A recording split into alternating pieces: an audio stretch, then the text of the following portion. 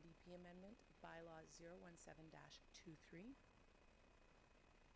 The presentation today is the intention is to provide council with the proposed MDP amendment to provide the transitional residential development options for the East Acreages, North Acreages, and Paradise Meadows. At the end of the public hearing, we may be requesting two motions, which would be for second and third reading of the bylaw presented.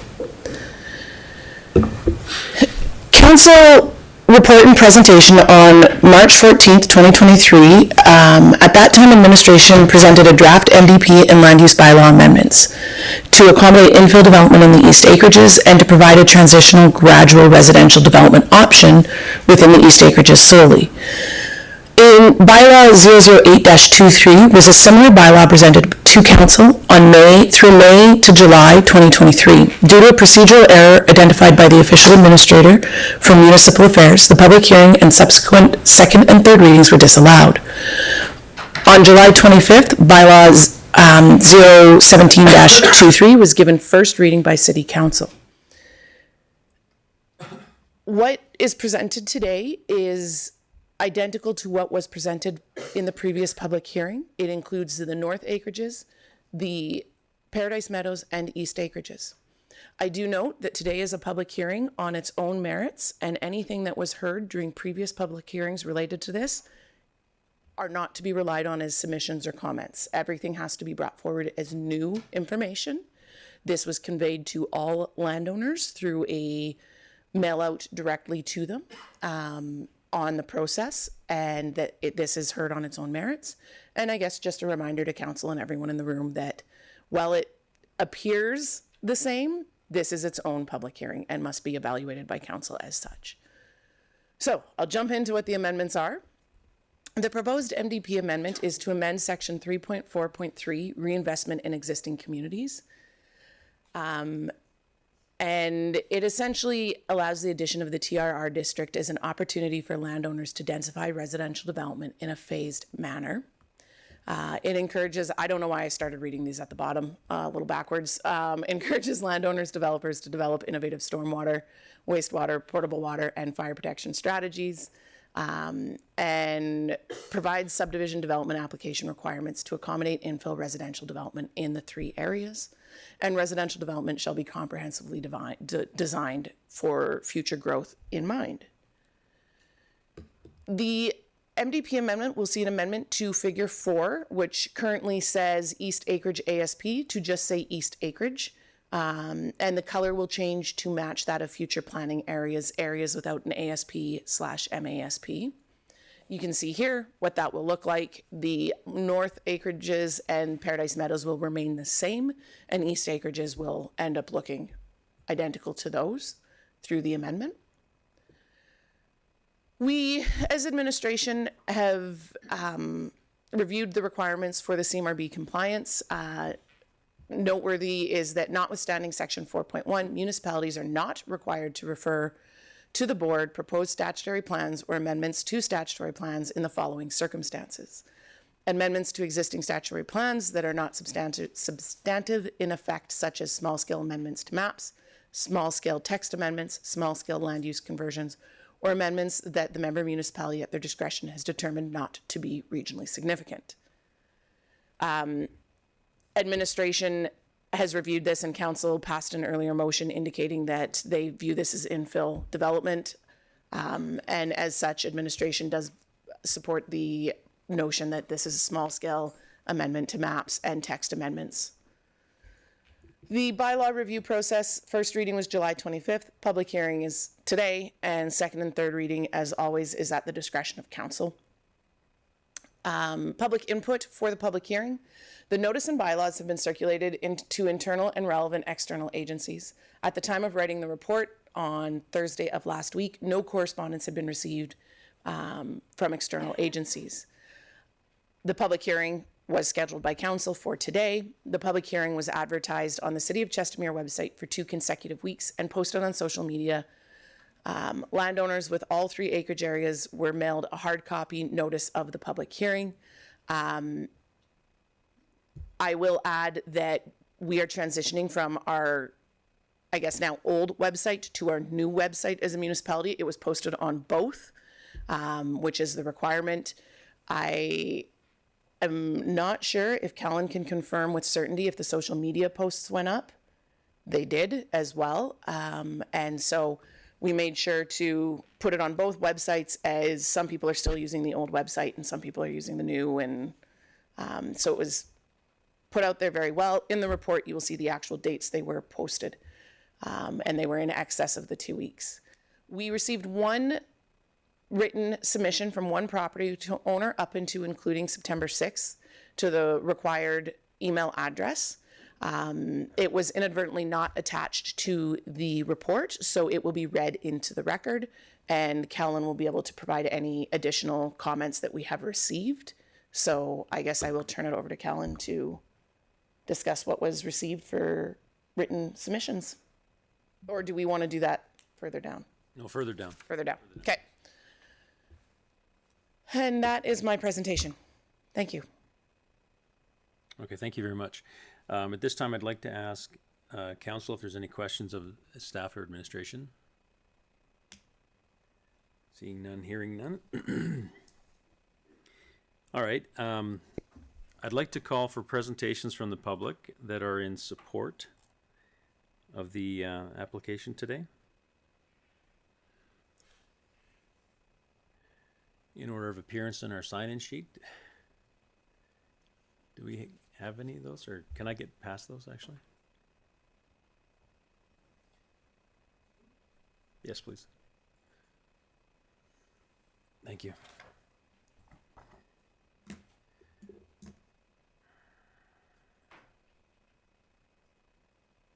First person I'd like to call forward is Doug Scheffelmeyer. Good morning. Good morning. Thank you for coming today. My name is Doug Scheffelmeyer. I live on Lake Place in Chestermere. I've been a resident of Chestermere for 60+ years. And I would like to see council approve this and get this through. We've been waiting long enough for this to be accomplished. Thank you. Thank you. Thank you very much.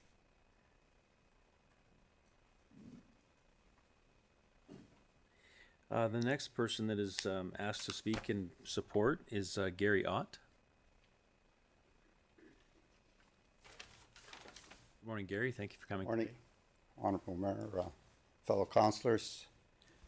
I'm Gary Ott from Lake Erie Estates, number 46, and been a resident in Chestermere, well, Rocky View, which was annexed into Chestermere, since 1977, 46 years. One of the things we noticed, or reason why we were in favor of the annexation when it took place, was the lack of proper water. We had a well, 18 residents on a well system. Problems with the well grew over the years. Lack of individuals not wanting to participate in looking after their own well system. So my wife and I came to council, Chestermere, after we were annexed, about 2 years, and asked what could be done to get water and sewer. Was petition taken up with the 18 lot owners.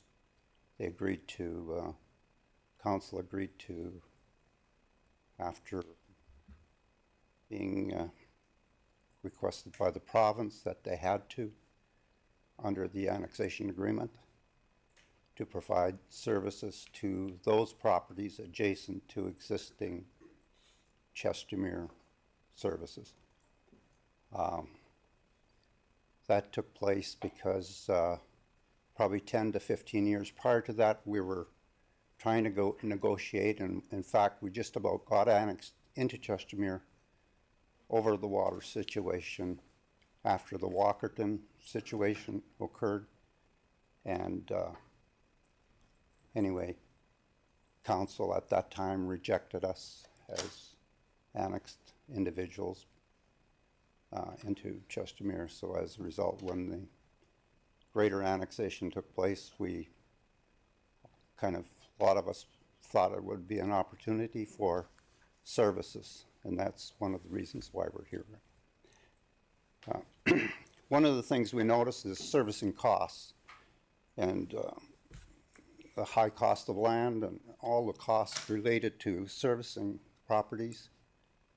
And that's why the density of cities have become kind of unbearable on the overpopulation of areas.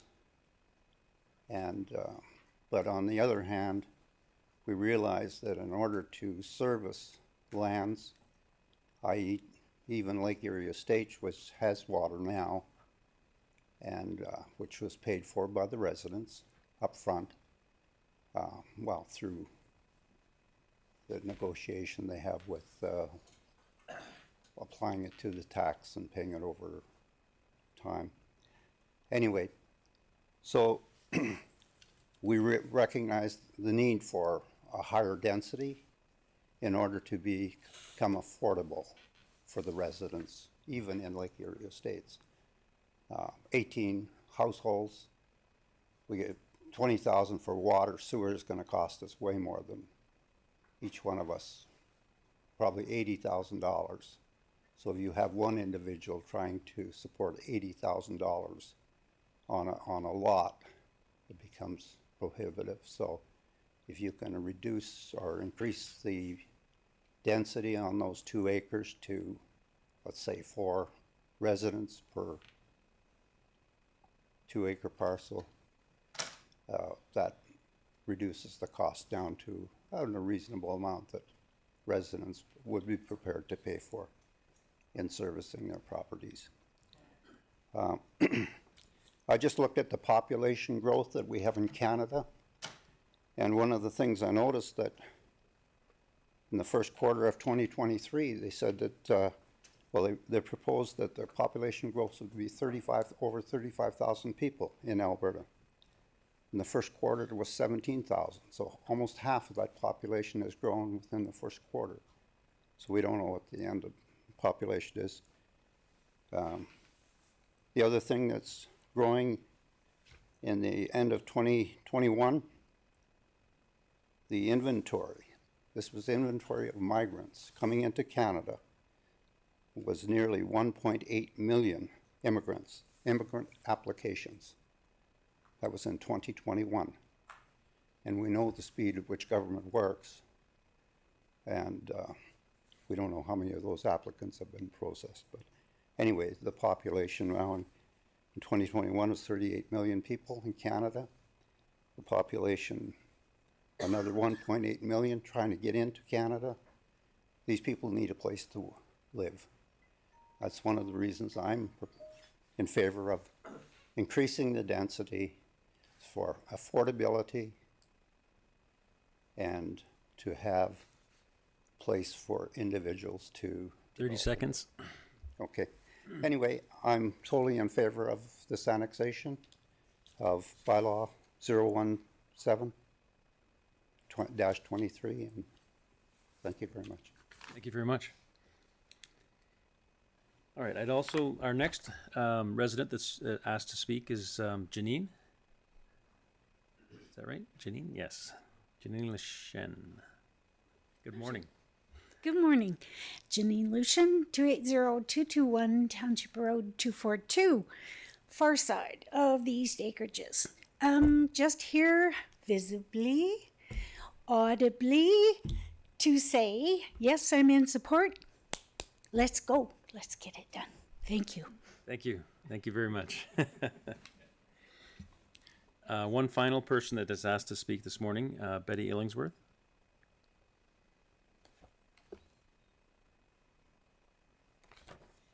Good morning, Mayor. Good morning. Thank you for coming. Thank you. Good morning, Mayor, Council, City staff, and those in attendance. My name is Betty Illingworth, and I'm here on behalf of my husband, Barry, and myself. We live at 241196 East Lakeview Road, Chestermere.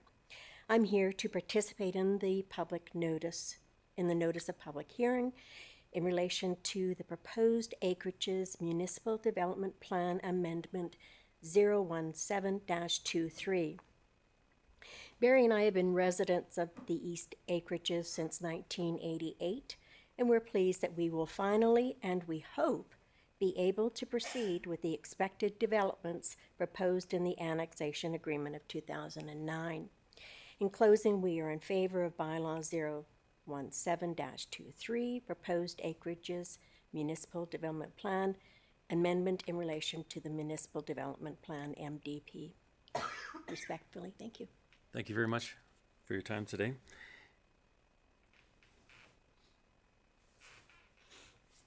Legislative Services, I just wanted to ask you if there's been any written submissions. Please proceed, thank you.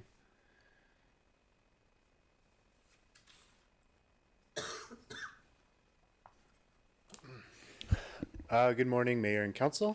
I am here to read submissions that are in support of bylaw 017-23. For the people listening at home, I am sorry if I mispronounce anyone's names, but it's bound to happen. We have from Abel Sola. Good day. We are Hanain Sola and Adele Sola Abdullah of 240127 Paradise Meadows Drive in Chestermere. We are very much in favor of high-density living in this area. We hope that this is sufficient to voice our opinion. Please advise there is no need for us to attend the meeting on September 12th, and they provide for their phone number. The second submission we have is from Fred Delur, who is in favor of the proposed bylaw. I applaud Mayor Colvin and his council for finally providing the landowners of these three areas the standards and framework for further subdivide and further develop their properties that have been frozen to future investment for development since the annexation of the subject lands by the town of Chestermere in 2009. Do you want, oh, and that's it. So that's all we received for submissions that are in favor of this proposed bylaw. Okay, thank you very much. All right, at this time, I'd like to ask 3 times whether anyone else wishes to present in support and provide an opportunity to present. So I'd like to ask a first time if there's anyone else that wishes to present in support. Please step forward. Good morning.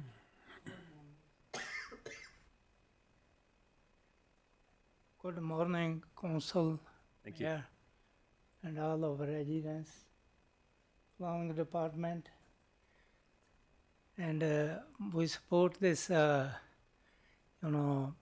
long-awaiting development. And it's time to go. And thanks for the new council. They did it. They helped so much. But I have one, to planning department, 1 acre lots we gonna approve. But there should be, I think there should be small, not too restrict for the building road for 1 acre. When they have high density, then they can do it. Yes, please to the Liz planning department. Yeah, that's all I want to say. Okay. Can I get your first name, sorry? Oh, first name is Jora, last name is Rai, East Acres, 280135 Township Road, 242. Thank you very much. Thank you. Thank you. All right, I'd like to ask again if there's anyone who wishes to speak in support of the submission today. Please come forward. Good morning. Council. I'm Sunny Rai from 280135 TWP RD242. After the last meeting that we had here, I asked specifically what is the procedure. The procedure was to make an appointment with the planning department, and which they welcomed. I made that appointment for July, I think 15th or something. And in that appointment, when we were talking about the annexation of the land, basically I was presented with the idea or the option of hiring my own surveyor to make a plan for my individual lot to add to the area structure plan, which to me seemed like a whole lot of fluff for me to pay out of pocket to just get the plan on my own individual 4-acre lot, which is different than every other lot because my lots are on the highway. And as we got to discuss more, inside Liz's planning book, she already had a pre-designated zone for our land. I need disclosure of what is actually planned for our property so we don't come month after month hearing the same thing. Thanks. Okay, thank you. All right. I'd like to again ask if there's any other individuals that wish to speak in support of today's application. Please step forward. Good morning. Thank you for coming today. Yeah, good morning, council. Good morning, admin. Good morning, residents. Sonny Dollywall, 31 Paradise Lane. Me and my family have lived there for 21 years now. We've seen the city of Chestmere grow. You know, all of Safeway, all those homes came after we've been here. I'm speaking in support of bylaw 1723 today. I think it brings much needed density to the area. Also, it gives landowners the opportunity to move their lands forward that have been locked for many years. And I hope council would listen to the residents today and pass this bylaw. Thank you. Thank you very much. All right, I'd like to ask again if there's anyone else that wishes to speak in support, please come forward. Thank you for doing so. Good morning, Councillor. My name is Colin Gill. I live on 243211 Paradise Road. I've been in Chestermere for about since 2015. I think we provided some feedback. I'm just curious that those feedbacks didn't come through. I know I have a family of 4 of us, and we provided online feedback in that, but it wasn't read out today, so we did that last week sometime. And there were some other family members on the street that lived on Rainbow Road that also submitted as well, so just curious on why that wasn't read out. But I am in favor of the bylaw 01723 and 01823 as well. I think on the high density part of that, you know, I understand there's 1 acre lots, and then, you know, because of the storm water and all the other information and assessment that's needed, that's the reasoning behind the 1 acre lots. But I think there has to be some sort of a given that we should go with high density and not go through, you know, different stages with the planning department and come in front of you as well in the councillor meetings if you want to do high density. I think there is quite a bit of my understanding is quite a bit of a paperwork that the previous person spoke to it. You know, as if you want to go with one acre lot, even if subdivision want to go through the subdivision process, you know, I have to present with an area structure plan. I got to go through it, my own engineering, got to do all the assessment. Then I'm back and forth. There isn't no clear picture of, hey, this is what you need to do and do it at one stage. I'm going to be spending, you know, anywhere from tomorrow's meeting with the planning department, waiting for another year, 2 years, maybe 3 years to get to where I want to go. Yeah. I think there has to be some sort of a better process. You know, I'm not a big developer, so as anybody else that's looking for high density here, you know, I understand the process for huge developers we need to follow, but there has to be something given to, you know, people that are trying to develop, and especially since 2009, you know, waiting for that. I also like to speak to regards to, you know, the taxes. You know, it's been 14 years, 15 years. Nothing has been given to any of these acreages as to city services. You know, not even a garbage collection, even though I live on 243 on Paradise Road. The garbage collection person that, those guys that come and collect it, they go in front of my property. All they have to do is pick it up and drive off. So why can't that be done? Simple street lights. You know, we paid taxes over 14 years.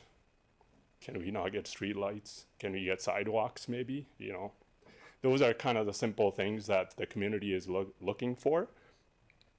We in North Acreages developed a kind of association. We're in the process of developing that, but some of the, you know, I was really vocal with our 69 owners, And that's what they're looking for, is they're looking for, hey, what can we do? We understand that you're bringing in developments and all that stuff, but can we speak to other things that are needed, right? So simple as, sidewalks. There's people, running on there.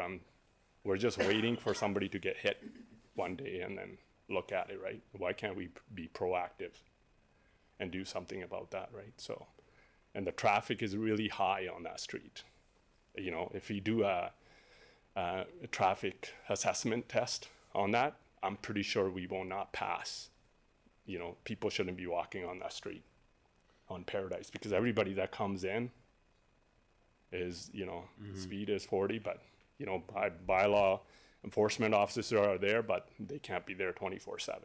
So just wanted to speak to that. Sorry, but took a little bit longer, but, I guess we're in the right track. Thank you very much for, listening to me, and then thank you very much for, having the meeting today. Thanks. Thank you very much for your comments.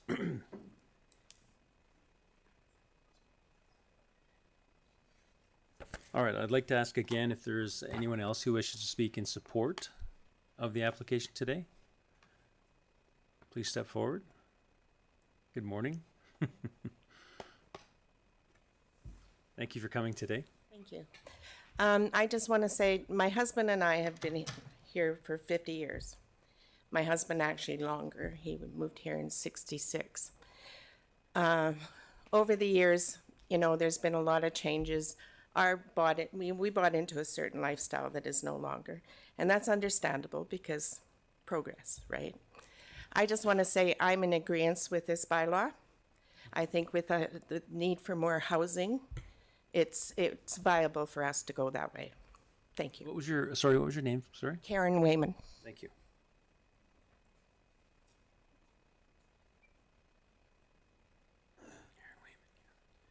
All right, thank you, everyone. If I could ask for another call for those that wish to speak in support of today's application. Good morning.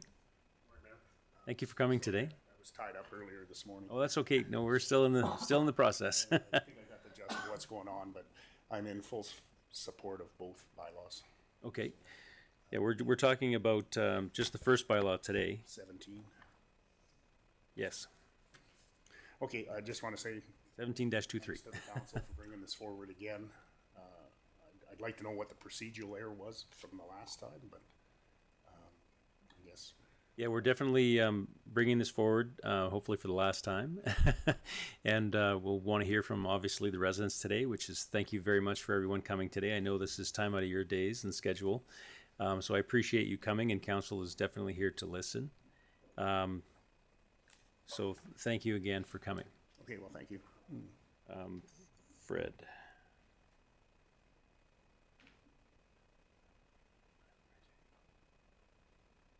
All right, I'd like to ask again if there's anyone else who wishes to speak in support of bylaw 017-23. I'll ask a second time if there's anyone else who wishes to speak in support of today's bylaw for the public hearing. And I'd like to ask a final time if there's anyone who wishes to speak in support of today's public hearing. All right. Moving forward, I'd like to call those that wish to speak in opposition to today's bylaw 017-23 in order of appearance of the sign-in sheet. Liz, is it possible for you to hand me that sign-in sheet again? Or is that it for 01? You still have it. Yeah, these are for the next ones. Okay. All right, Callan, I just wanted to ask if there's been written submissions in opposition to today's bylaw? I have not received any opposition submissions. Okay. I'd like to ask 3 times if anyone wishes to speak or present in opposition to today's presentations.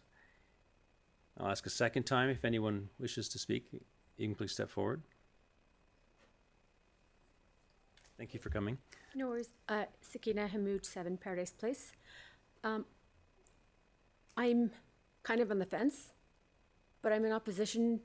I just feel like we're putting things, the land before looking into water, sewer, traffic, and internet, which I know is an issue for where I live. So I don't mind if people want to develop on their land, but I would love to know what would happen prior to. So at this point, I'm opposed. Okay, thank you very much.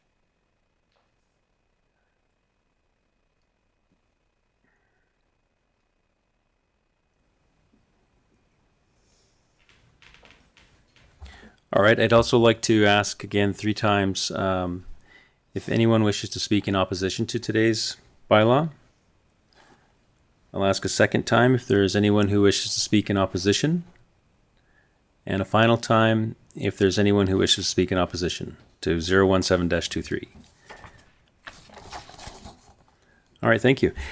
At this point, moving forward, I'd like to ask if there's any questions or clarifications from council to the public presenters, whether in support or in opposition at this point in time. Seeing none, hearing none. All right, I'd like to allow for final questions from any of council to administration on this topic.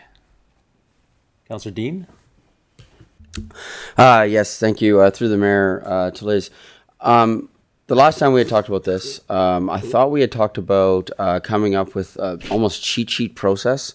And I believe there was a couple residents spoke to wanting to know what the process was, not being a developer, those sorts of things. Is that something we are still pursuing to help with that process? If my recollection is correct, that motion was also disallowed. So we need a new motion to direct us to do that. So that was put on hold until after today. And I will elaborate, we have definitely met with anyone who has requested a meeting, as we would regardless. And we've gone over the maps that are in the MDP. The MDP does have some lands that are identified as commercial, and the MDP does not change that. The amendment is strictly for residential, and those lands identified as commercial, highway commercial in the future, that is still what is there. So this is applying to the residential component of it. And those are the only maps that we've referenced as the MDP and the land use bylaw, so publicly available statutory documents. Okay. Are there any further questions? Councillor Dean? Yes, thank you. Can you just remind me, through the mayor to Liz, can you just remind me when that was? I was trying to find that while some of the people were presenting, just so I can go back and have a look at that motion again. Thank you.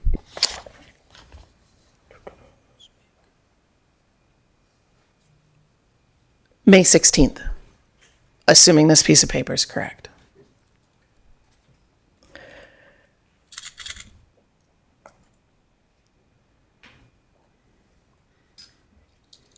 No, that was when they were first reading was done. So it was sometime between May 16th and June 6th, maybe? June 27th. I'll get there eventually. June 27th. June 27th, yes.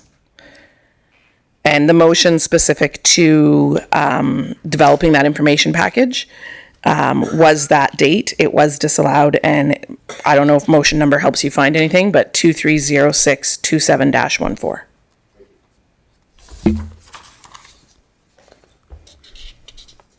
Thank you very much. Council, are there any additional questions to administration?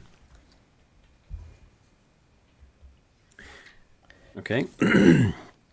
I'd like to call for a motion to close the public hearing for bylaw 017-23 Municipal Development Plan amendments, East Acreages, North Acreages, Paradise Meadows, MDP amendments, and at 9:50 a.m. That the public hearing would be closed. Councillor Hanley. Motion to close the public hearing for bylaw 017-23 being the Municipal Development Plan amendments, East Acreages, North Acreages, Paradise Meadows, MDP amendments on September 12th, 2023 at 9:50 a.m. Thank you, Councillor. Are there any comments or questions in relation to the motion? All in favor? Carried. Thank you very much.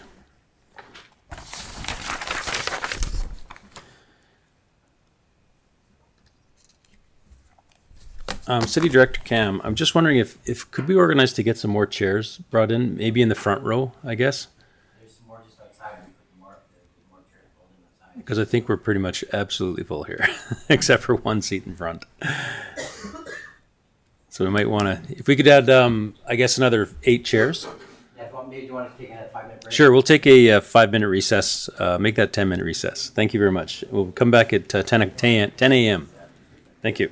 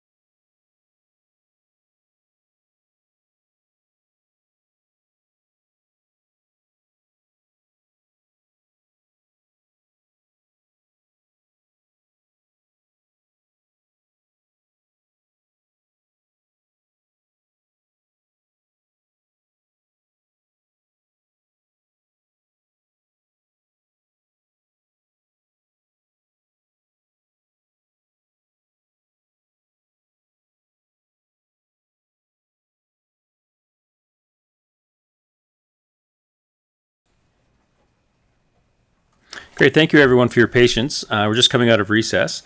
I was just informed that administration did have four emails in support of bylaw 017-23 that they were just able to locate, which we did have some of the members here present bring that forward. And we had one that was in opposition to bylaw 01723. We won't be opening the public hearing again. That's not required, but I just wanted to bring that to attention. Okay, so moving forward to the next public hearing, which is bylaw 018-23,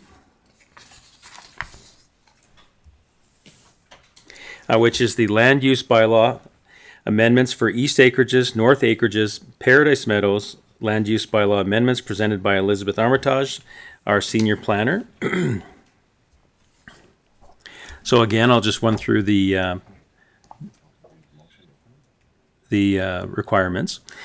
Okay, so I'd like to call for a motion to open the public hearing and note the time of 10:08 a.m. The public hearing is open. Councillor Hanley. Motion to open the public hearing for bylaw 018-23 being the land use bylaw amendments, East Acreages, North Acreages, Paradise Meadows, land use bylaw amendments on September 12th, 2023 at 10:08 a.m. Thank you. All in favor? Carried. Thank you. All right. Any individual or group that wishes to present at the public hearing must register on the designated sign-in sheet, either in support or in opposition of the proposed bylaw. The public hearing is being recorded and live streamed and will be available to view on our website. The use of audio or video recording devices or cameras by the public or press is prohibited. The outline of today's public hearing process will be first, staff report from administration, presentations from the applicant, presentations from the public in support of the proposal, presentations from the public in opposition of the proposal, rebuttal presentation from the applicant, limited only to the comments received or heard in opposition, and then final questions of administration. So I'd like to call for the staff report from administration to introduce the proposed bylaw 018-23, Clearwater.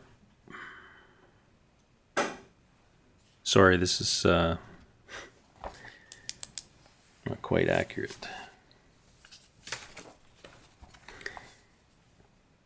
Um, 018-23 Municipal Development Plan Amendments for East Acreages, North Acreages, Paradise Meadows Land Use Bylaw Amendments presented by, again, Elizabeth Armitage, our Senior Planner. With that, if we could move forward with the presentation. Good morning, Liz. Good morning. Thank you very much. We are going to talk about the proposed land use bylaw amendments pertaining to the three acreage areas, bylaw 018-23. The intent of today's presentation is to review the proposed land use bylaw amendments to provide the transitional residential development options in the East Acreage, North Acreages, and Paradise Meadows. Depending on the input received, we may be seeking second and third reading later on this morning. That said, in discussions during the break with Doug Legore, the official administrator, should we receive comments, it is our recommendation that we take those comments and questions, we report back to council at the next council meeting with a response to any inquiries that residents had. So we will likely be recommending that rather than second and third today so that council has all the information in front of them to make a decision. I will start with the background of this one. It is very similar to the report that we just had the public hearing on. And I do note again that this one is held on its own merits for today alone. And so back on March 14th, council directed administration presented draft MDP and land use bylaw amendments to accommodate infill development in the East Acreages and to provide transitional gradual residential development options within the East Acreage area. And again, I will draw attention to that word residential. This is intended only for residential purposes. Bylaw 009-23 was a similar bylaw presented to Council in May through July 2023. Due to the procedural errors identified by the official administrator for municipal affairs, the public hearing and subsequent second and third readings were disallowed. On July 25th, first reading was passed for Bylaw 018-23. The proposed land use bylaw amendment creates a new district known as the Transitional Rural Residential District. It will apply only to the East Acreages, North Acreages, and Paradise Meadows areas identified on Figure 4 Chestermere planning areas in the MDP. It will provide an opportunity for additional residential subdivision to occur in a phased manner, and it is intended to regulate the transition from rural residential to higher density residential developments, including the provision of urban utility services. Mark Ruwalt, our engineer, is here if there are questions pertaining to the urban utility services and the 1 acre lot size. So moving on to the minimum lot size, we are proposing a minimum lot area of 1 acre. And that is because it's the optimal lot size to allow for adequate stormwater retention in the absence of servicing standards. We're unable to determine if it's feasible to be a higher density. Lot sizes may be further reduced through a future amendment once servicing standards are completed. At this point in time, 1 acre gives our engineering team comfort that we'll be able to manage stormwater on site without needing an additional stormwater study and therefore reducing costs for landowners.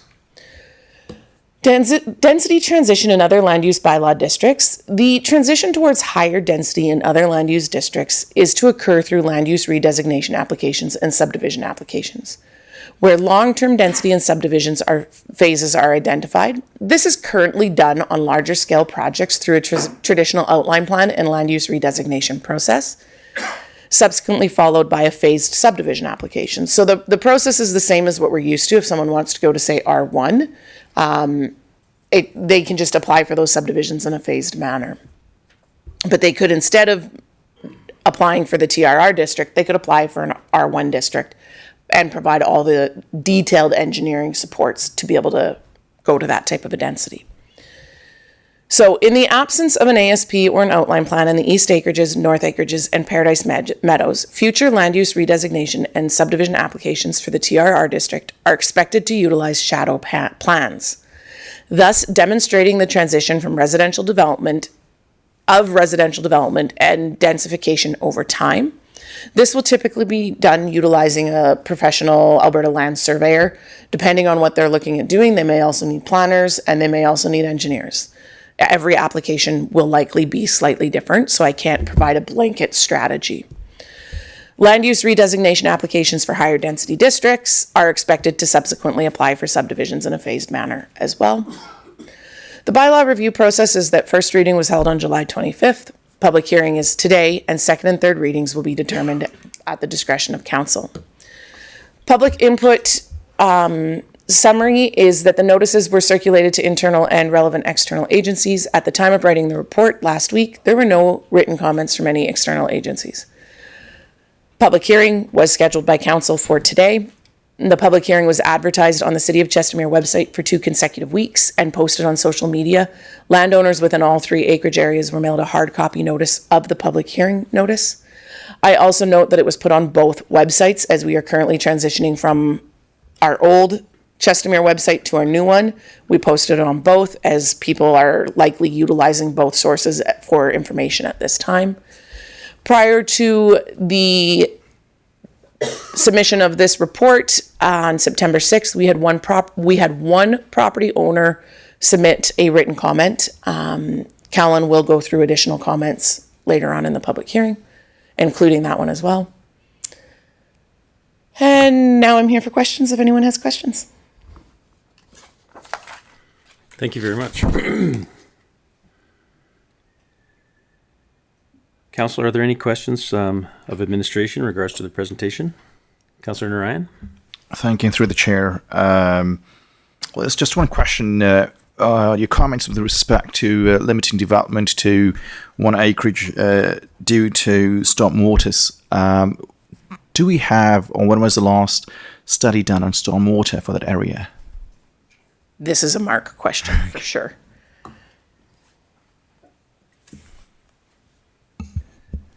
Good afternoon, or morning. So the only stormwater study that we have in the area is the Stormwater Master Plan, which was done in 2021, I believe. So there is no detailed study. The 1 acre is basically 50% of the land. It goes anywhere for, based on our experiences on the west side, for the Dawsons and Chelseas, basically in Waterford, it's between 30 to 50% of the land is required for irrigation to dispose of with a zero discharge that we currently are under. As such, we felt that a 1 acre having half that, so you're basically doing with a half acre lot, which then gives you the room to do the planning, and then 50% of that would be for future, for that irrigation in the interim until we can figure out the stormwater, and then we'd go to something a little bit more. So that's kind of that. We pulled this number. It's not exact, but it's the best we can do without doing a whole bunch of stormwater studies on the engineering. Thank you. Are there any other questions? Councillor Dean? Yes, thank you. Through the mayor to Liz. So how does this land use bylaw impact those who are adjacent to the highway where it may be designated for the future commercial, and what do residents have to do with regards to that?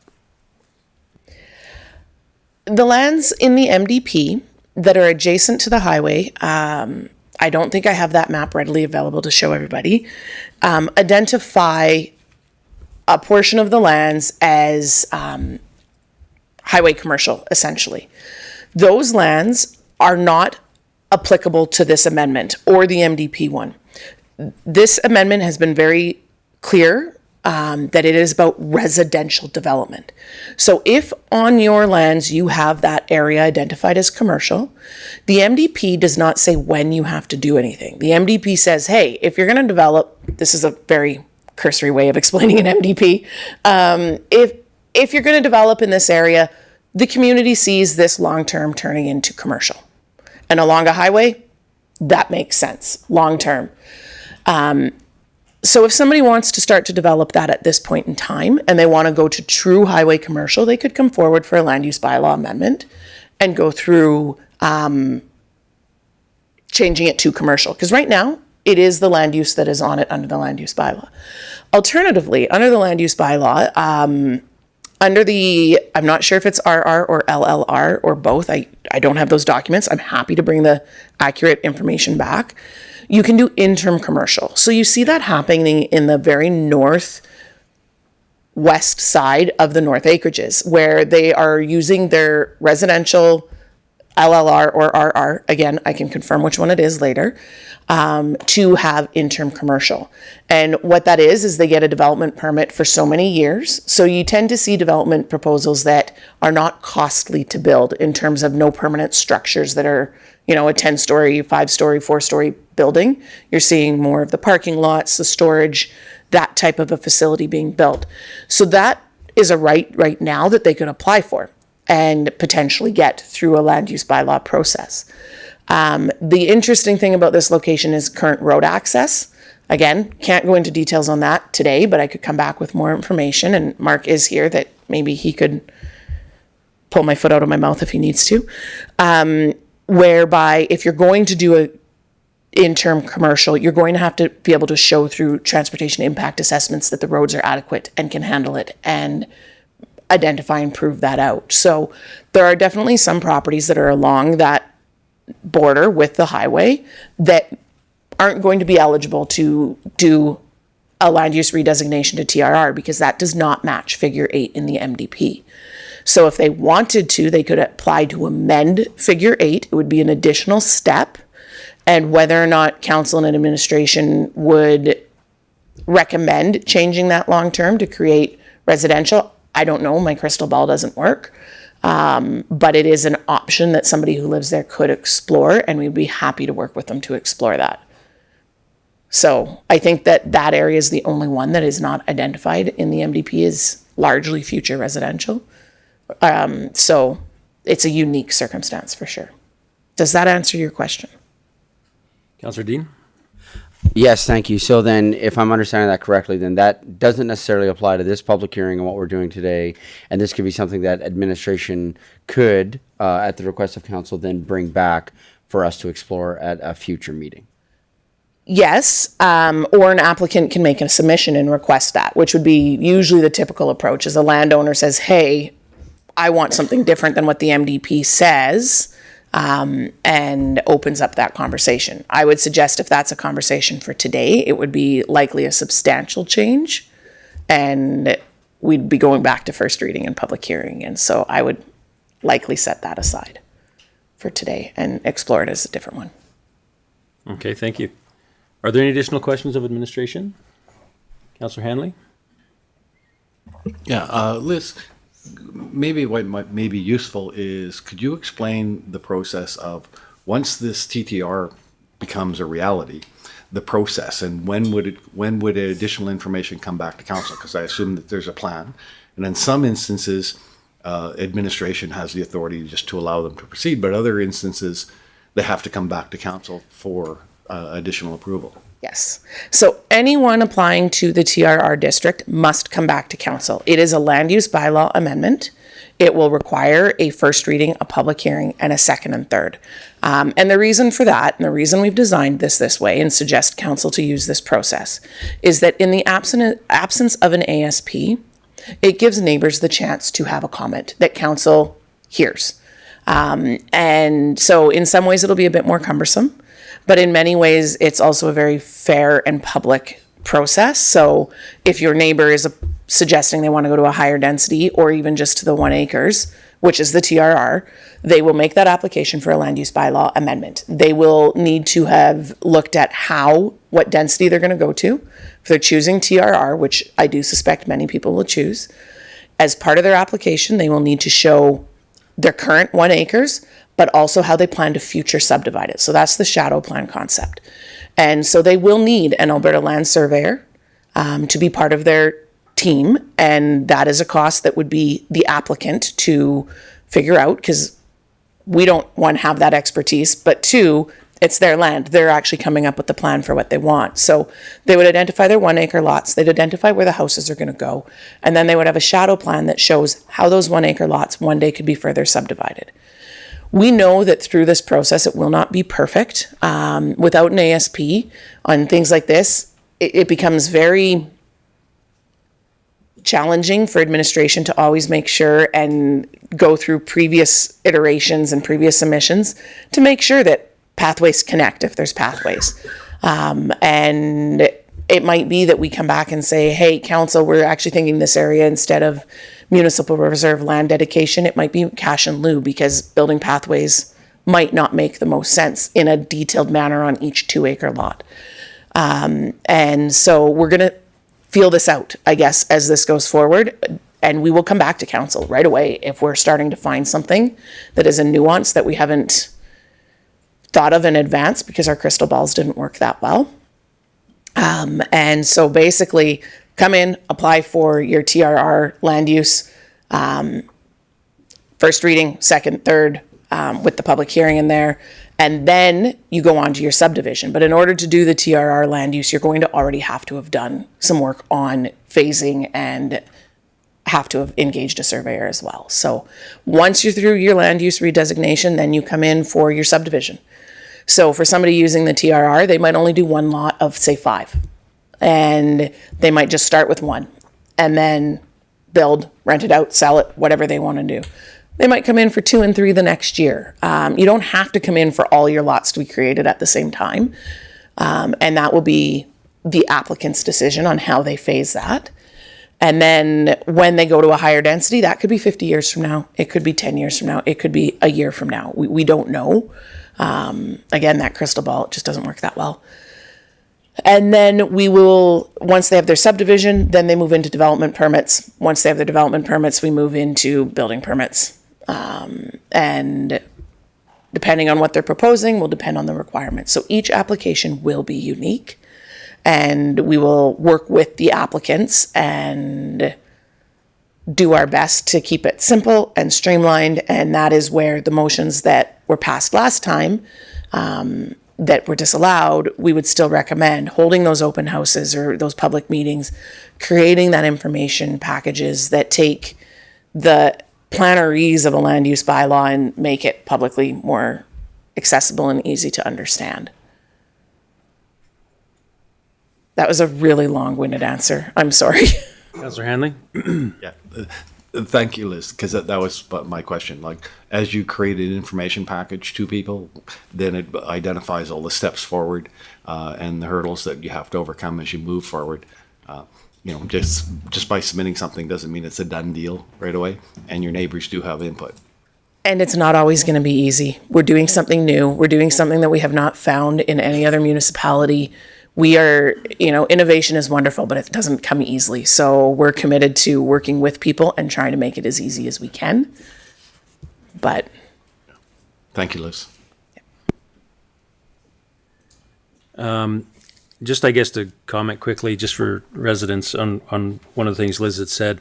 One of the key benefits that council is looking at in regards to this is the cost of subdivision and how to change the fee structure so that it occurs rather than possibly, this is upfront, or whether that occurs when you're actually developing or selling that actual parcel, so that we don't have a big barrier to entry. The other thing, if you heard Liz comment, was how that you can, using a shadow plan and why that's effective, is allowing you to subdivide gradually. So you don't have to subdivide everything all at once, because traditionally that's very expensive, even though council is committing to look into how we adjust fees. And a lot of times, depending on densifications, it triggers other things. Like, for example, when roads start to be paved and all these kinds of things. And so we want to try and create opportunity to make this happen with less red tape, but also easier for the residential developer. Because typically, obviously, in development, it's a lot of money up front. And so we're trying to adjust that for our friends at East Acreages, so that we enable them to unlock the value of the cash in their lands, as well as, North Acreages and South. And so that process is something that we're going to work through, but don't let it be lost on you the benefit of being able to subdivide one, if you wanted to, one lot at a time, and then be able to gradually go to the next one. That could be quite a savings, because again, you start to use revenue you created from the sale of that lot, and it just allows the ball to get rolling. And then we can have more discussion around this at a further time. But today, obviously, the point is to get this process started. And it's not lost on us how the rest of the process works. And we'll try and bring that forward right after we get these public hearings through, so that we can make this an easier process for us residents to accomplish. So, thank you.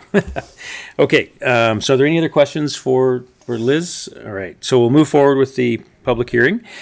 And so right now I'd like to call for presentations from the public. Liz, could I get you to give me that sheet again, please, for 018-23?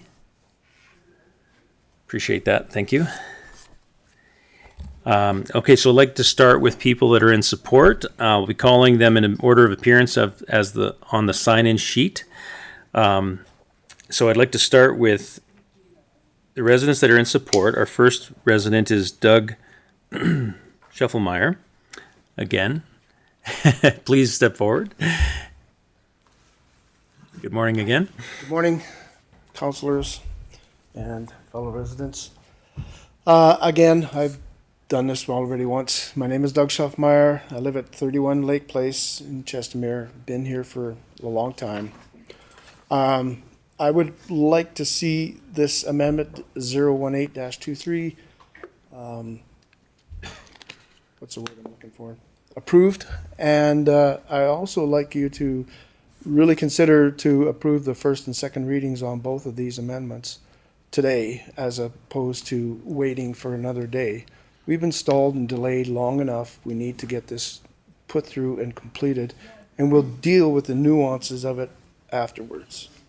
So again, go ahead and please make this happen. Okay, thank you very much, Doug. Our next resident that has asked to speak is Gary Ott. Gary's. Good morning again, Gary. Just before you speak, we were getting reports from administration. Can people from the public speak closer to the microphone? People can't hear you. Okay. I'm sorry? Just the mic that's in front of you, just make sure you speak into the mic. Okay. Thank you. Your Honor and fellow councillors and members in the chamber. I'm Gary Ott. I'm from Lake Erie Estates. I'm in favor of bylaw 018-23. One of the things that I'm not in favor of is the 1 acre maximum density, because I think it puts a handicap on anyone that wants to develop in this area because of prohibitive costs. I know stormwater and sewer, or stormwater seems to be an issue for us. We have water.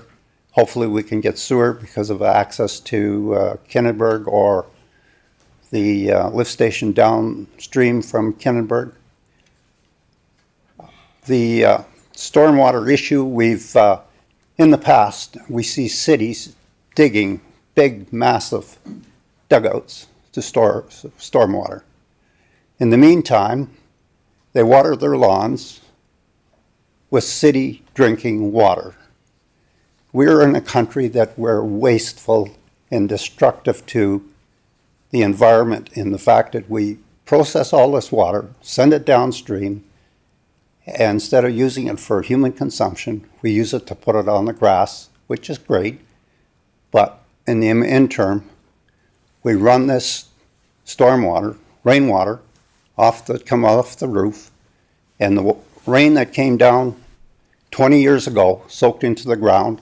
So the only stormwater you need to be concerned about is the stormwater that you are shedding from your square footage of your footprint of your dwelling. I propose that council start thinking of allowing harvesting of stormwater. In other words, on 1 inch rainfall on 1,000 square foot footprint, you'll get 1,000 gallons of water. I speak in the old terms, gallons instead of metric. 1,000 gallon tank buried in the ground is no bigger than what you can put on a 3 to 5 ton truck and transport around the city, which a lot of municipalities are doing today to water, and we see it in Chestermere, to water their greenery. So I recommend that we start thinking about better ways of conserving treatable, drinkable, potable water instead of running it into a big storm sewer, into a big holding reservoir that only collects mosquitoes in the summer, causes irreparable damage to other infrastructure that we have, just to say that we have a runoff. And with El Nino and the reduced rainfall that's happening, we're going to find that cities will not allow anyone to be using potable water for drinking water, for watering of shrubs, trees.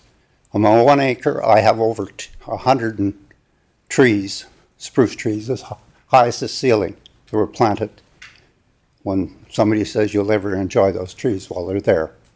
And that's only covering about 10% of that 1 acre parcel.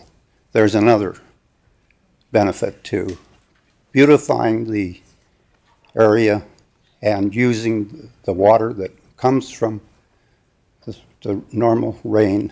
And so I'm in favor of bylaw 018-23. However, I'm opposed to the limitation and the existing demands the city is trying to place on making these big stormwater ponds that only take up space, increase the cost of development, and have no benefit other than that feel-good feeling that that water's going to run in there if we get a rainfall over 1 inch or 2 inches of rain. Anyway, I would like to see this amendment passed with second and third reading today, and that's my proposal. Thank you. Thank you, Gary. All right. I'd like to move forward with another resident that would like to speak. Fred Dillard.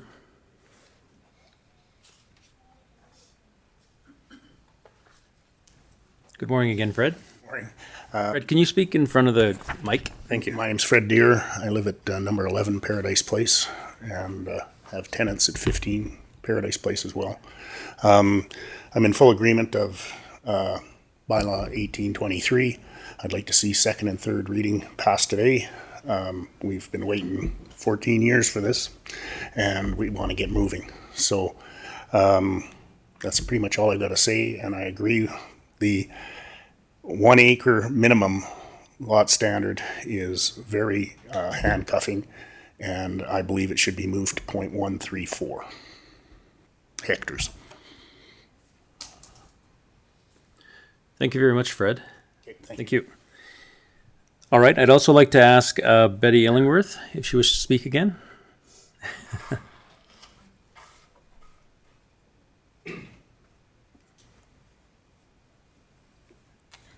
Good morning. Good morning.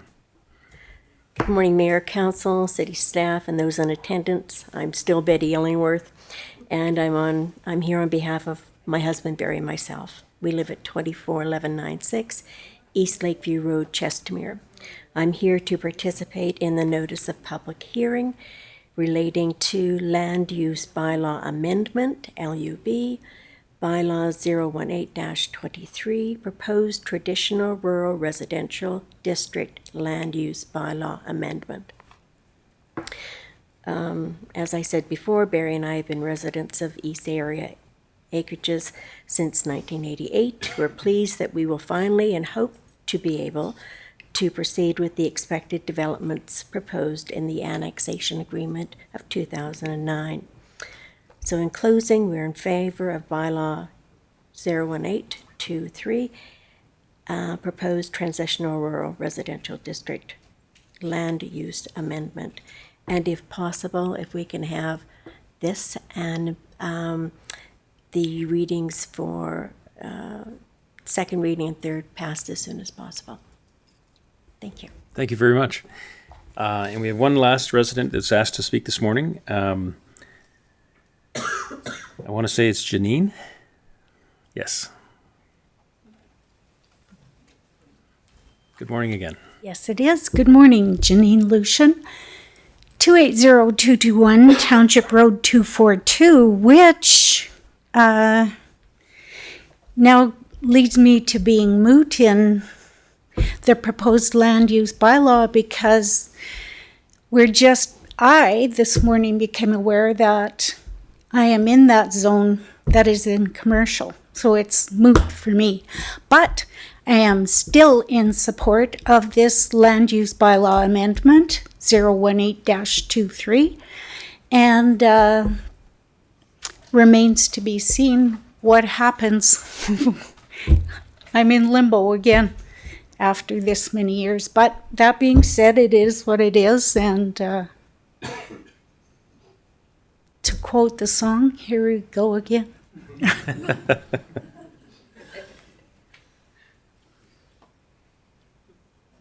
Thank you again. All right, I'd like to move forward with those, just asking if there's any residents that wish to speak in support of the bylaw 018-23 to step forward. One at a time. Thank you. Good morning again. Could I get your name? Hi, I'm Sunny Rai, 280135 TWP RD242. So this morning we learned that all these land uses are not equivalent as they are bunched in together. So speaking on the parcels that are adjacent to the highway and for future development for the citizens, I feel like there's a need to actually hire a resident surveyor so everything can be uniform. If everybody hires their own surveyor, we're going to repeat work over and over. So if one person actually knows what's happening with the land over here, we can get the best development and we can streamline the operations. And that's my recommendation. Okay, great, thank you. All right, if there's another resident wishing to speak forward, please come forward. Good morning. Good morning, Mayor and First name, sorry? Sukhdeep Dhaliwal. I'm a resident of 280-181 Township Road 242. I'm Janine's neighbor, so I fall in the same unknown scenario that Janine was referring to. I'm actually in favor of this bylaw because I've been fighting for it for many years, and I've come here several times to voice my opinion. So I'm in agreement with the bylaw, but we just found out about this MDP scenario that was highlighted earlier by Liz only 3 weeks ago. Would have been nicer to know ahead of time so we would have been better prepared. But as Janine says, here we go again. I'm in favor. Thank you very much. There are chairs up front if you need some. All right, I'd like to ask again if there's any residents that wish to speak in support of the bylaw 018-23. Come forward. Good morning again. And state your name again for the record. Good morning, everyone. Sonny Dollywall, 31 Paradise Lane.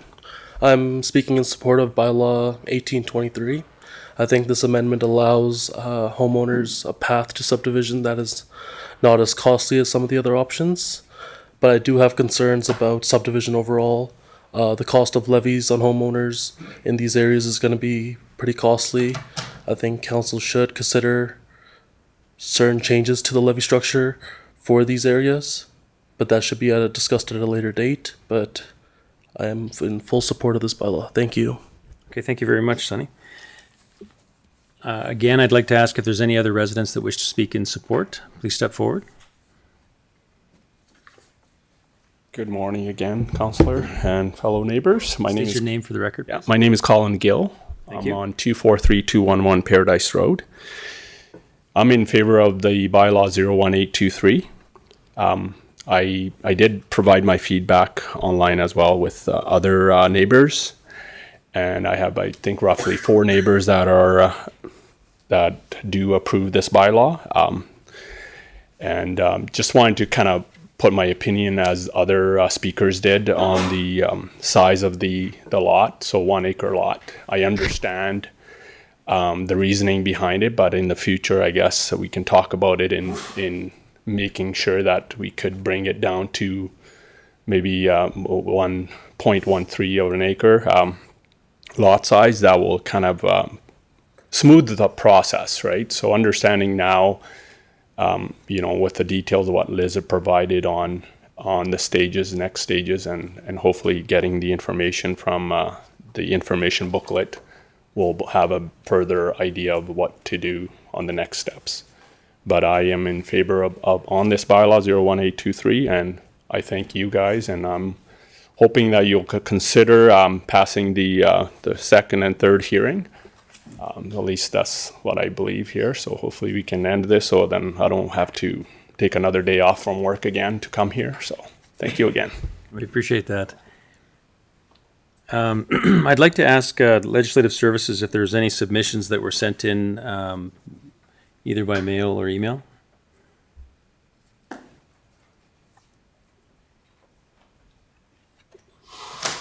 Good morning, Mayor and Council again. We have some written submissions for bylaw 018-23. This one is from Abdul Salal. Good day. We are Hanain Salal and Abdullah of 240127 Paradise Meadows Drive in Chestermere. We are very much in favor of high density living in this area. We hope that this is sufficient to voice our opinion. Please advise there is no need for us to attend the meeting on September 12th.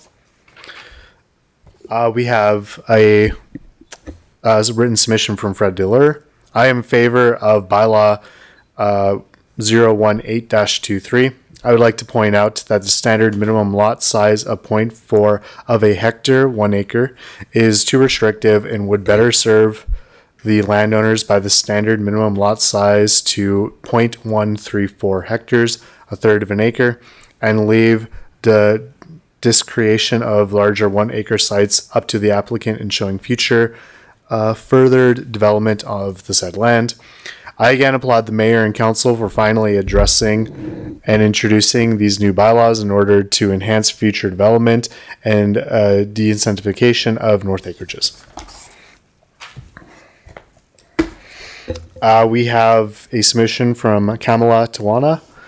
I am only opposed to the lot area of bylaw 018-23 as I believe the site standard minimum lot size of 0.4 hectares, parentheses 1 acre, is too restrictive and should be reduced to a minimum lot size of 0.134 hectares, parentheses 1/3 of an acre. I am in favor of the creation of a new land use classification transition rural residential district, parentheses TRR, specifically for these 3 identified areas.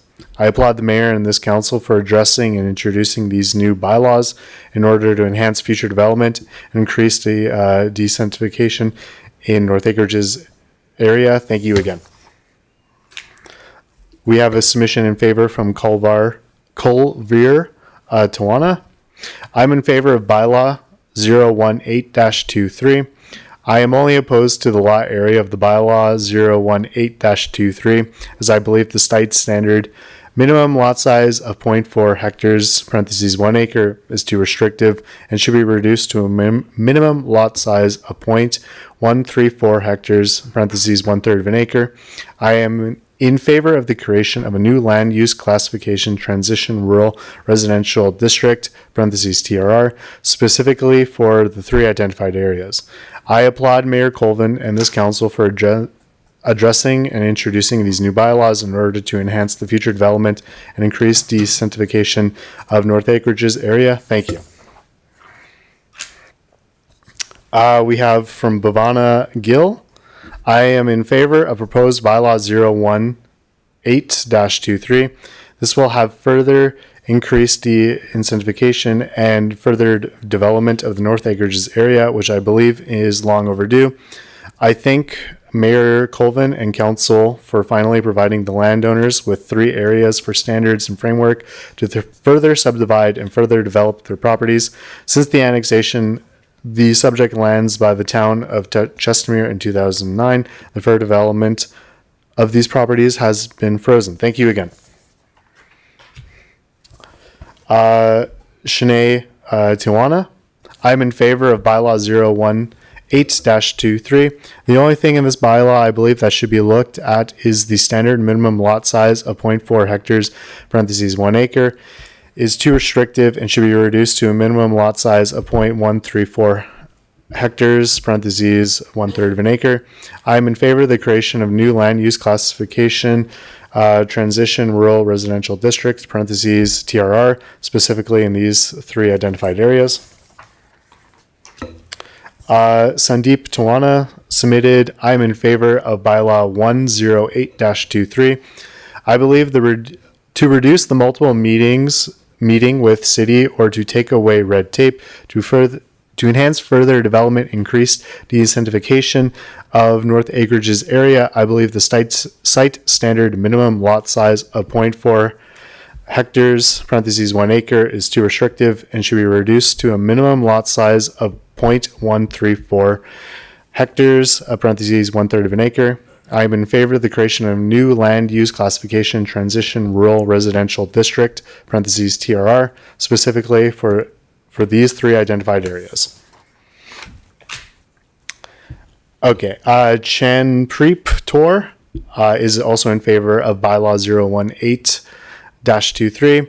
I acre is too restrictive and that it should be reduced to a minimum lot size of 0.134 hectares, parentheses 1/3 of an acre, leaving the larger 1 acre option up to the applicant of the said land. I'm in favor of the creation of new land use classification, transition rural residential district, parentheses TRR, specifically for these 3 identified areas. And that's all they wrote. Thank you very much, Kellen.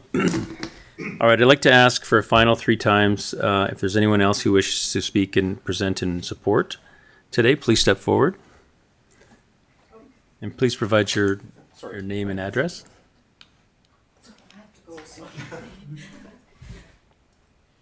Morning again. Hello again.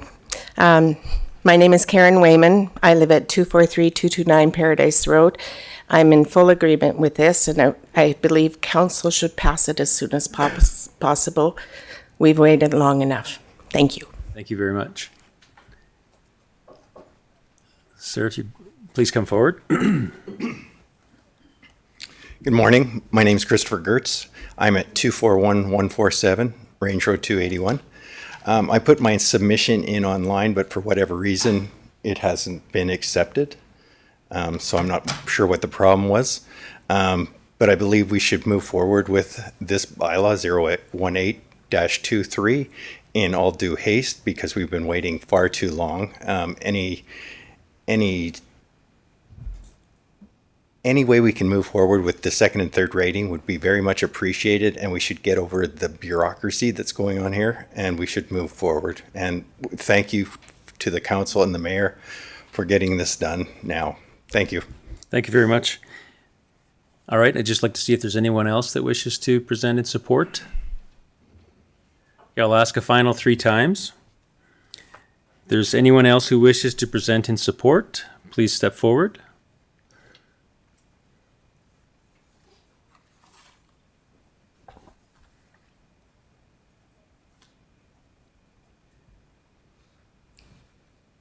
Yes, council and all the residents and yeah, it's a very well.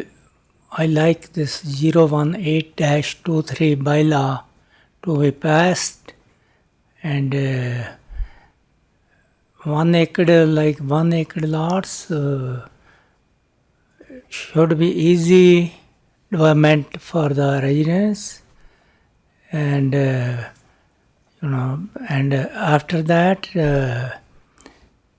if 1/3 acres go ahead, then they can like less planning department about the roads. They can apply their like municipalities do that.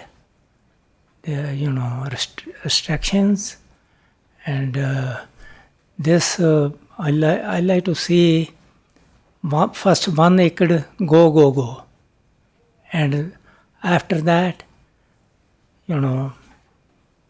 that's all I want to say. Thank you. Can I get your name again? Jora Rai, 280135, Township Road, 242.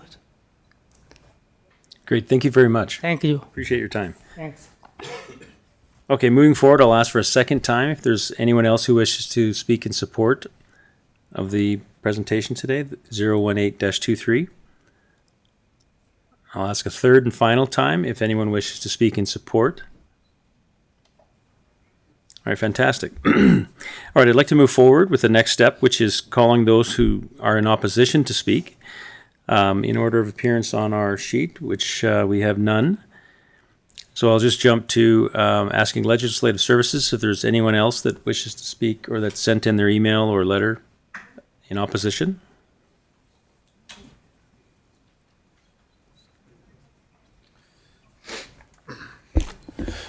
Good morning, Mayor and Council again. I will read the submissions that are opposed to bylaw 018-23. Lena Numilez. We are in firm opposition to this proposed bylaw change. Our biggest regret is not staying with Rocky View. Since we have been annexed by Chestermere, we have been continuously hounded by the city and the future development of our 4-acre parcels. We did not purchase our parcel of land to make a few measly dollars selling our property to a developer who could not give a hoot about our community. Our property currently houses hundreds of trees of different species, native shrubs, and other foliage. It is a welcome refuge to all manner of wildlife, including many species, including small birds, owls, hawks, geese, and ducks, as well as foxes, gophers, and the occasional skunk, badger, and coyote and deer. We have seen a lot of more wildlife recently since every other square foot of open Chestermere land is currently having a house slapped on it. Kuldeep Gill submitted, I'm only opposed to bylaw 018-23, as I believe the site standard minimum lot size of 0.4 hectares, parentheses 1 acre, is too restrictive and should be reduced to a minimum lot size of 0.134 hectares, parentheses 1/3 of an acre. I am in favor of the creation of a new land use classification transition rural residential district, parentheses TRR, specifically for those 3 identified areas. I applaud the Mayor, Colvin, and Council for addressing and introducing these new bylaws. I am in order to enhance future development and increase decentralization in North Acreages area. Thank you again. Then we have Akrandeep Gill, who submitted, I am opposed to bylaw 018-23, where it is stated the site standard minimum lot size should be 0.4 hectares, parentheses 1 acre. Rather, the lot size should be changed to 0.134 hectares, parentheses 1/3 of an acre, as it is less restrictive and is ideal for the areas identified, less red tape. Apart from these changes noted, I am in favor of the new land use classification of transitional rural residential district, parentheses TRR, specifically for the areas of North Acreages, Paradise Meadows, and East Acreages. And that is all. Thank you very much, Callan. Okay, I'd like to ask 3 times if there's anyone who wishes to present in opposition that's here today. Please step forward. Sakina Hamoud, 7 Paradise Place. Just want to make it very clear, I am completely 100% opposed to the 0.134 hectares when it comes to anything surrounding my house. Again, it's a lifestyle that I would like to keep. If I wanted to move to the city, I would move into the city. Okay, thank you. I'd like to ask again a second time if there's anyone who wishes to speak in opposition to today's bylaw. And I'll ask a third and final time if there's anyone else who wishes to speak in opposition to today's bylaw. 018-23. All right. I'd like now to ask Council if there's any questions that Council has of the public presenters only. Seeing none, hearing none. Okay, I'd like to move forward with asking, I'd like to invite the city to provide any rebuttal to any points raised in opposition to today's bylaw 018-23. Good morning. Good morning. Is it still morning? It is.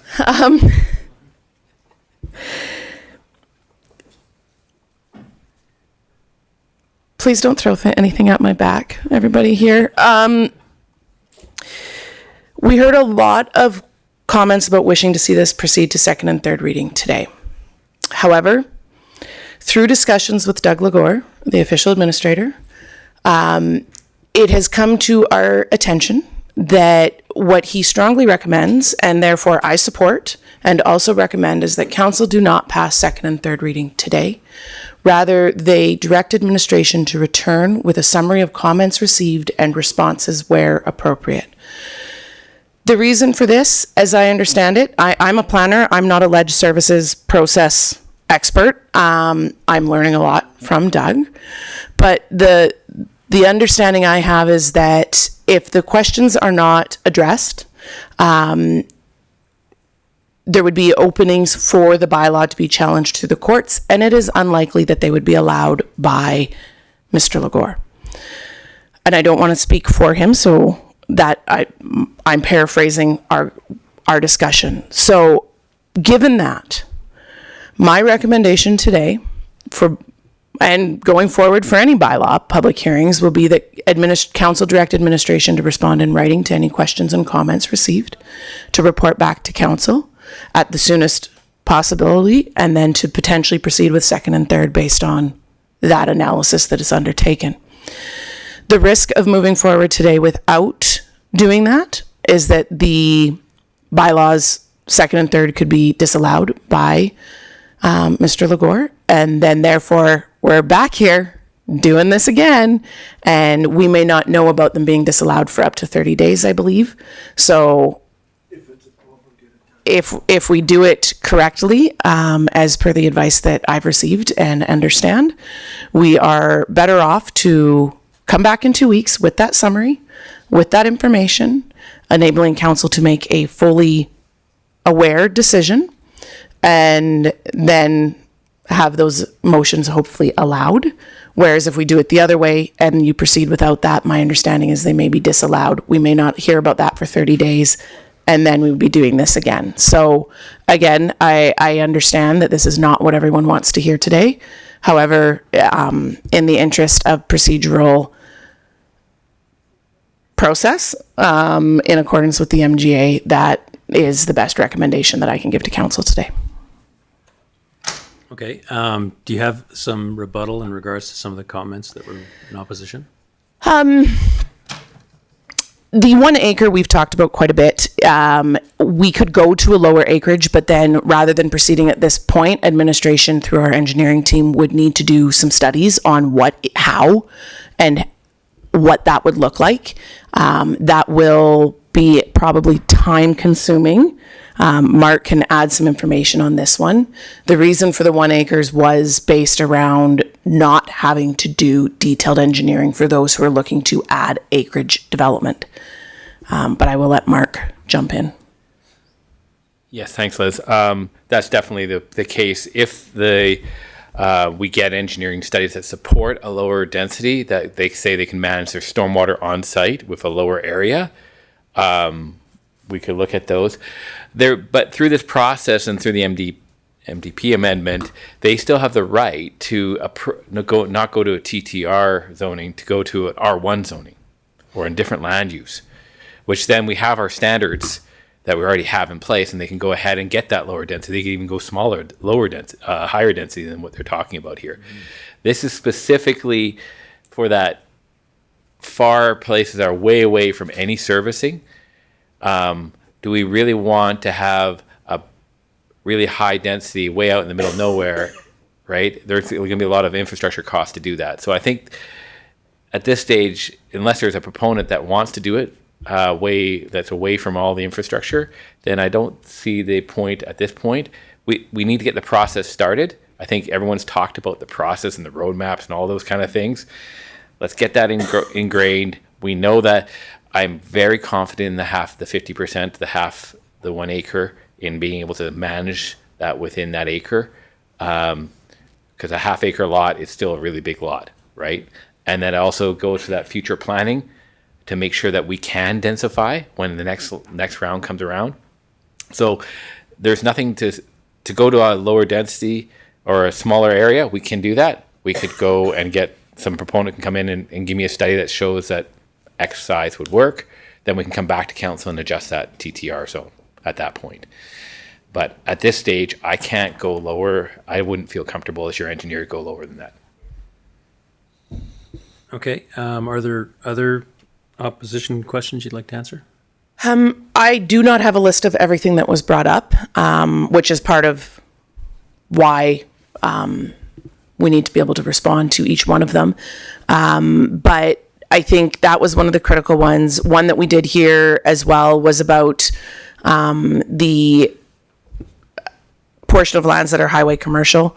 We have always, through this entire process, indicated that this applies to residential only and in compliance with Figure 8 of the MDP. So we've always articulated that. It appears that there was a lack of understanding for some people on what that meant. And that can definitely involve additional conversations and additional processes if those landowners choose to want to pursue that. It does impact not nearly as many landowners, but it does impact some. And so there's definitely some discussions that need to occur around that one, whether that's part of this process or if that's an additional process. But definitely we do hear that there are some concerns around that. We also did hear a comment about wanting to see a surveyor hired for the whole area so it's uniformed. Again, that approach falls underneath the ASP idea, in my mind at least, that is what was explored. Number of years and money was spent on the ASP idea. It did not work. And so to go and do that unified larger plan, I'm a planner. I love area structure plans. I love the process. I love going through that. We were directed very clearly to think outside the box and look at other approaches. So that is why we have not proposed that again. And those are the ones that struck me in my memory at this point in time. But if there were additional ones, Another one was the desire to keep larger acreages, not being forced to develop. and so nobody forces anyone to develop. We do not have that right. What we do know is that anyone has the right to apply. And through these amendments, we're making that right exist for the North Acreages, East Acreages, and Paradise Meadows. And because we've created it as a land use bylaw amendment process, should somebody's neighbor come forward to go to the TRR in 1 acres, or come forward to go to a traditional R1 lot, or come forward to put in a seniors housing complex, we don't know. They would have to do a public hearing. That would be a required process, so the concerned neighbors could be engaged and speak out. And when we know that there's going to be controversial applications, we tend to recommend that people work with their neighbors in advance and try to work together. Mark, through some of the open houses, used the terms to remember that you are still neighbors. We are all in this together, and while we may not always agree, that we do need to be respectful, and that is part of the process, that by coming in front of council for each land use bylaw amendment, people will have the right to go through that. Ultimately, council will be the decision maker on whether or not people can do that amendment to the TRR or alternate land use district. Another question was in regards to ensuring that there's adequate infrastructure capacity, like sewer and water. How are you going to plan the area?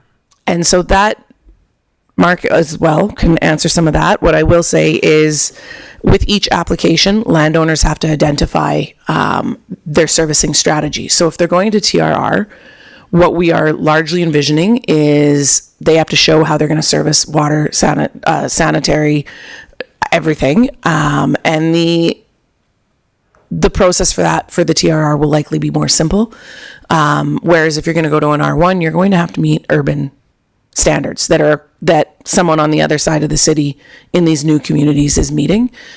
So you're going to have to provide all of these different studies, and it's a much different cost to do that type of development. So that capacity is determined. The one we do know is that there is some water capacity, and I'm going to stop talking and let Mark answer more details on this. Thank you, Liz. So this is one of the challenges that we're going to face in this area is, even with the shadow plan, we're going to have the ultimate servicing, how we're going to ultimately serve this. We have, through the process, started to engage some of our bigger reports to incorporate this concept into them, specifically the Transportation Master Plan.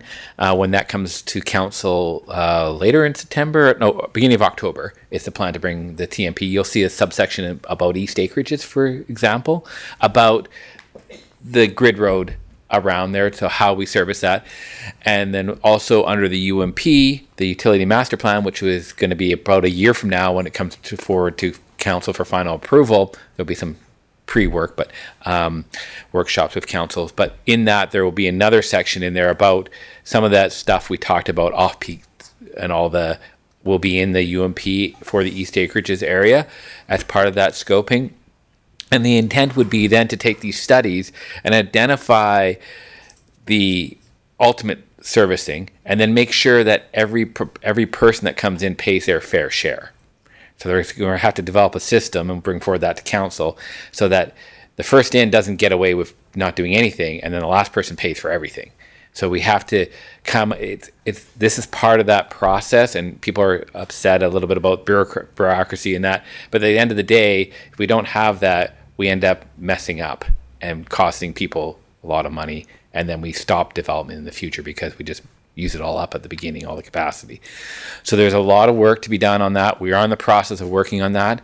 And then additionally, when we get this, that transitional standard is the other part, and the triggers, all that work is coming along.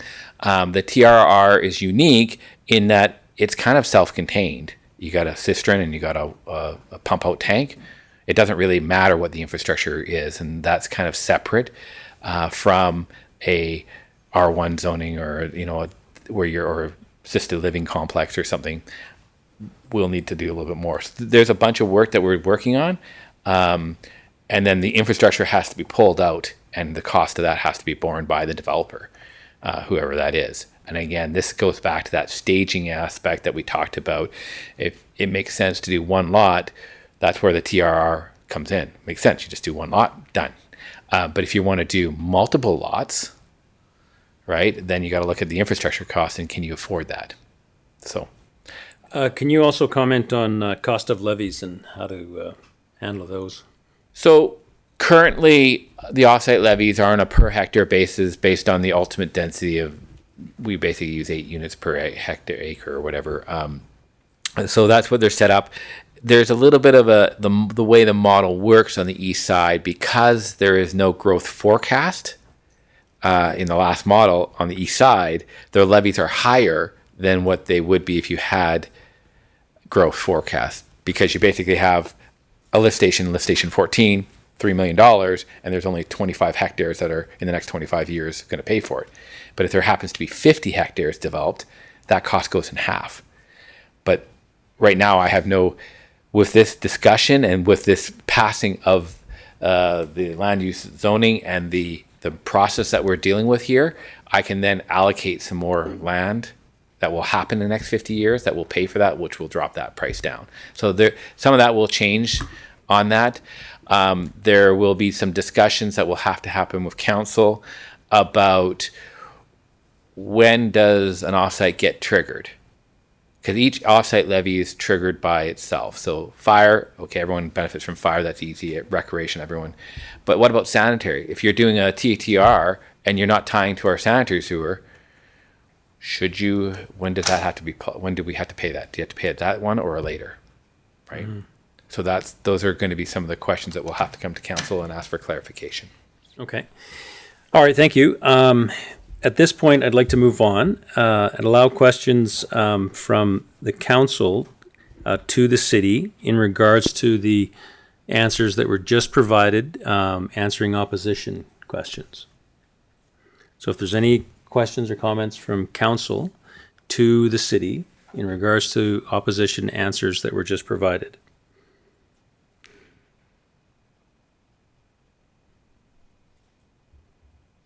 One comment I wanted to make just quickly with regards to planning, the question I think that's been brought up by members of the public is how do you get started without a plan?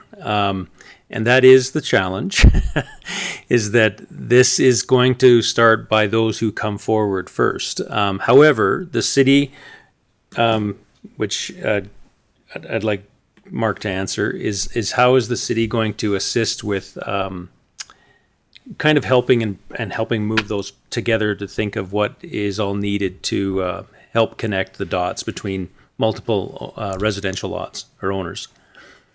Yeah, and I guess this is one of the, being the first in is always tricky. It's also beneficial, because we'll have discussions with that person, make sure that I think we've had 7 landowners who come in already and talk to us.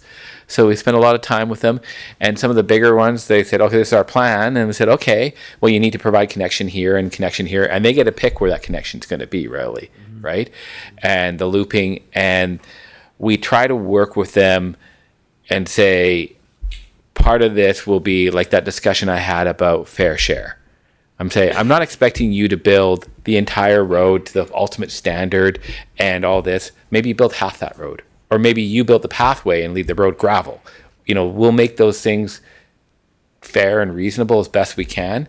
And on the servicing, we talk about the utility master plans and how it ultimately going to be serviced, knowing that, okay, in the interim, there's probably capacity in the existing sewer, but ultimately it's going to go, you can pump on it. There's different items that we can work individually on the servicing and the engineering side of it. We talk about, that 50% of land for stormwater thing. Okay, well, that's great, but maybe you can get together with your neighbor and they can do a joint pond, right? And maybe, or they can go release some land from the neighbor and he can irrigate because he doesn't want to develop. He just wants, right? Great. So it's working with them to come up with the ideas and trying to work with that individual side. There has been some discussions about innovation, pumping off peak, right? Absolutely. Those are on the table. If you want to bring water out, a small line out and build a reservoir, that's on the table. There's all these things there's nothing that says this area has to follow hard and fast rules unless you're going to an R3 zoning. And then I'm going to say, well, the city standards are X. But if you're going to do something in the interim, there's always flexibility. So there's flexibility in the beginning. I'm not sure if I answered your question, but. Speaking specifically on storm, that seems to be a topic that was brought up. And you mentioned, so my understanding, correct me if I'm wrong, is that if you're around a 50-50 lot coverage to a hard surface, new buildings, for example, that still qualifies enough that it is absorbed on your site. So does that mean that 1 acre, 43,000 square feet, that as long as I have 21,000 square feet or less of buildings and hard surfaces being asphalt, that then my storm is handled on that lot? Yeah, I guess without a study, I don't know for sure, right? I do know the general rules are 30 to 50% of the land has to be used for irrigation on the Dawsons and that. You would need to actually build an irrigation system on that remaining land to do that kind of density.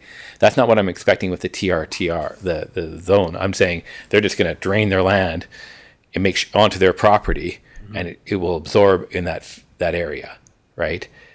Because there's inefficiencies when you're not using a proper pivot and irrigation, all that kind of stuff. But when we get a little bit more detail, and that's part of some of the other studies we're doing, we'll get that idea. So it's going to be an innovative process, and I do think we're going to get there. Is it going to happen in the next year? Probably not. In the next 2 years? Probably, right? It's in that process we're going to get there. Now, on the storm thing, each one of these properties, north acreages, east acreages, south, all have it's not a canal, but a creek or a stormwater area that flows typically to another area. Does that enable the residents to develop their lands, and then rather than buying or keeping lands of theirs or their neighbors for stormwater, can they benefit by using the existing natural stormway that the city has been designing to flow into other stormwater areas, and then thus can they pay a small fee percentage of that larger macro plan? So when we've got, for example, when you're looking at East Acreages and they've got that small pond behind them, can they then, which is going to flow potentially down to East Lake, could they then only pay a small fee as a percentage of what's happening in East Lake, where there's going to be a larger plan for stormwater management? Long-term, yes. Short-term, no. Okay. Basically, as soon as it becomes, in this province, urban stormwater, it's urban stormwater. And it can no longer go into the drainages, into wetlands or natural drainages, and then it has to be separated out from, and then everyone else has a zero discharge. So until we get rid of the zero discharge, right, either we go with a cooperative, we go the self, whatever we do with that, that will open that up. And then you'll be able to discharge into that where we can do the splitter manhole and all those different ideas that we have. But until we have an outfall, no, they can't use that, because as soon as it's impacted by urban stormwater, now if you're in Rockview County, that'd be a different story because it's not urban, that's rural stormwater. So it's just, this is provincial rules. Yeah. So there's things we can do inside the city and other ones we just have to follow. So you're right, in the terms of once we have an outfall, then that would be a possibility. Okay. Because there's different plans on how we make that work. But until such time, that would more apply for sure for North Acreages and Paradise. East Acreages would be kind of tied to when Clearwater starts discharging, which won't be for 10 years or 15 years until they're past their outlined phase 2, right? Because they have enough land and irrigation on site. So there's no infrastructure going to be built until that's needed. Or unless we get the South Lake going from another developer, which is not currently in submission. Okay, thank you. Councillor, are there any other questions? Councillor Funk? Through the mayor to probably Mark, I would think. Or maybe Liz. There's been a lot of questions and stuff, or a lot of comments about the utilization of what would normally be done under R1. That's for example, the smaller lot sizes. In the future, how can we, or I don't know if it's in the future or whatever, but how can we address this so that, because this is a transitional, and this is supposed to, my understanding is supposed to be used just as a transitional 1 acre lots to get you, there's differences between R1 to transitional, no sewer, sidewalks, maybe, things like that. Is it something that we need to explain better, or because it is a different land use, right? So it's a different zoning, different designation. And that seems to be one of the major concerns, or a lot of the concerns seem to be around those kind of things that are covered, are not applicable to this bylaw. Correct. Well, it's applicable to the MDP amendment, but not the land use change. The land use change, there's one thing that does apply. It's currently, if you're in the rural, what is it called? Yeah, LL and R, those ones, you're not allowed to subdivide, period. That's in the rules right now. With this bylaw change, that will no longer be the case. Oh, sorry. Sorry. Those two designations are not being altered at all. Those two designations still say you cannot subdivide under them. If you want to subdivide, which is being enabled through bylaws 018, the MDP, you can apply now to go to the TRR district, which allows the 1 acre, or you can apply to any other residential lot designation in the land use bylaw if your land's on map 8 or figure 8 in the MDP show you as residential. So those lands, residential, through the MDP amendment, open the door to go to any residential district. Right now, that is not an option for these properties. So that's where the shift's occurring under the MDP. No changes to TRR or LLR is occurring. So for anyone to do anything outside of what they're allowed to do today in their designation, they have to do a land use bylaw amendment to a new district. Sorry. Absolutely. Sorry, so does that, are we saying that if I want to apply for higher densification, it's discretionary under TTR? It's not discretionary. No. The TRR minimum lot size is 1 acre. Under the MDP, if you want to go to higher density, apply for that land use district, whatever that is. So if that's an R3 that you wanted to do, you apply to go to R3. You have to meet the standards of the urban development. It'll be more costly. But under the TRR, what we are looking for and what we're requiring is you can go to the 1 acre, but we need a shadow plan for how you're going to get to the R1 eventually. So you're going to show us that you're considering phase development. Best way to explain it in my brain is in a R1 lot or any lot, acreage anywhere, people always put their house right in the middle. Well, if you put your house right in the middle of a 1 acre lot, you've now made it so you can't further subdivide that 1 acre. So we want a shadow plan that's going to show where your house is going to go, usually in a corner, where a future road is going to go, and where that 1 acre will eventually be re-subdivided into R1 density, for example. So that's the purpose of the shadow plan. It shows us that you're thinking it through, and it shows us that we can see that one day this could be subdivided. That might not be for 50 years. but it shows that plan. Councillor Funk? So that's kind of within the minutia of the planning of what a homeowner or landowner would want to do for future development of that densification of that under the TRR, right?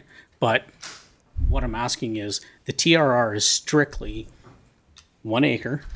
There are other options that address all of the other concerns, i.e. so all the other concerns are addressed under other bylaws.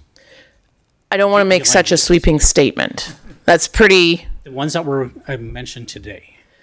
I would say the ones related to the higher density and servicing and what that would look like if you go to another density. If you go to an R1 or an R3, for example, you would have to meet the criteria of those areas and the urban standard of them.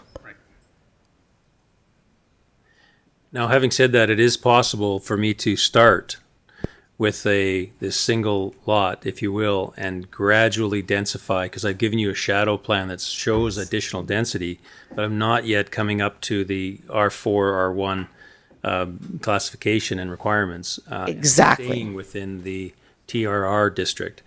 It does sound like that possibly this, which I expected, that this will need to be reviewed a bit more by council to try and identify how do you exactly expect gradual densification to occur, specifically around most likely the harder things, which is your utilities.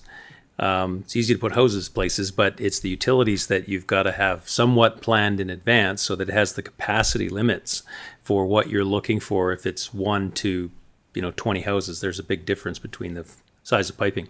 And that's exactly what Mark and the engineering group is already starting to look at. His example is the transportation master plan, because it's currently underway. So we're already considering that. So when we do the UMP, we're going to be considering that as well. And how do we ensure, it's an interesting challenge and something we've already started having discussions about, is how do we ensure that we're planning in a cost-effective way to allow the 1 acre density, but also to allow gradual, maybe it becomes 4 acre, then 6 acre, then 8 acre density, right? Or 8 units per acre density. So how do we, through the utility planning, not overbuild, but also build to what we may need one day, knowing that this is transitional and could take 50 years or more or less. So it's a really hard conundrum. And I think what's important for everyone to understand is that it's a first step that allows you to bring your shadow plan forward. And then what's also key with that is we also need to hear from the residents what more specifically, as they start to understand the process, it's not quite as expensive as a full development, but it's not for the faint at heart entirely. And what kind of densification are they actually looking for? And so everybody kind of might say, hey, I want this density, but then when it gets down to it, they might adjust gradually.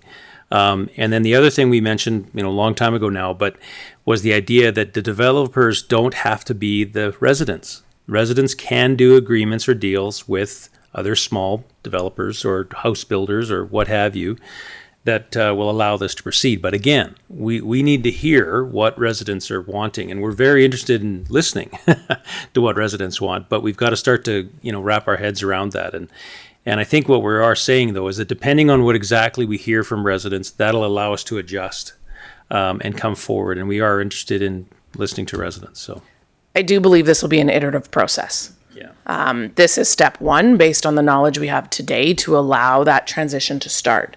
As we've mentioned, once we get further into developing new rural standards, that 1 acre might be able to very easily be dropped to 3/4 or half or whatever that is. We just don't have that information right now.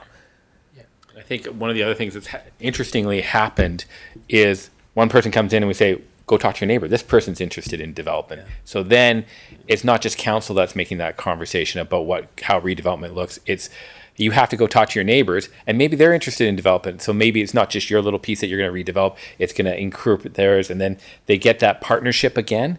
Like we tried to do that originally. It didn't work when you try to get all 68 landowners together. But maybe you can get 6, right? And then you have a bigger pod, and that makes it more economical for everyone to do.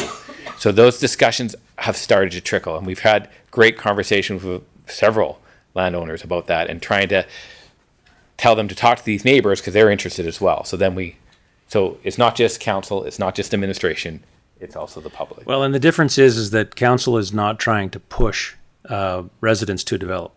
So that's not what we're doing. In a normal city, that's what they do, is they push for that densification and they raise your taxes and they do all of that. That's not what we're trying to accomplish here. We're simply trying to allow residents that have a desire to change and adjust to those adjustments. Okay, so Councillor, are there any further questions? Councillor Hanley? Yeah, Liz and Mark, I guess when we talked before, like in the information package, because this is really just a roadmap of how to move forward. In the information package that you create for the residents, you're going to identify, I assume, things of, you know, if you want to proceed this way, here's the rules of subdivision. You need road access, you need this, you need that. If you want to go a different avenue, here's your other avenues and what is the steps that now need to be taken. And it explained more so of the urban transition type of pieces. If you want to go right to that, that means paved roads, sewers, sidewalks, everything else, very expensive. If you want to go in a slower manner, you know, the larger lots, then as you subdivide them off, you got to consider the fact of every lot needs road access.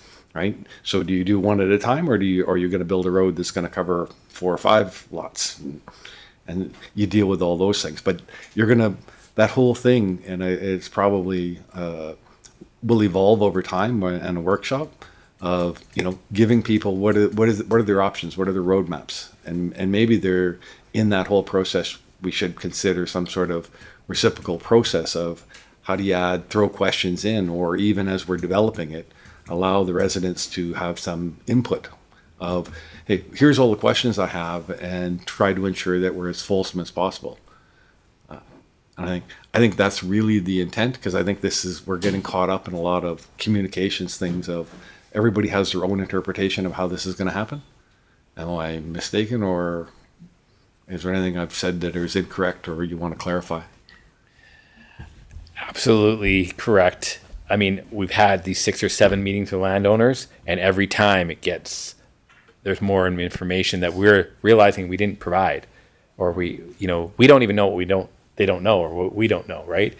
And so, I mean, that whole thing with the commercial is a perfect example. What do you mean you don't? Oh, well, yeah, it's in the MDP. Of course we know about that, but you guys don't know about that? Obviously you don't know, because you don't obviously read the MDP like we do every day. So those are things that come up of that process. So you're absolutely right. It's kind of an integrative, but it's going to be build a roadmap, but it's going to be a living document. It's going to have to be updated. Yeah, you're not done with us on this one. Okay, are there any more questions from council, specifically on the rebuttal points that we've been talking about? Councillor Dean? Yes, thank you. Through the mayor to Liz and Mark. I'm just wondering, we've heard it a couple times now, and about the piece about the commercial side of this, or close to the highway, things like that. So I'm wondering how we can go about addressing that, because I love the idea that being good neighbors, and it sounds like the individuals who have come here today are being those good neighbors in terms of, I think we've heard from 3 of them that this affects, and they're all supporting going ahead with the bylaw, while then at the same time using the word, I still feel like I'm in limbo.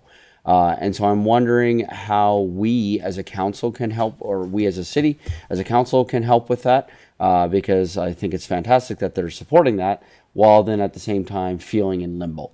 And so how do we assist with that? Is there anything we can do?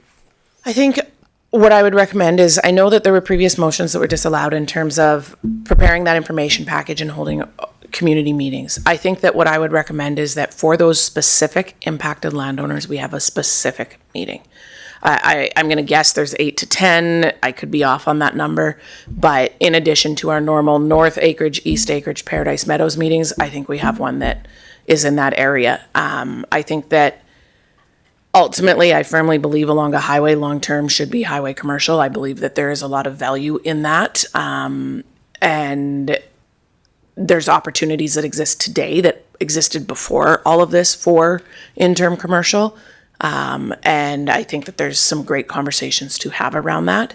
I don't know what that outcome will be, but at least if we talk, we have a better chance of getting somewhere on that one. All right, thank you. All right, so moving on. Now we're moving to allow for council to ask any other general questions of administration in relation to today's public hearing. Are there any further questions of council to Liz and Mark? Seeing none, hearing none. Okay. All right. I'd like to call for a motion to close the public hearing for bylaw 018-23. Councillor Hanley? Motion to close the public hearing for bylaw 018-23 being the land use bylaw amendments, east acreages, north acreages, Paradise Meadows, land use, I don't think what's the word for bylaw amendments on September 12th, 2023 at 11:37 a.m. Thank you. Are there any comments or questions, council? All in favor? Carried. Thank you. Okay, moving on to let's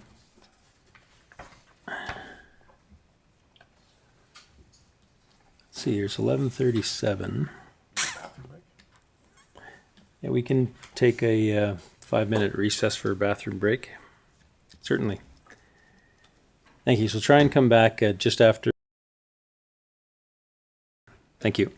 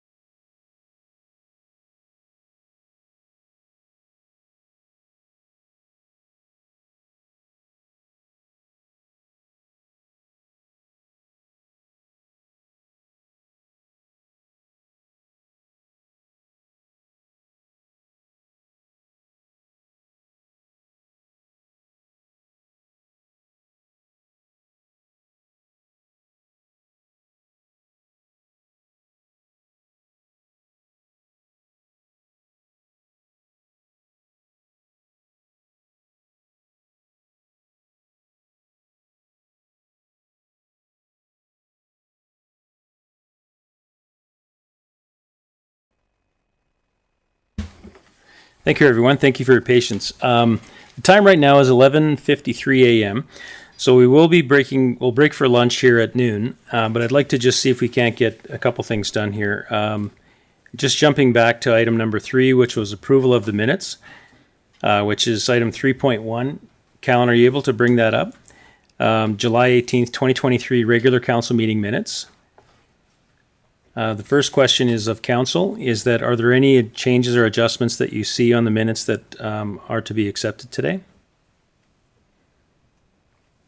Seeing none, hearing none. All right, if I can get a motion to accept the minutes as presented then. Councillor Funk.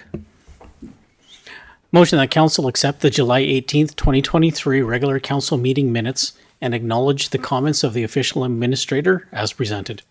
Thank you. Are there any comments or any questions regarding the motion? All in favor? Carried. Thank you. I'd like to also just jump to item 3.2, which is the Chestermere Police Communications Committee minutes of May 25th, 2023, on pages 20 to 24 of the package today. Again, Councillor, are there any questions or comments in relation to the minutes that were as presented? All right, if I can get a motion to accept the minutes as presented.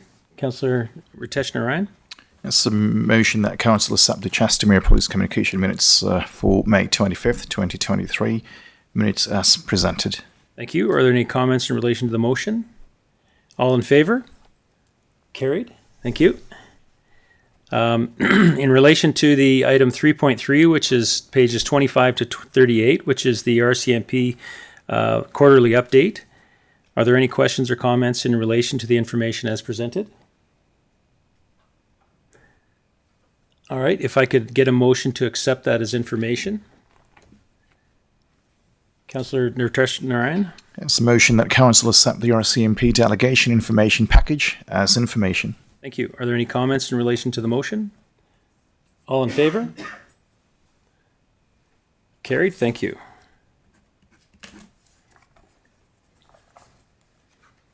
Okay, we'll just read this.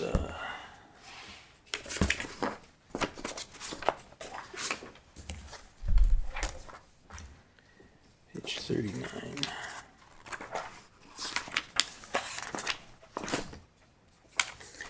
All right, I'd just like to move forward with item 4.1, which is the Dunes West Wildfire Response Acknowledgement. Again, forwarded to His Worship Jeff Colvin, Mayor, City of Chestermere.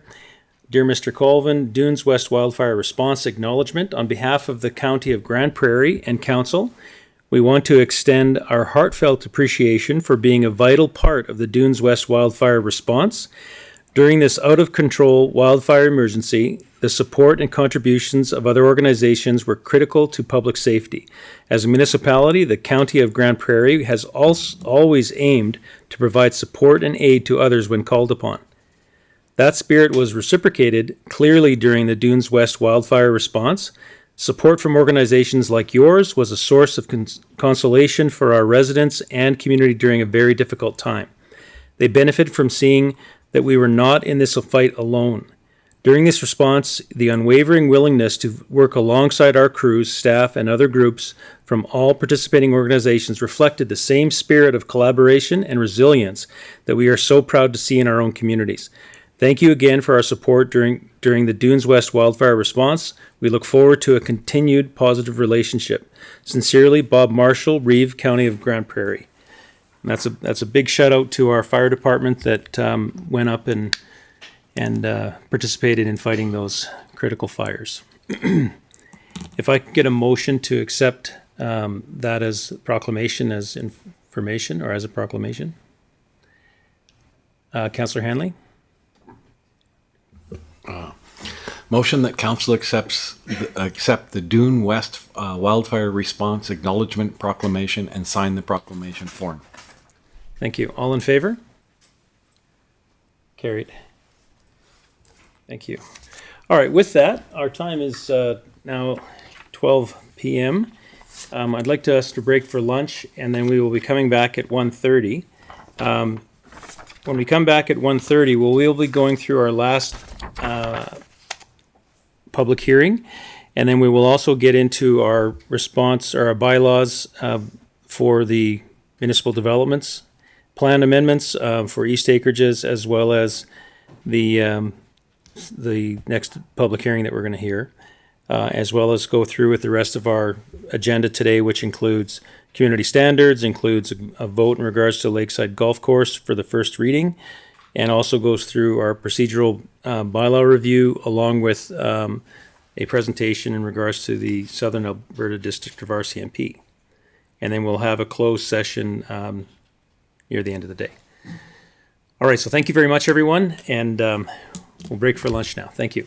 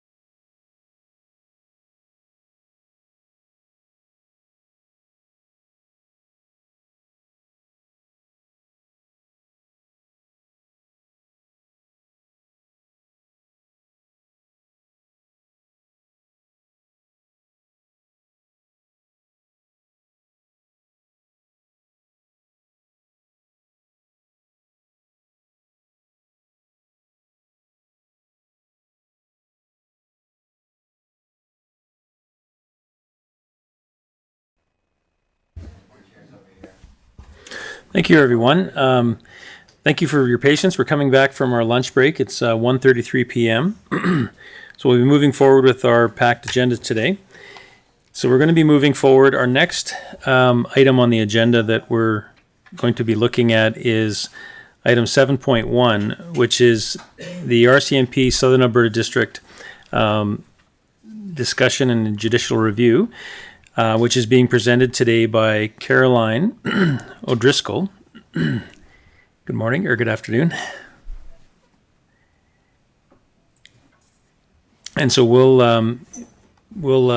I guess go forward with that presentation.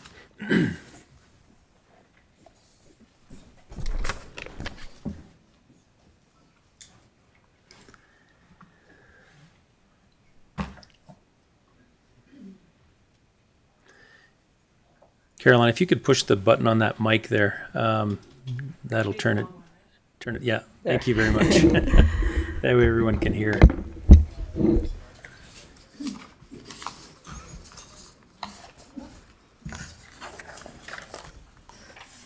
So firstly, Mayor and Council, thank you. Thank you for the opportunity to speak to you today about this matter. My name is Caroline O'Driscoll, as the Mayor has first announced, and I'm here before you because I've had a personal experience with the RCMP that has demonstrated, unfortunately, the complete lack of accountability of the RCMP for their provision of police services and their conduct generally. To give you a little bit of context, and sorry to acknowledge what the Mayor has first said too, my family has gone through an awful domestic violence experience. It has unfortunately engaged the family court, and criminal court proceedings have been involved. And at the root of it has been the RCMP. By profession, I'm a lawyer, and I do not practice in family or criminal law. My background, actually, I've worked for the entirety of my legal career primarily with First Nations in the energy, environment, and natural resource sector. So I mention that because it gave me a point of reference. And so I looked for the process and the procedure. In 2020, there were third-party phone calls into the Cochrane RCMP detachment because of my two nieces in extreme distress. That was one of the first incidents on the books or on the records. There was a second incident in August 2020 in which my older niece actually made a very concerning disclosure of a sexual offense that was disclosed to an RCMP officer. It was significant enough that supposedly an investigation was being opened up, but then somehow the investigation never happened. Unfamiliar with criminal process and procedures, I trusted family counsel to manage and navigate the whole circumstance through the family courts. In early spring, or not even spring, it would be February of 2021, the youngest girl made further disclosures, not to a police officer. So again, the August 2020 disclosure was to a police officer. In February 2021, she made the disclosure to her mother and her grandmother. I was actually in Toronto for work at the time, and the call came in to me. And it's like, where do we go? We have a legal obligation to report these types of disclosures. And I immediately, again, owning the fact that I'm a lawyer, reached out for some guidance for my family. So I reached out to a retired RCMP officer, senior, who actually did oversee the child abuse and sexual assault division back in the day. And I also sought guidance from a retired CPS detective, Calgary Police Service detective. The guidance was the concerning behavior of Cochrane RCMP in the duration of 2020 was to reach out to the Child Advocacy Centre. Start there and let them give me guidance where to go next. So that's the instruction I gave my family. The Child Advocacy Centre said because of the jurisdictional boundaries, the disclosures had to be reported, there was that legal obligation, but that they had to be reported into the Cochrane detachment, and the hope would be that they would be addressed properly at that time. Now, my family, I conveyed this information to them. They made the report. They identified that disclosures had been made. Nothing happened of it. With the guidance of the retired officers that I had, I properly escalated up the chain of command. I was told, you don't jump. You have to follow process and procedure. Nothing happened at the local level. I was played around on the phone for over 2 hours. Actually, prior to them actually, my family reporting to Cochrane, I called in for the process. And they actually tried to convince me to not have the disclosures reported. They said if we did not have evidence of penetration or actual physical battery that required hospital attendance, there was a very low likelihood that any file would be opened. But again, given the circumstance and the legal obligation, my family went ahead and reported. When the report happened, unfortunately, as was foreshadowed to me, no file was opened. So I escalated up the chain of command. I was unable to reach the commanding officer of the detachment. I then went a step further, again, following the phone numbers. I got the Red Deer switchboard by accident based on the phone numbers. They immediately opened the file and flagged it as a concern because there was physical and sexual abuse issues at stake, and the father was supposed to have unsupervised time with the children. I immediately said, this is great, the file is open. And they said, but it's being led by Cochrane. And I said, but we have a history, there's a problem here. Under the direction, again, and guidance of the retired CPS detective, I escalated to Chief Superintendent Trevor Daru. And this is why I'm here with you, because we are dealing with the same executive and senior management who've actually been overseeing my family's situation for the last 3 years. They are the same executive management who are overseeing the delivery of services, police services through the RCMP to you as a municipality within the Southern District for RCMP. And just so you know, for context, I didn't just reach out to Chestermere. I have a growing list. I've reached out to Brooks, Airdrie, Cochrane, Canmore, Cremona, Banff, Kananaskis, as far north as Crossfield. I'm trying to cover as best as possible, Coaldale, as well as the east and west, the entirety of the Southern District. And I've also reached out to First Nations, and I've personally had conversations with some of the leadership on the Stoney Nakoda Nations. And so I think today is not for me to convince you of anything. I'm sharing information because in my experience, a lot of people are having isolated, horrific incidents, and they don't either have the time or resource to follow the channels to get the accountability piece. Fortunately, unfortunately, because of my background, my family has followed the proper steps, and we have gone to the end of it and have been left with no option but to go to a court to try and compel some degree of accountability from the RCMP.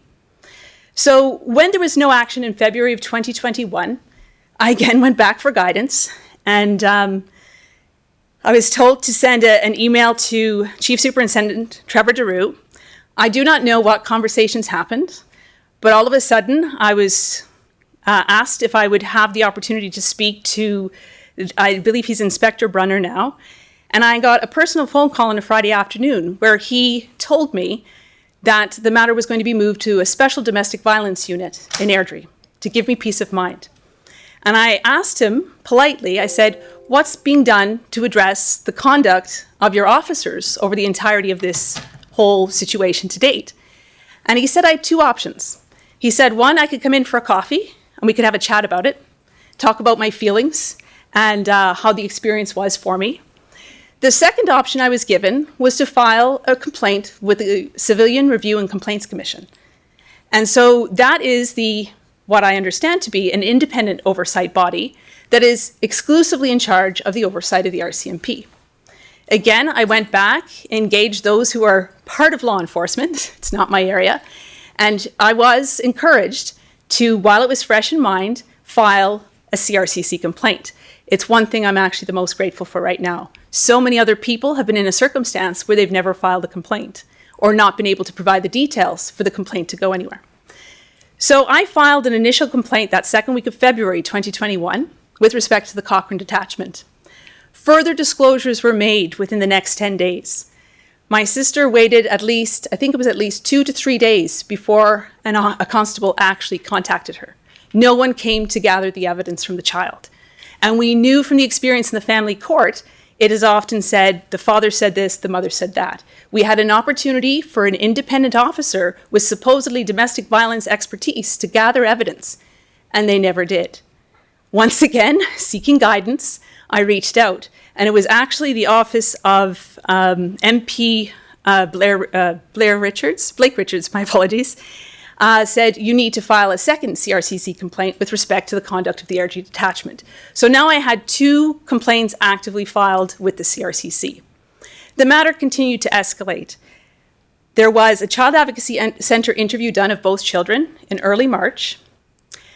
No one, my sister, who's the mother, was not shown the tape, neither were her legal counsel, but the RCMP submitted an unsworn letter with a couple of sentences claiming that there was no concerns of any kind, any disclosures of abuse in the interviews.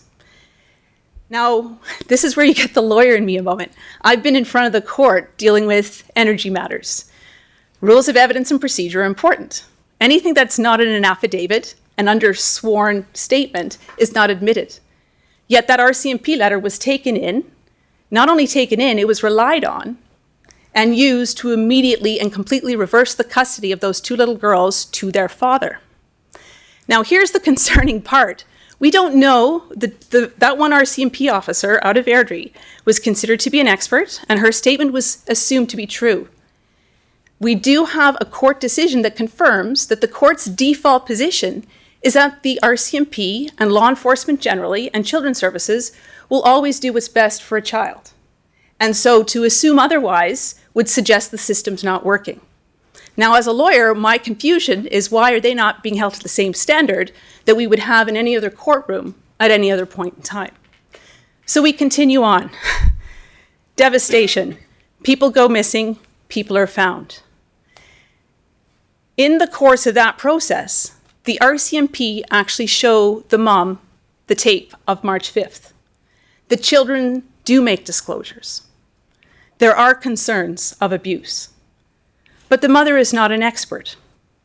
She makes an application to the family court to compel that video to be released to the family court. But the RCMP have control of that evidence. And the court declines the request, accusing her of a fishing expedition because they've already had a statement from the RCMP, and the RCMP have not disclosed anything to the courts. In the meantime, I'm continuing to push the only check that I can see on the RCMP. So I am continuing to update the CRCC and ask for guidance.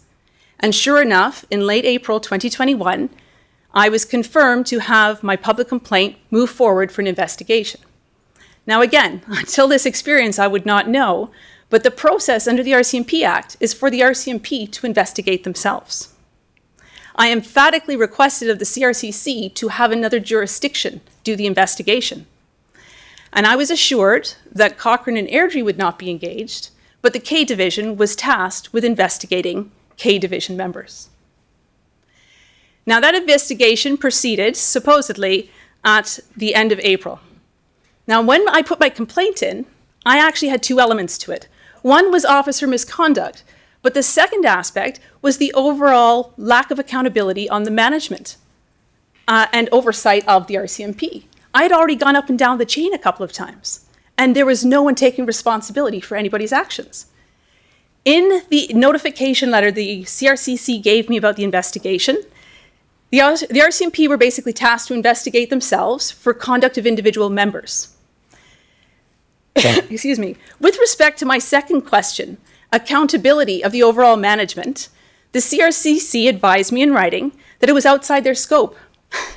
And so the only check and balance to that aspect was to go directly to the commissioner of the RCMP, then Commissioner Lucky. So I didn't have to reach out to her. The CRCC actually directed my concern to Commissioner Lucky and left it at her discretion to actually inquire or investigate into the overall mismanagement that's happening within, I would suggest, Airdrie, Cochrane, and obviously the K Division, because we're dealing with the senior levels. I got no update from Commissioner Lucky's office or any senior officers. By happenstance, I was an active letter writer at that time. I was continuing to write to the provincial and federal governments because it appeared that a lot of the elected leaders didn't seem to know themselves how this process was working out. There was no time sensitivity. We have two children who actually still today are in the primary care of that abusive person, okay? Now, I fortunately, because I had a response received from the government of Alberta, came to know that my concern, maybe it was my concern or not, got flagged, but the RCMP of their own initiative were going to do an internal review. I don't expect you to know the name of the office. I've just come to learn of it over the last little while, but it's the Office of Investigative Standards and Practices, OSIP. So they were going to do their own internal review on best practices and such. So now I knew that there was 2 active investigations, supposedly, to deal with the circumstance my family was dealing with. In September of 2021, I received a monthly update letter as required under the RCMP Act from the RCMP, indicating that the investigation was completed. They were going to do a final review and the report was going to be sent to Ottawa. Now again, for process, I'm learning process, but I'll share what I learned, is the report goes to Ottawa, it gets reviewed in Ottawa, and then it gets released to myself as a complainant and the CRCC. Okay? Now, a couple of interesting things happen at this point. I should mention for formality, I'm once removed. I'm not the mother or my family, but I wasn't the one who heard the disclosures, made the reports, or were directly engaged with the RCMP. So I had to have the mother sign on as a co-complainant.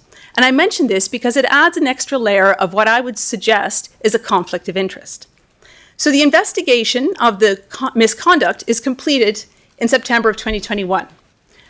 With no explanation, and after 4 months of being told the report is being finalized, it's going to go to Ottawa, I get notice in early of 2022 that Ottawa has decided to put the entire matter into abeyance, and that they're not going to conclude the report until all related court proceedings have been dealt with. Now, this is concerning to me because a family matter involving children of a minor age could potentially last for 15, 18, 20 years. And I'm left with no recourse right now that I can reasonably find. And the lawyers have no recourse to compel the RCMP to be transparent and provide this update to the courts. Throughout the course of 2022, we have very concerning behaviors develop in the sense that the abusive, my position, the abusive father, continues to engage the RCMP. The mother finally, struggling without evidence that's being withheld by the RCMP, regains time, unsupervised time with her children. She was their primary caregiver since birth, by the way, okay? And they had been denied her for at least 10 months. As soon as she received unsupervised time, within the next 2 weeks, the RCMP served her with a summons and charge in connection to her children being missing a year and a half ago. Several months later, in the fall of 2022, a family member who was found with the children when everyone was missing had been charged. And accusations were made by my brother-in-law that she had been breaching bail conditions attempting to contact the children. And he was directed to report that to Cochrane RCMP detachment, and they proceeded with an investigation on his false claim. Now, those are just a couple of the pepperings that were happening in 2022, but he has been making claims about family members, including myself, that I'd physically assaulted him in 2019. But we were unaware of all these filings he had made. ATIP request had been done, denied. And when we finally reported it to the Privacy Commissioner, the Privacy Commissioner acknowledged that they should have disclosed, and they said, but you need to go to court to actually compel them. So again, we have followed all the proper steps and processes, and there is an illusion that we have oversight bodies that have powers, but we very quickly discover that those powers just aren't effective. So now we have ongoing no disclosure. We have ongoing investigation of my family by the RCMP. And very curiously, in late 2021, just a little earlier, out of nowhere, the father discloses that he had relocated the children secretly to Salt Spring Island, BC, with the knowledge of Children's Services and the RCMP. Now, I'm once removed. I'm continuing to move through the process with the CRCC and really concerned because they've literally put everything into abeyance for the entire year of 2022. When I hear this news of the relocation, and in addition to that, when the father returns to Calgary, the Calgary Police Service help enforce an emergency protection order for his then current partner, who he now had another child with. There was no safety check, it appears to have been done ever on my nieces. So when we discovered this new proceeding in the Calgary system, and again, it was not compelled to be disclosed, so it was by happenstance that we discovered it, I eventually returned to my letter writing to both the provincial and federal government. I said, this is insane. We have an individual which one police force has actually enforced an EPO on, and another police force who continue to respond to his requests for investigations based on false evidence and false allegations. Again, there's been no transparency by any agency, so I don't know what compelled the RCMP to all of a sudden continue their CRCC investigation that they had put into abeyance for the entirety of 2022.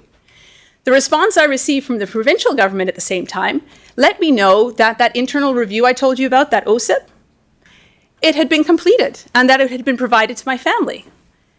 So then I was on a quest to try and find this report that we had never actually received.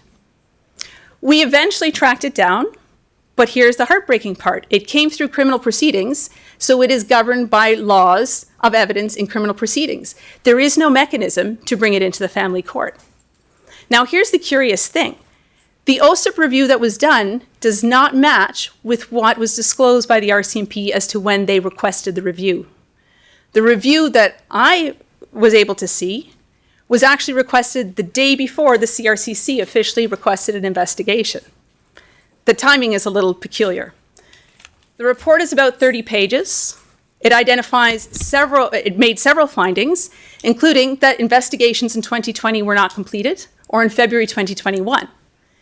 More concerning, there was 26 recommendations, including an immediate completion of the incomplete investigations because they had the potential of having impacted both the family and criminal proceedings that had been stagnated and without information for the last 2.5 years. Here's the kicker. That report was completed in June of 2021.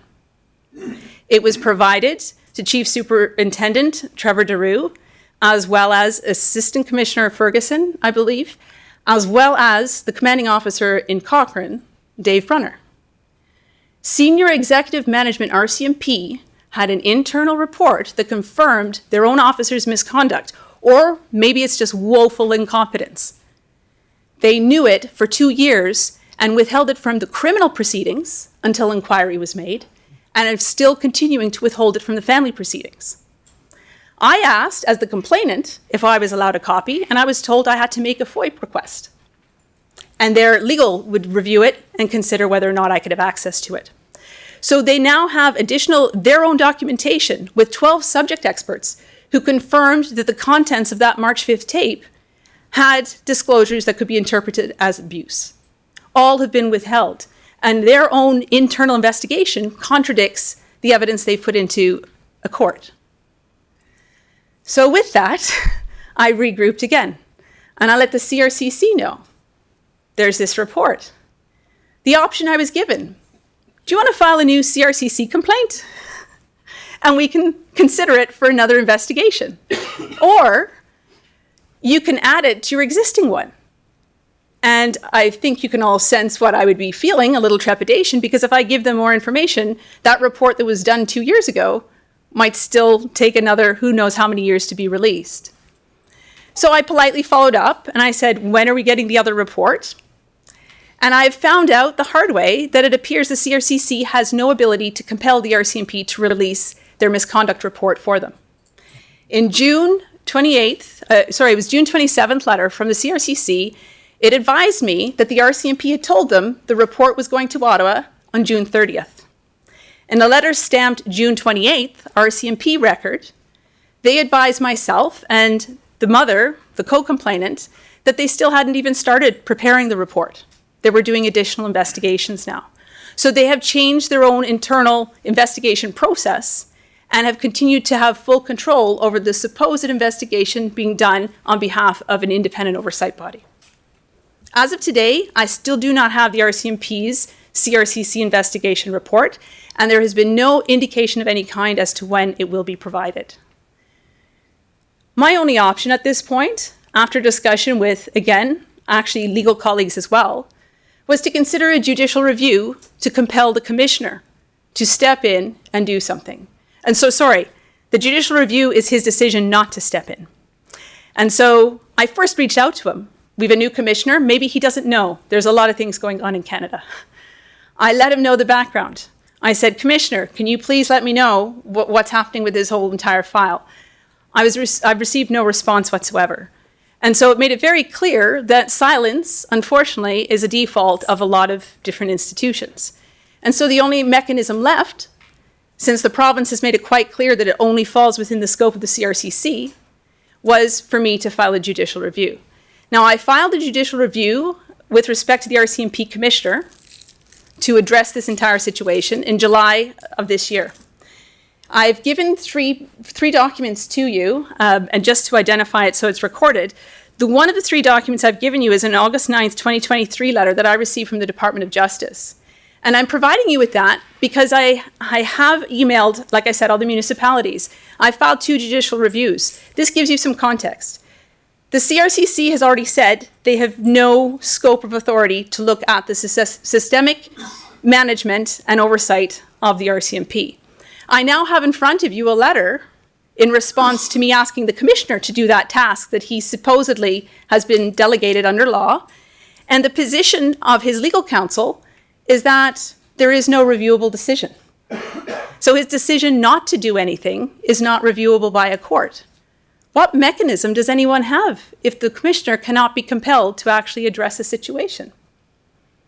Now, I'm going to continue down the pathway to see if the court will address this in some form, but in the meantime, the ongoing harm for the misconduct still continues to go unaddressed. The second follow-up I did after our recent provincial election was then reach out to the Provincial Minister of Public Safety. Under the Police Act, yes, the RCMP are given the authority to provide policing services, but at the end of the day, policing is a provincial matter. And so I inquired whether or not the Minister of Public Safety would exercise his authority to actually independently investigate the RCMP for their misconduct. Unfortunately, there has been no response. So I asked for clarity that the no response meant no action was going to be taken. And so the second judicial review, which I've given you a copy of in front of you, is the judicial review to have the court override the provincial minister's decision not to exercise his authority. I'm asking the court to have the minister order an independent investigation to properly get to the bottom of this entire mess. The one thing that has been concerning, and you will see in the judicial review I've provided you with, is what I would suggest is the ongoing conflict of interest with individuals or organizations overseeing themselves, cross-checking themselves, and there's very deeply concerning sequence of names and times.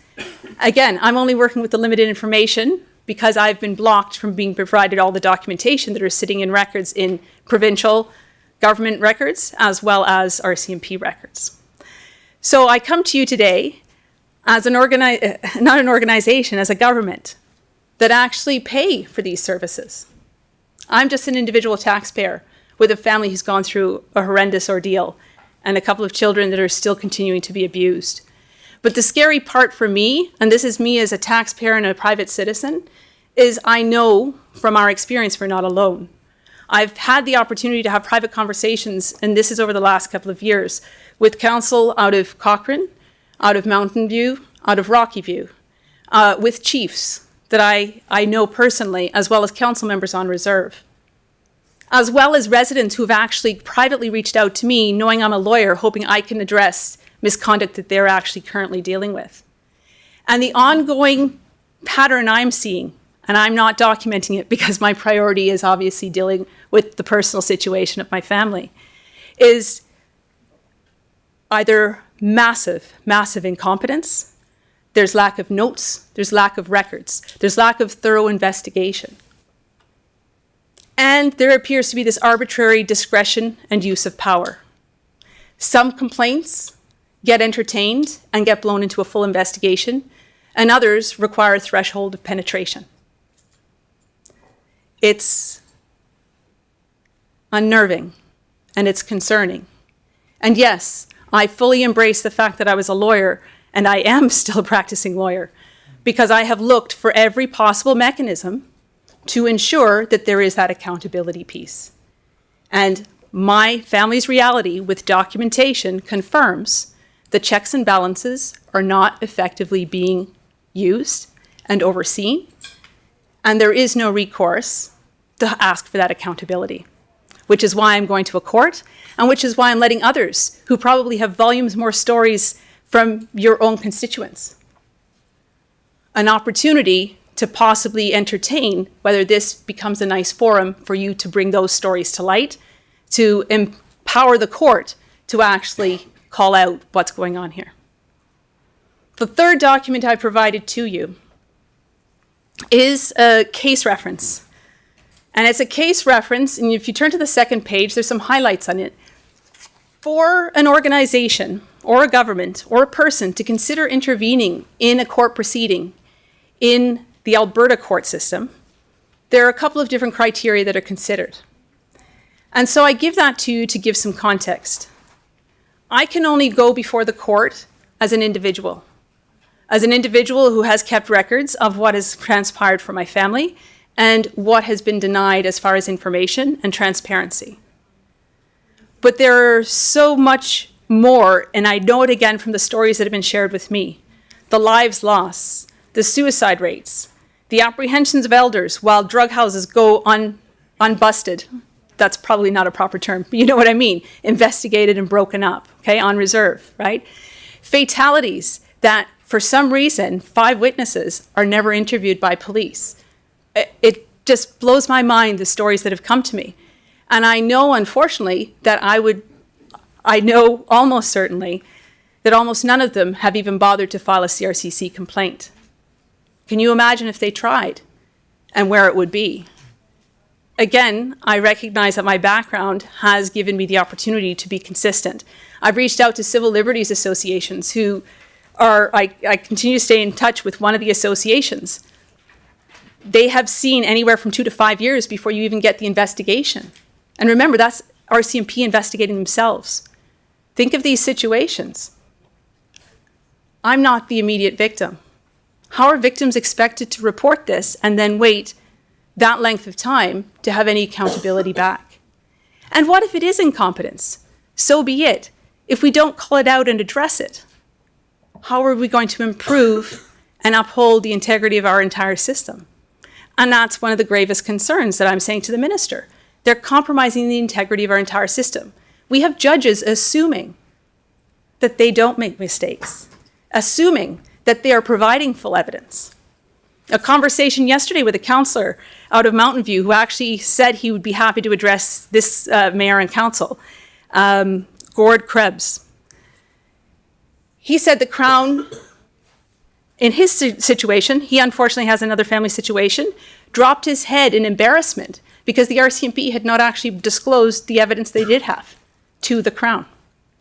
It feels eerily similar to my family's situation. They have a report that they're refusing to disclose or be transparent about of their own officers' misconduct.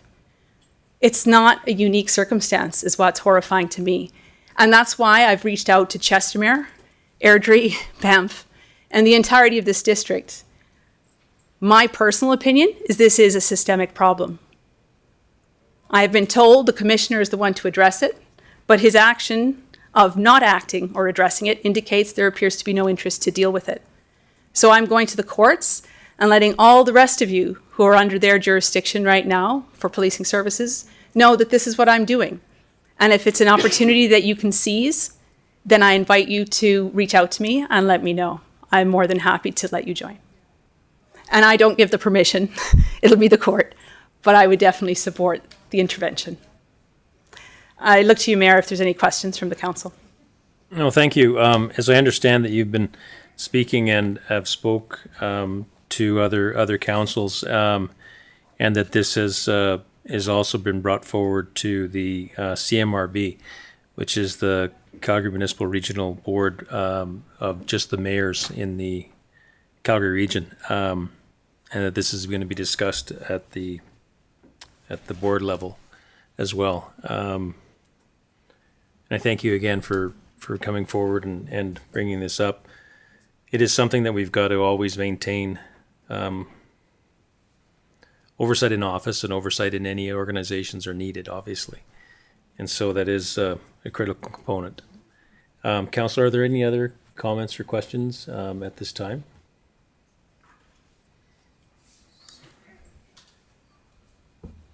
Councillor Fote?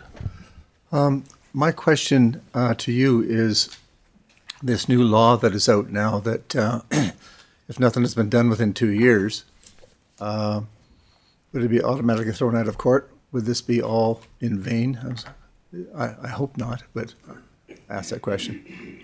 That's a great question, and I'm not actually well versed in that new law right now. Quite frankly, I've just been in the moment of dealing with my family circumstance. But the immediate thing that I respond to is that 2-year window. It's very concerning, given that I now know from the conversations I've had and from the feedback I've gotten, like I said, from the Civil Liberties Association, that it's atypical for my situation to have been able to escalate a public complaint to investigation within a couple of months. And what's doubly concerning, to that 2-year point, the RCMP have had complete control in withholding that report for 2 years now. And so does that mean, the implications of that are really, really concerning, given that the CRCC appears to be unable to compel them to release their reports. And hence I'm going to court. Yeah. No, thank you. No, thank you very much for your time today. And I'll again have the pleasure of hearing you when you present to the CMRB as well. Thank you again. Thank you for your time, Mayor and Council. And just to reiterate, I am a lawyer, but I am not here in that capacity today. It is as a resident of the Rocky-View County. Okay. Thanks. Thank you.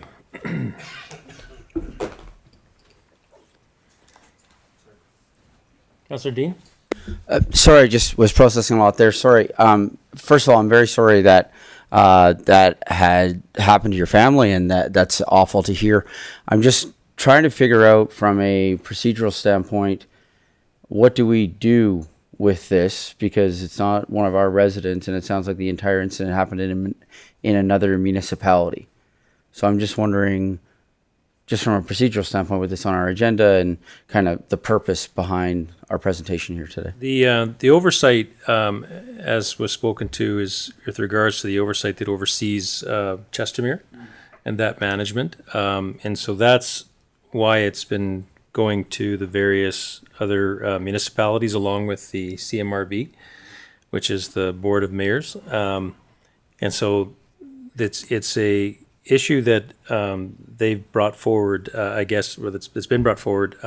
It's likely had other concerns than this one, but and is one that I know that's been on the other councils' agendas that Caroline's been allowed to present at.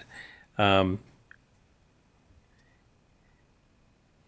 it is something that we are wanting to make sure that we understand the process that our citizens go through and how they deal with our levels, and then various concerns that they have in relation to how they're dealing with our current RCMP and current complaints that they forward to City Hall. We're not obviously the RCMP's boss. We do obviously contract them for work that's done in Chestermere. And this has been something that obviously we've just seen that's come to all of council, and I understand they're going through Airdrie as well here shortly. And that's, as I mentioned, has come to the CMRB. So it's becoming a bit of a hotter topic, I guess, or starting to be looked at anyways by the municipalities and the councils. Councillor Dean? Thank you for that explanation, and through the mayor to Caroline. So you've had opportunity to do presentations like this in public, in open forum for other councils as well? I literally just started reaching out. I had to follow process and serve the judicial review on relevant parties. So I went with the bigger municipalities in the city of Calgary first. You were my first email blast out. And there was another wave just this past weekend, and it was just yesterday I was talking to Mountain View councillor, but I've been having private conversations with council for the last 2 years as well. So I'm now, if providing the same opportunity, I'm happy to address the council or nation for that matter. Right. Because But this was the first presentation you were able to do. Great, thank you. Okay. Thank you. And then a question for Mr. Mayor. Yes, please. If we are going to be hearing presentations like this, and are we going to give RCMP opportunity to respond in a public forum as well, should they so choose? Because there's been a lot said about them, right, during this presentation. And again, I'm terribly sorry for what's happened to your family, and anybody in this room or outside of this room who knows me knows like I'm one of the biggest advocates for children, and so what's happened to those 2 little girls is awful, and so I'm very, very sorry for the victimization that is going on of them. I am just wondering if public forums are going to be happening like that, would that be happening, or would that be like a side conversation that's going to be happening after CMRB, or we're just collecting information at this point and then having a plan going forward? I think in regards to process, we have presentations that can come in from the public. We can reach out and ask for a counter presentation, I guess. We will have our presentation coming up in CMRB, and we'll see what they're recommending and what the other mayors feel for. I know that they're looking at, CMRB is bringing forward a program for RCMP assessment to analyze the effectiveness of RCMP and whatnot. So I know that that's being discussed at the CMRB level, and that they'll be coming forward with something more in relation to that. So it is becoming a more significant topic. Councillor Dean? So then would we be able to make a motion that something along the lines, I'm making this up on the spot, along the lines of after your attendance at CMRB, and if Deputy Mayor is going as well, great, that after the 2 of you attend the CMRB, that you could bring an update back to council? That's a standard practice. We'll bring that update anyways.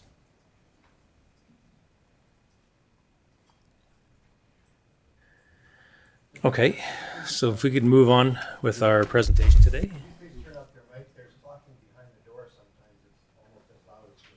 Hard to hear? Okay. All right, so we're going to be moving forward with our public hearings.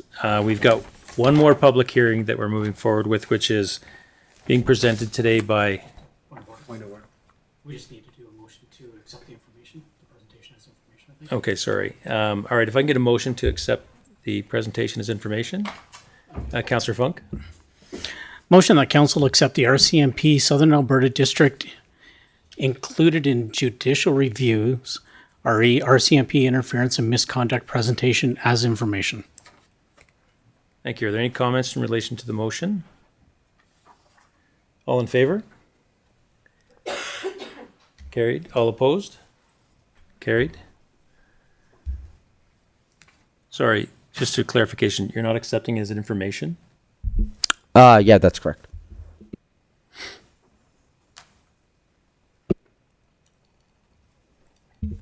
I can provide explanation. Pardon me? I can provide explanation if you like. No, I don't have to, but...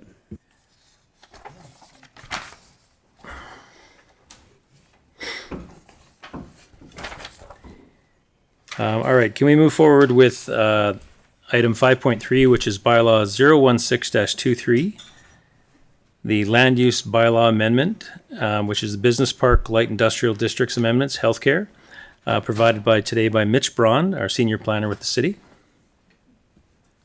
Just give me 1 second, please.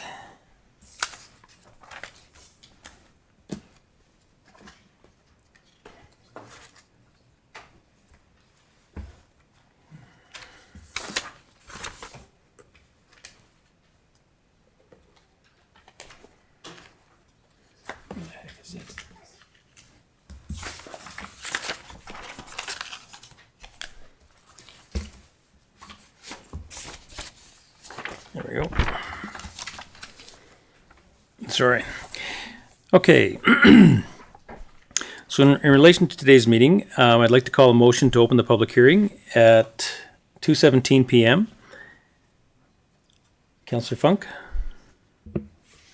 Motion to open the public hearing for bylaw 016-23, being the land use bylaw amendment, Business Park / Light Industrial District amendments healthcare facilities on September 12th, 2023 at 2:17 p.m. Thank you. All in favor? Carried. Okay, so moving forward, an individual or group that wishes to present at the public hearing must register on the designated sign-in sheet either in support or in opposition of the proposed bylaw. The public hearing is being recorded and live streamed and will be available to view on our website. The use of audio or video recording devices and cameras by the public or press is prohibited. The chair provides the outline of the public hearing process, which is staff report from administration, presentation from the applicant, presentations from the public in support of the proposal, presentations from the public in opposition of the proposal, rebuttal presentation from the applicant limited only to comments received or heard in opposition, and final questions of administration. I'd like to call forward the administration to introduce the proposed bylaw 016-23, being the land use bylaw amendment for the Business Park Light Industrial District amendments for healthcare. And again, at this time, being presented by Mitch Braun, Senior Planner. Good afternoon. Good afternoon, Mayor and Council. Thank you for the opportunity to speak to this file before you today. As you noted, Mayor, I am speaking to proposed bylaw 1623, which is a amendment to the land use bylaw, which seeks to add a definition for healthcare facility to the land use bylaw and in turn include that use, healthcare facility, as a permitted use in the Business Park Light Industrial District. The motions being requested today, sorry, I'm not advancing this. The motions being requested today are for Council to give second reading to bylaw 1623 and for Council to give third reading to bylaw 1623. So this is a city-initiated application, and the area that is affected by this amendment would be all land use districts designated as BPLI. And as noted, this is to add the definition for healthcare facility to the LUB and then add that use as a permitted use to the BPLI district. So currently, the land use bylaw does not include a definition for an overarching integrated health facility development type, where holistic services could be offered in a sort of a singular location. Additionally, the LUB does not include a specific provision for an urgent care facility within the established healthcare services definition. So basically, as the city continues to grow and see the community population increase, the need for varied integrated healthcare services are expected to increase in demand, and as is the need for a community-based urgent care option. So to address this deficiency, bylaw 1623 is being proposed. Firstly, to add the definition for healthcare facility, which I will read out to you. Healthcare facility means a development where the principal use provides medical and healthcare services for inpatient and or outpatient care for the public, usually in a campus-type setting. Typical uses include comprehensive health centers, urgent care centers, and full-service hospitals. This development type includes, but is not limited to, doctor and dentist offices, healthcare clinics, healthcare services, laboratories, health diagnostic services, medical cannabis counseling services, chiropractic offices, massage therapy, physiotherapy, psychiatric and psychological counseling services, or other similar services as determined by the Development Authority. Typical accessory uses include, but are not limited to, the sale of pharmaceuticals, supplements, medical supplies, or other items related to the services provided by the use. So here you can see how we are intending to amend the Business Park Light Industrial District by adding healthcare facility as a permitted use within the district. And again, this would apply to all those lands currently zoned BPLI, or obviously those that would be amended to that district in the future. In terms of policy alignment, this amendment was considered with respect to the policies and regulations of the CMRB growth plan, the city's municipal development plan, and the amendments are considered to align with the policies of both of these plans, and certainly not to be in any sort of contravention with those. In terms of the risk-benefit analysis, we see primarily benefits with the addition of this use into the BPLI district. By having a campus-style regional location for a healthcare facility of this type, you could imagine that we're going to draw in professionals in the healthcare and social assistance fields, and also professionals in scientific and technical services. So that would be your laboratory and diagnostic services, and that this would bring more opportunities for these professionals to live and work in the community. Additionally, the inclusion of the urgent care component in these development types would allow residents to receive vital care in scenarios that they may otherwise be required to travel some distance to acquire the same level of treatment. So those are the benefits we see, and we do not see any significant disadvantages with the proposed amendment. In terms of the bylaw review process, we brought this amendment forward on July 18th, where council passed first reading and scheduled the public hearing for today. And as noted, we are, notwithstanding any questions that may come forth during the public hearing component, we are asking for second and third readings to be passed today also. So at this point, I'll open it up for Mayor and Council to ask any questions of me that they may have. Great, thank you very much, Mitch. Okay,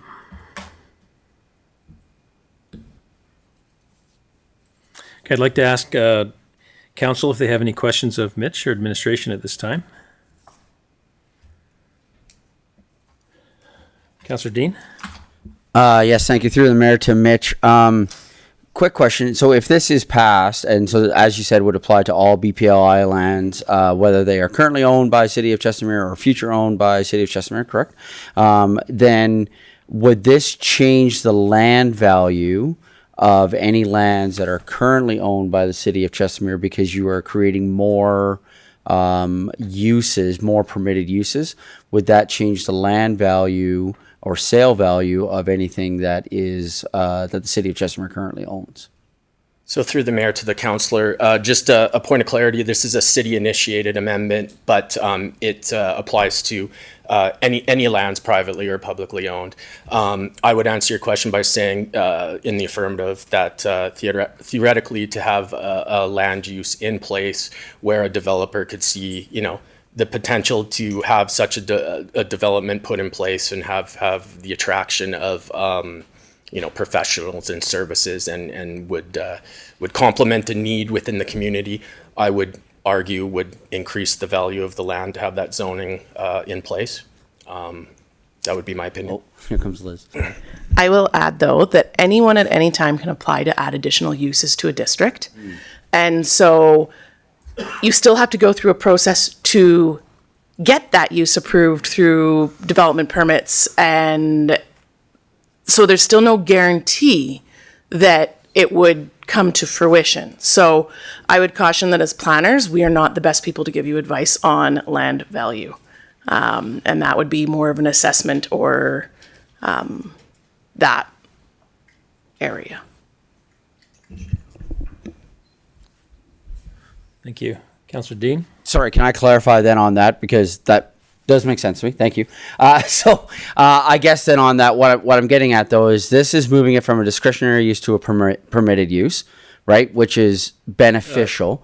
And so, or it's not a use at all. It's not a use at all, right? Sorry. Correct. So we're creating a new use under permitted use. And so then we would have to then seek either through assessment, or maybe one of our city directors is able to answer that more than, say, our planners, which that's fair. But then if we currently had a property that was under this, and I understand we're initiating it, anybody could do, I get that. If we currently had a property and now you can do this, which would probably then make it attractive, or could make it attractive to a variety of developers, would we then have to get that land reassessed because of the new permitted use? I think that would be probably a question better answered by, Someone at that table. yes. I was looking for a hand to go up. Yeah, it would be a little bit outside our purview to comment on that process. Yeah. Councillor Dean, sorry, Mayor. Councillor Dean, I can barely see you a little bit, but if you can repeat your question for me, that'd be great.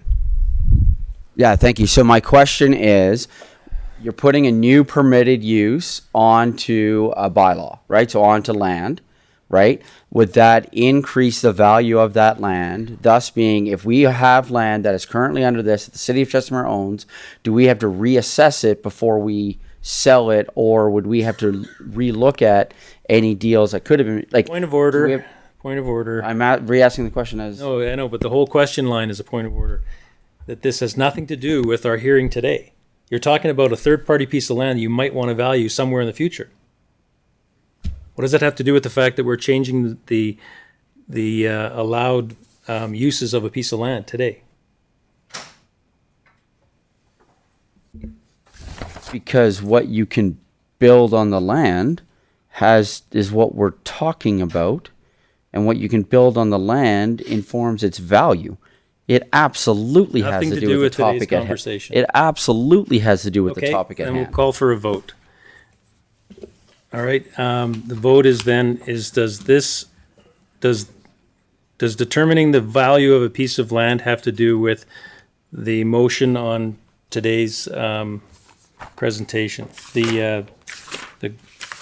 What is this? What is it called that we're doing here? We're adding another land use?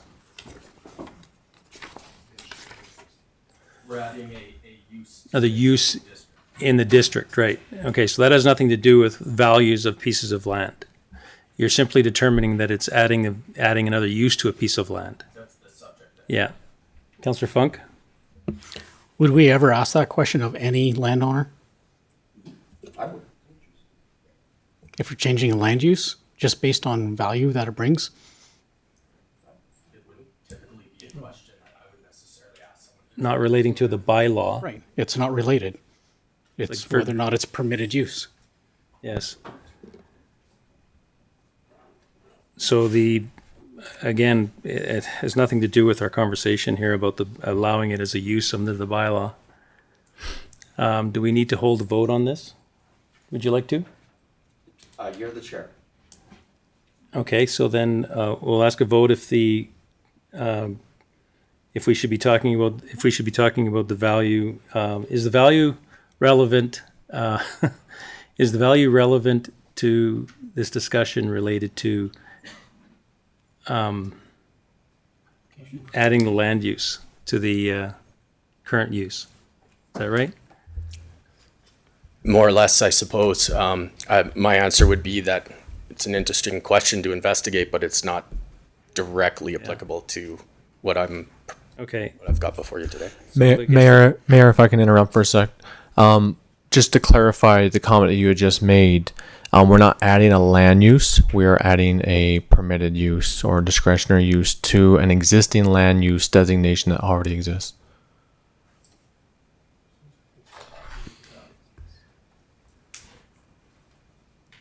Okay, is land value relevant to the permitted use public hearing?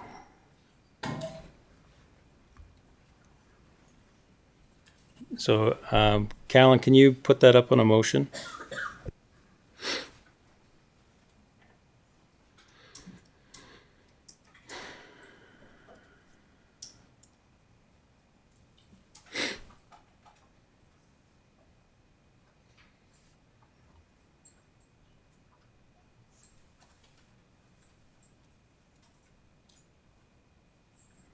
No, it's more, is the question of land value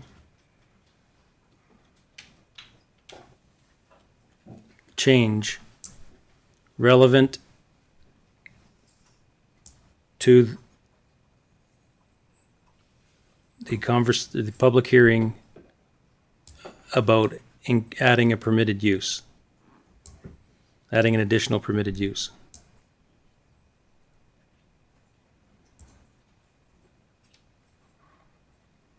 Is there any other wordsmithing that any council would like to do on that?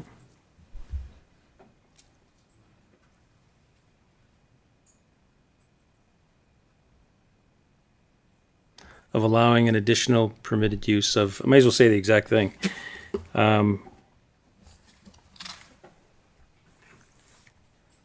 Is the, I think we call it,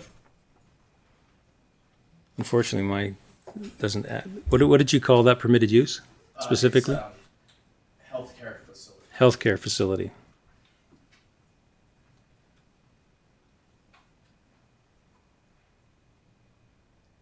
Permitted use of healthcare facility.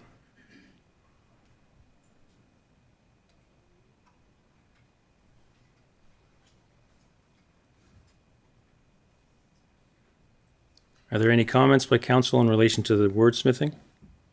Councillor Narayan? Thank you, through the chair. Not with respect to the wordsmithing, but because council is not the subject matter expert, I mean, I would be relying on the CEO to me providing guidance on this. Yeah, so that's where I would be directing my question. The point of order is decided by council. So the point of order has been stated. It now needs to be voted on by council. That's it. So is there any other comments in relation to the motion that's on the screen?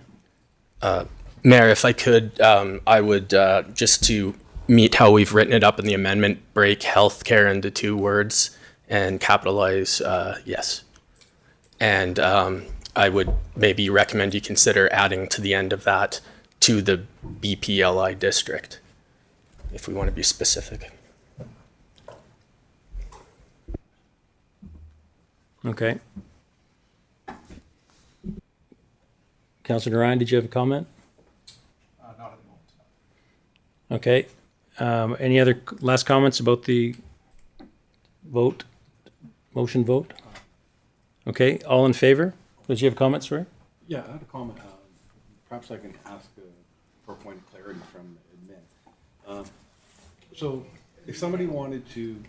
You might. It's on. All right, it's on. Stay close to the mic. Okay, so if somebody came forward and said, I want to put an urgent healthcare facility somewhere in the city, right? Right now, it's not a permitted use. And they could be zoned as farmland or residential, but they can come to the city and do an application and say, I want to do this at this location. And then it would just trigger a whole public hearing, stuff like that, a plan amendment. And it would follow the MDP because it would be part of your rules. And you would basically come and say, oh, this follows all the rules, and council would do that.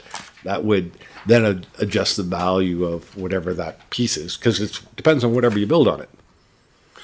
Right? Through the mayor to the councillor. So conceivably, somebody could come forward and seek to amend the existing land use on their lands to add a use. However, it, if in your example, something like agricultural land, it probably wouldn't be something we'd want to entertain, just given the nature of the agricultural zoning versus the nature of the healthcare facility development type.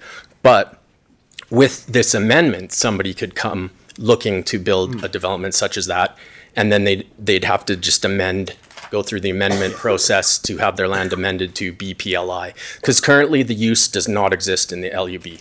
Yeah, and I guess that was my question. Like, for example, if you look over at like where Bridgeport is, north of Chestermere Boulevard, that was formerly farmland. I assume zoned as such. Then as the developer comes in, they want to subdivide those portions out, and they would put requests for various types of zoning. So if they had envisioned a healthcare facility, they would have come through with that, and that would have adjusted whatever the value was, but they would have acquired all of that well in advance.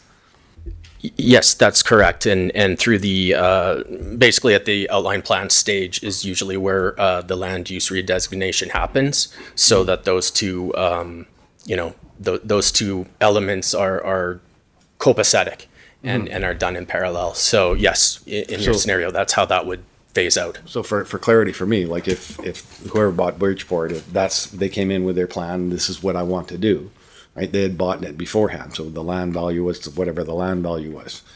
They could have come in and got an application forward, rezoned the land and stuff like that, and then decided to sell it to another developer or whatever. That's their business, but that's just a normal part of business, isn't it?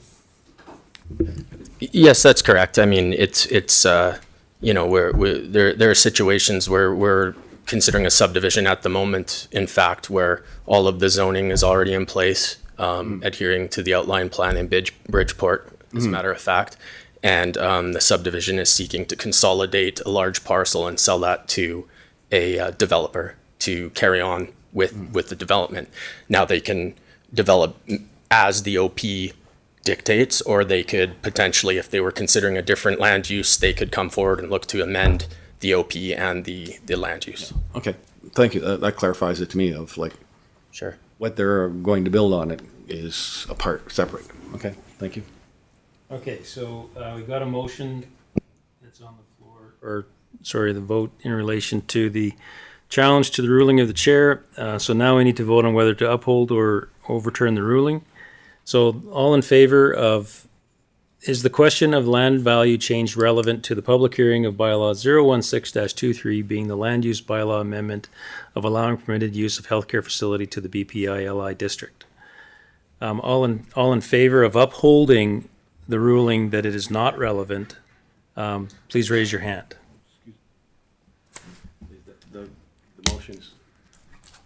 Sorry, the motion is not clear then to me. It says, is the question of the land value relevant? If we leave it as that, then by voting yay, we agree that it is relevant. By voting nay, we say it's not relevant. Just the way that the motion is worded.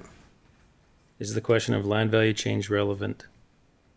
So you want to vote to support the ruling of the chair by saying that you believe that the land value relevant is not relevant. Yeah. Okay. Let's correct that then. Good catch.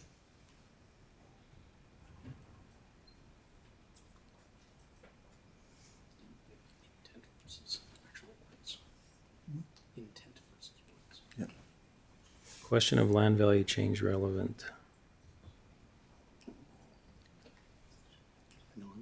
Should be non-relevant. Irrelevant. It's irrelevant. You're right, Sandy.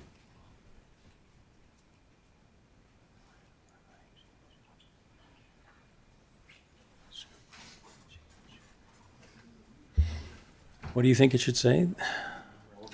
Irrelevant. Irrelevant. Irrelevant. Is the question of land value change irrelevant to the public hearing?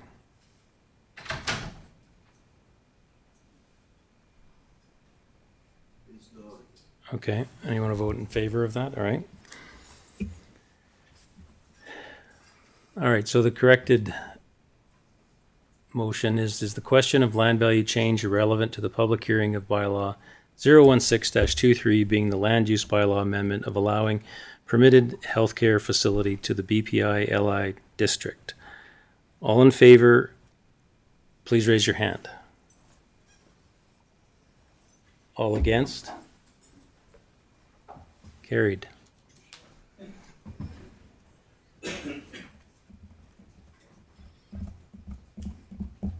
Okay.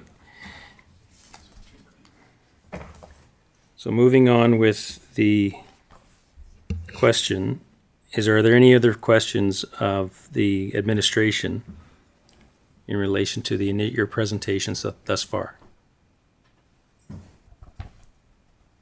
Seeing none, hearing none. Okay, so what I'd like to do is I'd like to call now the presentations from the public in relation to initially starting off with those which are in support Do we have There's no name. there's no names on there? Okay.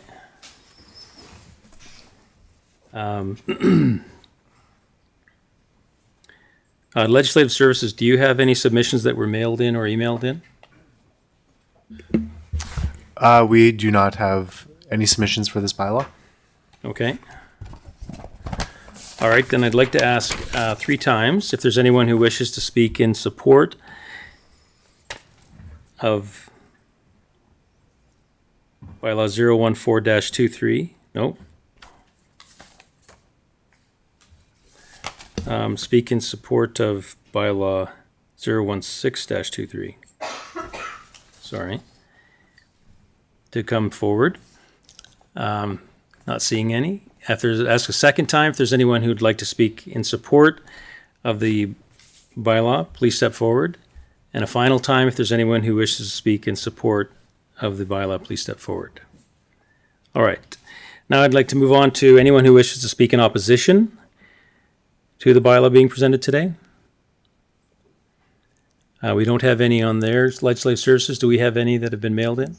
None have been mailed in. Okay, thank you. Then I'll move on to ask again in 3 times if there has been anyone who's interested in presenting in opposition. I'll ask a second time if there's anyone who's interested in presenting in opposition. And I'll ask a final time if there's anyone wishing to present in opposition. Okay, thank you. All right, so there's no questions of the presenters. So again, just to follow protocol, are there any questions of the city in relation to the comments that were made previously by council? Not seeing any. Okay, and I'll just ask a final time if there's any final questions in regards to the administration in relation to this issue. Not seeing any. All right, if I could ask for a motion to close the public hearing to bylaw 016-23, the land use bylaw amendment. Councillor Foe? I make the motion to close the public hearing to bylaw 01623, being the land use bylaw amendment, business park and light industrial district amendments, healthcare facility of September 12th, 2023 at 2:45 p.m. not a.m. Okay, thank you. All in favor? Carried. Thank you. What is this doing over here?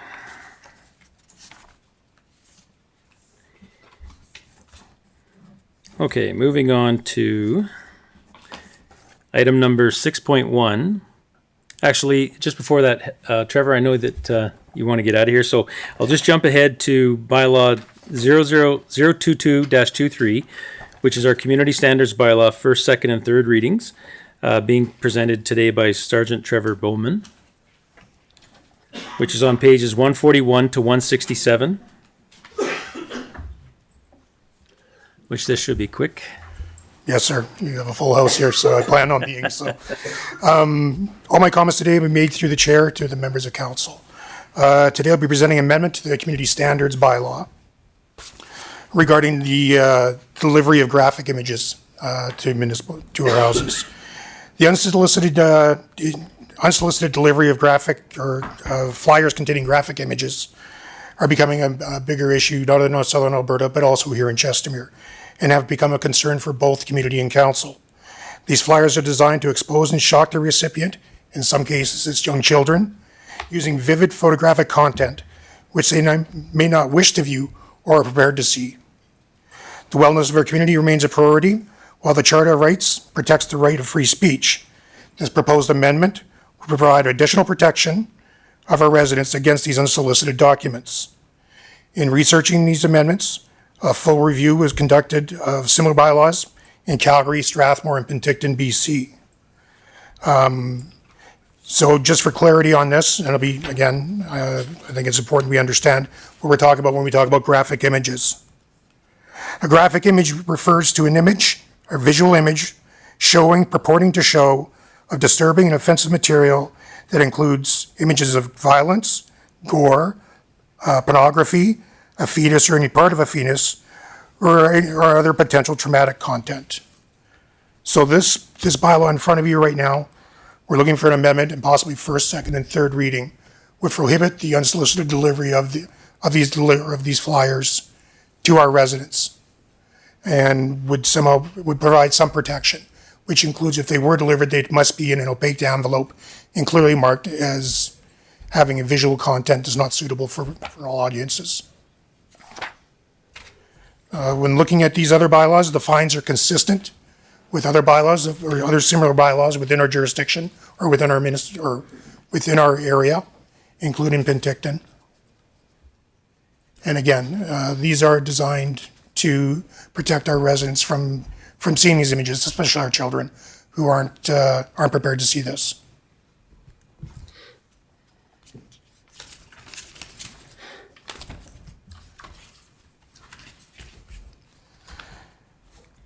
The crux of the bylaw, no person shall deliver, participate in the delivery of graphic images to any premises unless the graphic image is concealed in an opaque envelope. The exterior of the envelope contains a following legible warning, contains graphic image that may be offensive or disturbing, and the exterior of the envelope clearly identifies the sender and the sender's address.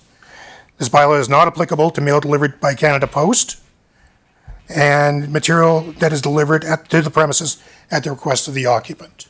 So it's fairly specific.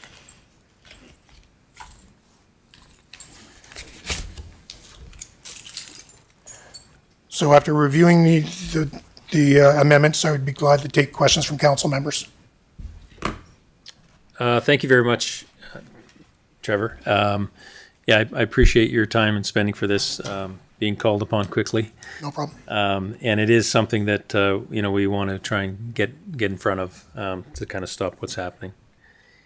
Are there any questions of the bylaw itself or the bylaw changes? Councillor Funk? Through the mayor to Mr. Bowman. Did other municipalities use or also implement the in a sealed opaque envelope with the markings on the outside? Through the mayor to Council Funk, yes, they do. Yeah.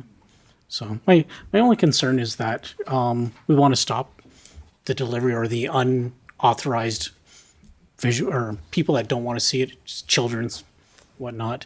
But we know if kids find something, they're going to open it, right? So that's my only concern is that if they're not being delivered properly, because I know a lot of flyers get stuck in the door and the wind takes them. And It also includes on the property itself, not just the mailbox.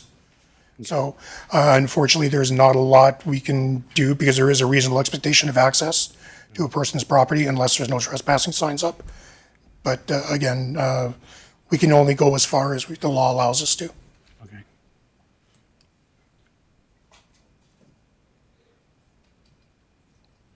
Any further questions?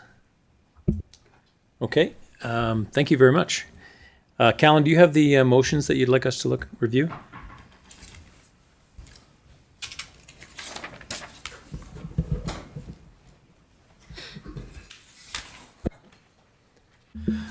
Just a point of order before council continues with the motions.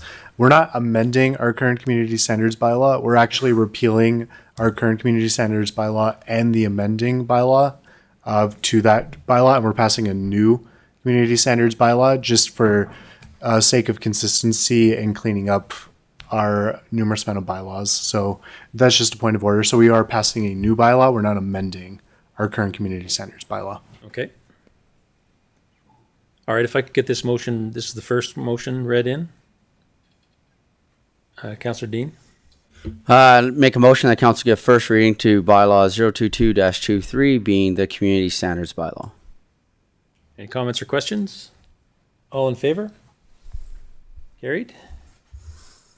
You have a second bylaw, Callan? Motion that council gives. Okay, if I can get this one read into the record. Councillor Fogt? Motion that council give second reading to bylaw 022-23 being the community standards bylaw as presented. Thank you. Any comments or questions? All in favor? Carried. All right, if I can get the third motion read in. Councillor Dean? Motion that council give consideration for third reading for bylaw 022-23 being the community standards bylaw. Are there any comments or questions in relation to the motion? All in favor? Carried. Thank you. Mm-hmm.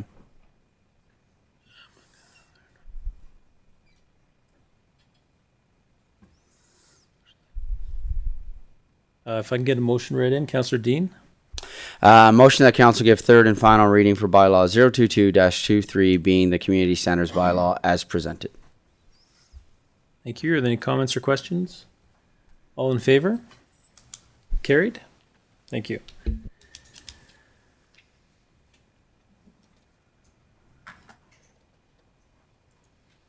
And that concludes that. Thank you very much, Mr. Bowen. Thank you. Okay, moving on to our bylaws, number 6.1, which is on page 83 to 103, which is the Municipal Development Plan Amendment, East Acreages, North Acreages, Paradise Meadows, MDP amendments, second and third reading. Presented today by Elizabeth Armitage, Senior Planner from the City of Chestermere. Good afternoon, Liz. Good afternoon. Thank you very much for allowing me to speak once again today. Right now we are going to talk about the MDP, bylaw 018-23. Does council want me to represent the materials on this item that was presented this morning, or would you like me to skip forward? I see a lot of shaking heads. You want me to skip forward? Thank you. I believe so.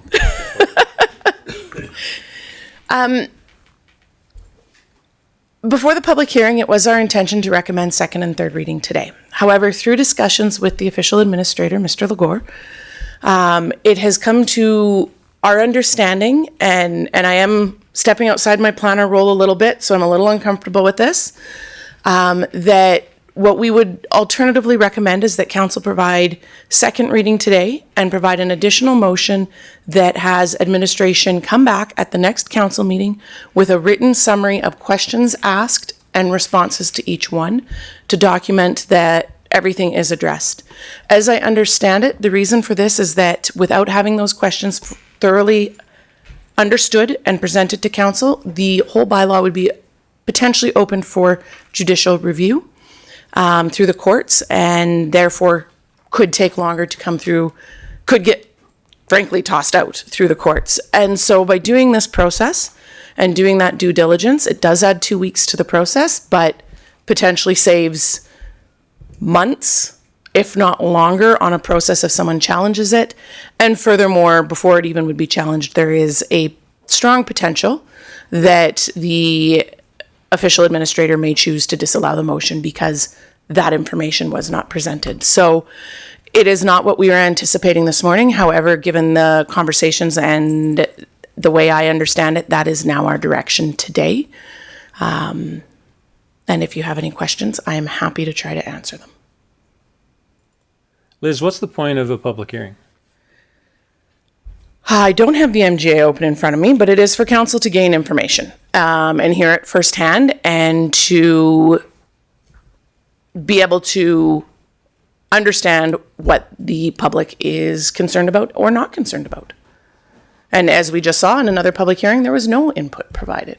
It was not one that people had concerns about either way. So you never know what will come up.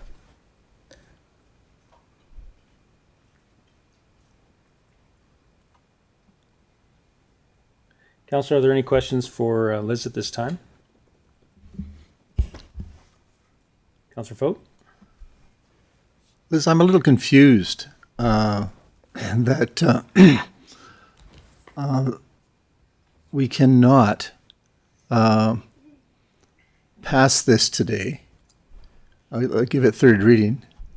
For the simple reason is the purpose of a public hearing is to allow the public to speak, council to listen, and then council makes a decision. And so my question is, why do we want to postpone this for another 2 weeks? You made a statement that it could end up under judicial review. I would question that because this is our decision, not the OA's decision. And I think that the information that we have heard from your presentation, we can make an educated decision today to move this forward. And I guess not wanting to be arrogant in my comment, but if it did go to judicial review, I would bet that a judge would look at it and say, why in the world is this even happening? This is a council decision. And that's what we need to do. That's my comment. Are you looking for an answer from me? Okay. Honestly, I'm so outside of my professional planning sphere right now that I'm very uncomfortable. I'm not even going to pretend otherwise. I am not a ledge services expert. I am not a legal expert. And the best I can say to answer that comment is maybe one of our CAOs would be better equipped to answer this. Legal opinion might be another avenue, but I am definitely not an expert in this process, and my advice is solely based on my learnings today. Again, as a planner, this is outside of my area of expertise. So I'm doing my best to give you guys some advice. I know Kellen and I have talked about it as well. And ultimately, as we know with second and third reading, they are at council's discretion. So I'm presenting what I've learned today. And I tend to look at it as it's 2 weeks, err on the side of caution. The MGA in section 216.4.5 indicates that after council considering the representations made to it about a proposed bylaw or resolution at the public hearing, or after considering any other matter it considers appropriate, the council may pass the bylaw or resolution, make amendment to the bylaw, may defeat the bylaw or resolution. So it's quite clear the purpose of a public hearing. Councillor Dean? Thank you. I'm not sure if this is through the mayor to one of our CAOs or through the mayor to Ledge Services. Who would take it to a judicial review? That would have to be a public person. Member of the public. Yeah, it would be, yeah, so a member of the public would have to do it, right? So then, right. I would say technically anyone.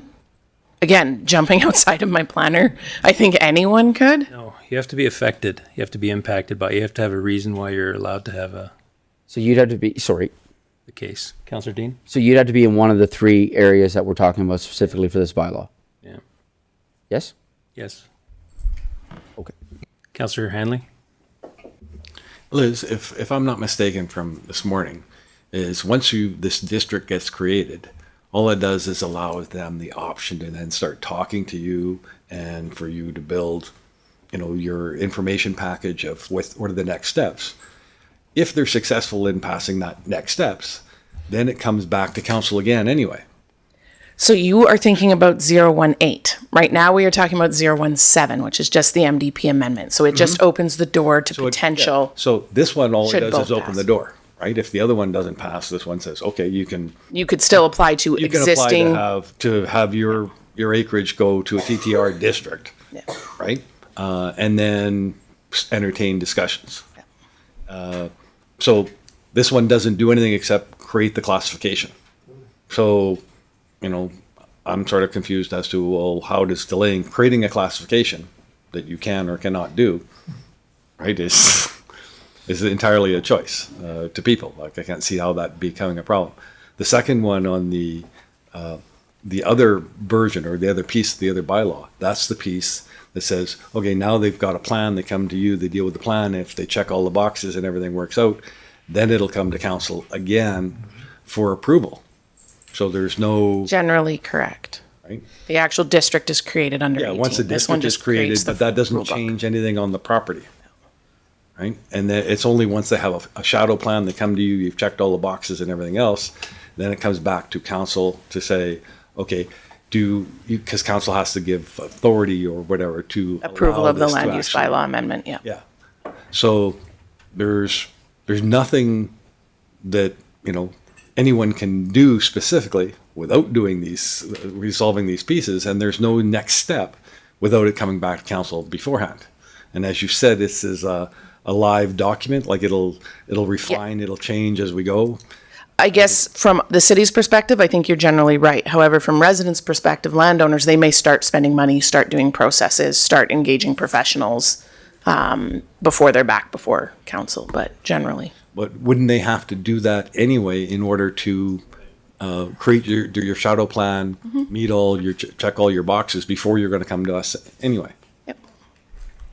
So and I don't recall any of the questions or that came up being actually due to that. They were like, oh, I don't like the 1 acre. I don't like, right?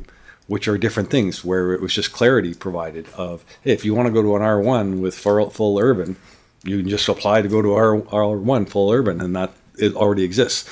All this does is takes the existing rule that says if you're an acreage owner and part of this annexed land, you cannot subdivide at all. Forget about it. All this does is actually remove that obstacle.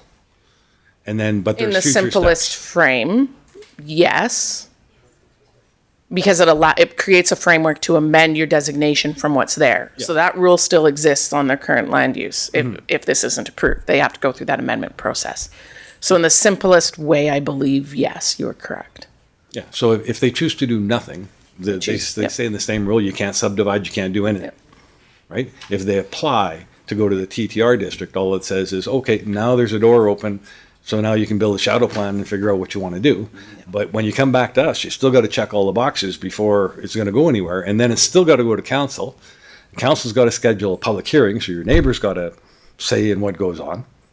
So I don't see the issue. That's in bylaw 018-23. Okay, so can we move forward? Can you put the motion up, please?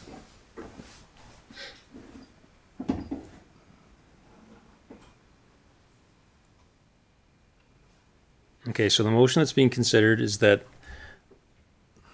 a motion that council gives second reading to bylaw 017-23 being municipal development plan amendments, east acreages, north acreages, Paradise Meadows, MDP amendments as presented. Are there any comments or questions in relation to the motion on the floor? All in favor? All opposed? Carried. Thank you. We have a second motion.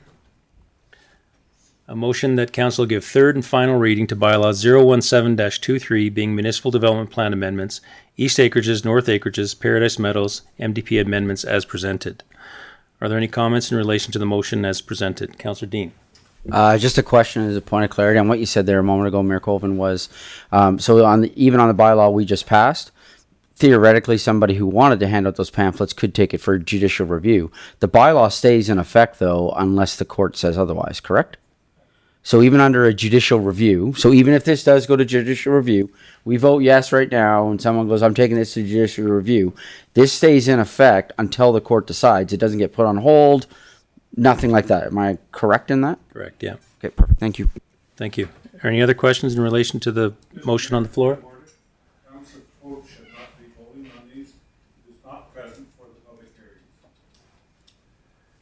In relation to that point of order, Mr. Legore, I spoke to our legal counsel earlier, and they indicated that he can vote in the hearing specifically, even though he wasn't present. Additionally, Councillor Fote was also on his phone when he wasn't here watching the public hearing.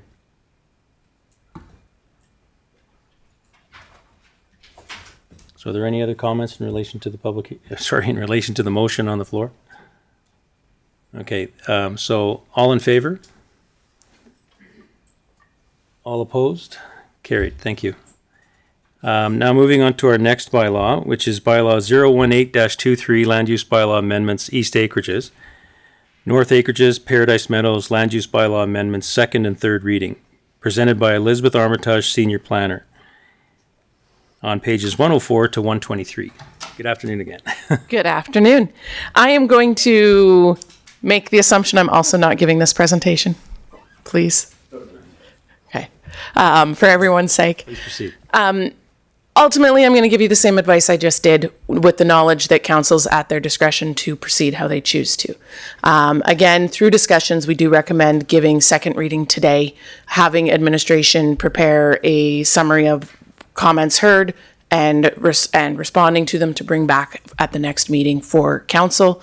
Again, not an expert in procedures such as this. I'm definitely out of my realm and comfort zone.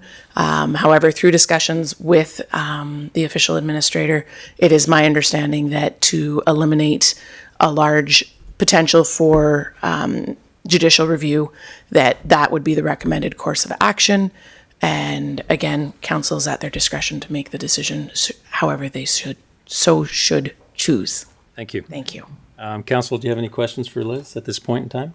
Councillor Narayan? Thank you, through the chair. Not for Liz, but maybe through you to our legislative clerks as to what their advice is, because you're the experts in the area.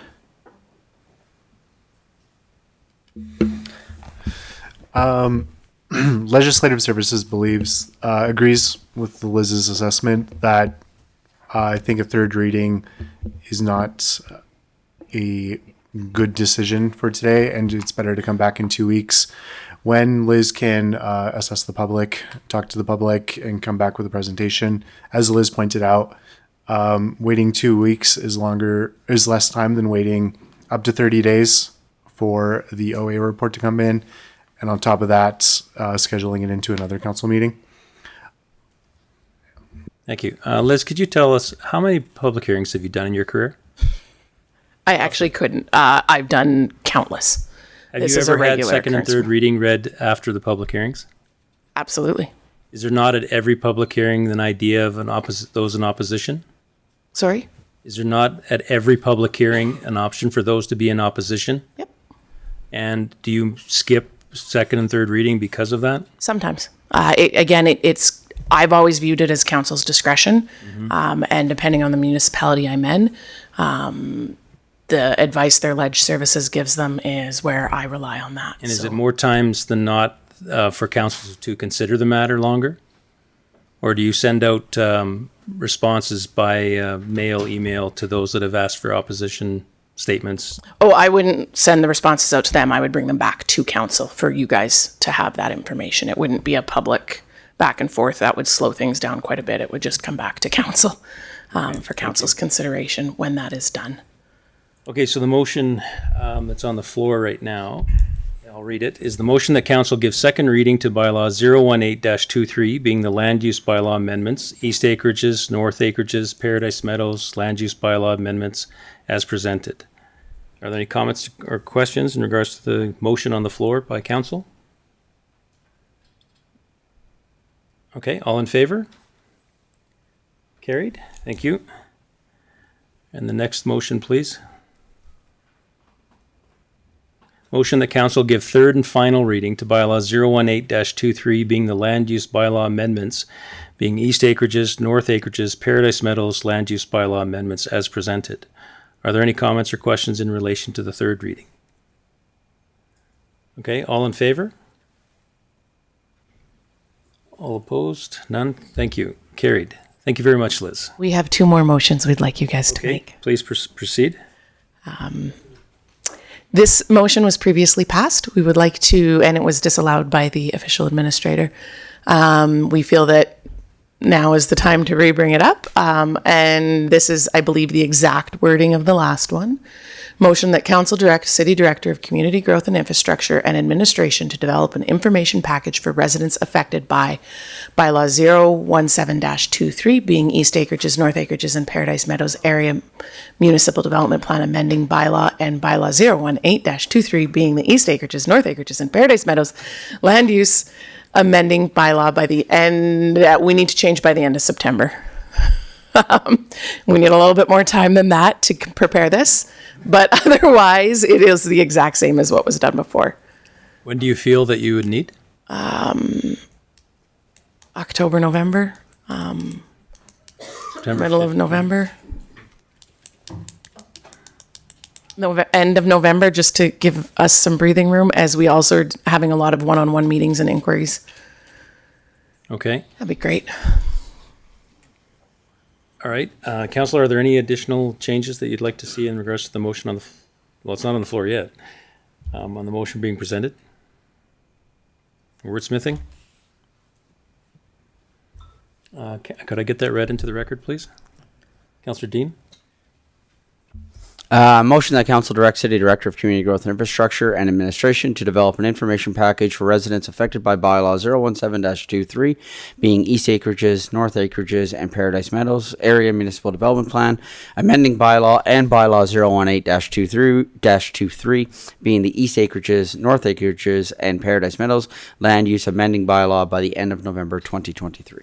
Thank you. Councillor, are there any comments in relation to the motion on the floor? All in favor? Carried. Thank you, everyone. You have a second motion? Okay.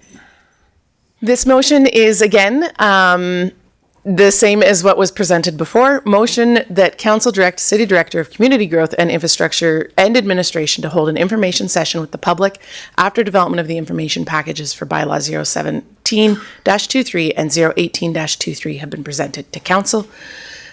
We don't know exactly what these would look like, but what we envision is, in the past, we've done a meeting with East Acreages, a meeting with North, a meeting with Paradise. I don't know if they would need to be individual. I do know, based on the discussion during the one public hearing, I would recommend that we do add an individual meeting with the areas that are in the East Acreages that also have the highway commercial in their area.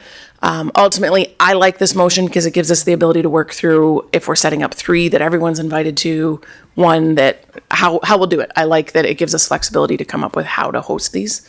But I am noting that I think that there will be an independent session specifically for those areas, those however many landowners that have the highway commercial in their land. And this, does it make sense to, rather than having this after the fact, like, can our residents have input into the procedures that you're developing? We need to prepare something to take to them. Yes. So our idea was to bring it to you guys. And yes, we could absolutely change the order. Our idea was to bring it to you guys. In a way, you guys would be the test board of what we've started to put together, because I do know sometimes planners and engineers really like to speak planning and engineering, and we need to make sure that we're not. And my experience with you as council is you are a very good bridge at helping us not always speak in planneries and engineering. Because we have approximately 7 council meetings between now and the end of November. Yeah. Which you're saying that that document would be done at the end of November. Latest.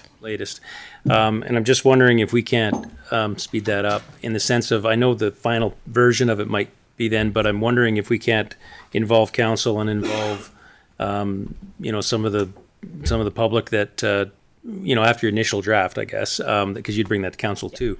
But we want to make sure that they understand what they're looking at, instead of us just doing it and saying, here you go. Yeah, I agree. Absolutely. But I'd like it to be in that time frame if possible. Yeah. I can make the commitment. We will do our very, very best to bring it as quickly as we can, even if it's a preliminary draft that we come work with you guys on, go back, take your feedback, and come back.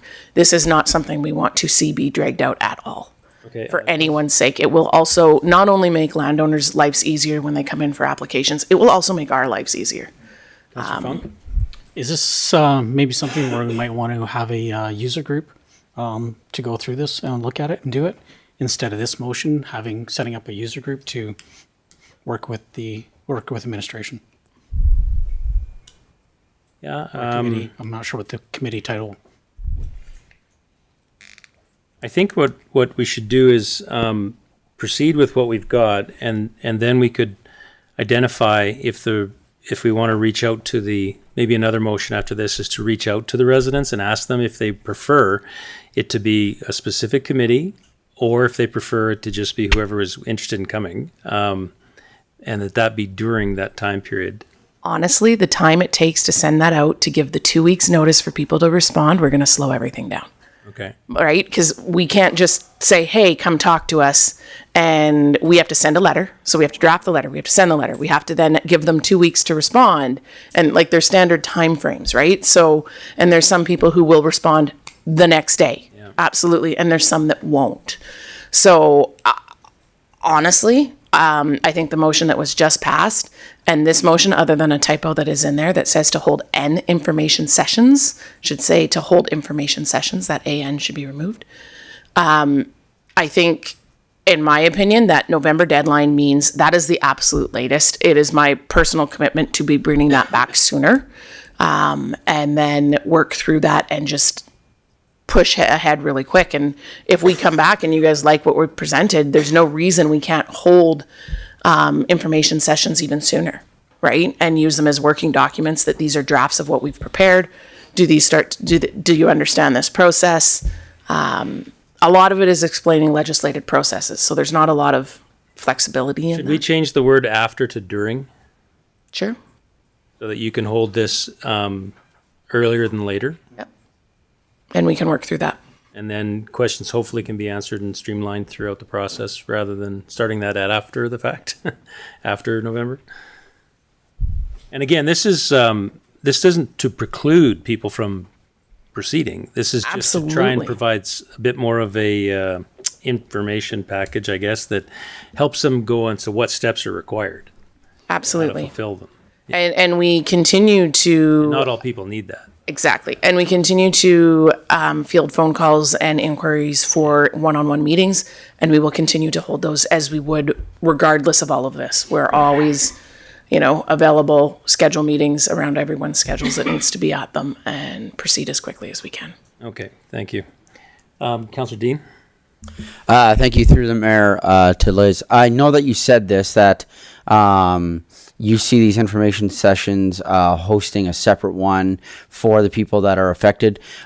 Should we, though, do a separate motion just for them because they are so unique? Or do you think it's just captured enough in this one and administration will just go ahead that way?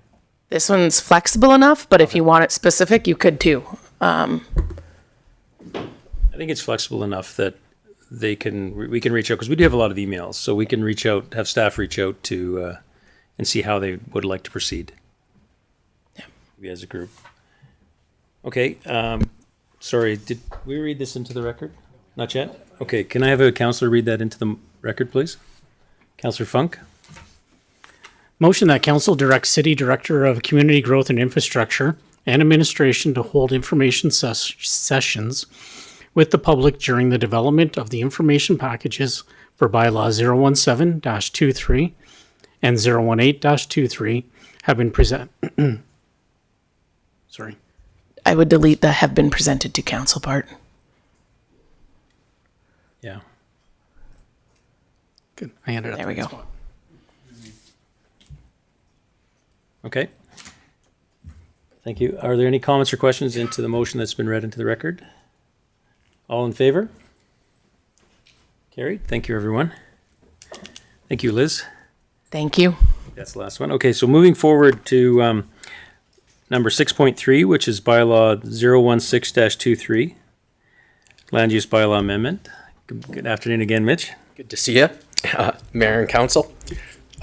Yes, so the options before you with respect to this amendment would be, should Council like any additional information provided based on our discussions during the public hearing, we can certainly, as administration, take that away and come back at a later date to proceed with second and third reading. Alternately, given the fact that there was not much of a conversation during public hearing, if council is satisfied with what we've discussed today, I would recommend proceeding with the requested motions for second and third reading of bylaw 1623. Thank you. Councillor, are there any comments or questions to Mitch? Okay, if I could have a Councillor Dean. Do we know how many lands for us this affects right now? Do we have, and if we don't, that's fine. There are lands currently designated BPLI in the city, yes. I don't, sorry. No. If I could have a motion read into the record. Councillor Hanley?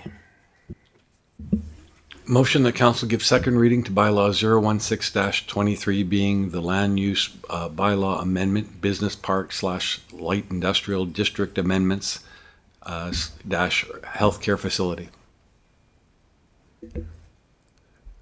Through the mayor, if yes, you're on it, Calvin. Thank you. Thank you. Are there any comments in relation to the motion on the floor? Okay. All in favor? Carried. Thank you, everyone.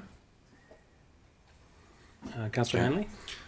Motion that council give third and final reading to bylaw 016-23 being the land use bylaw amendment - business park / light industrial district amendments - healthcare facility as presented.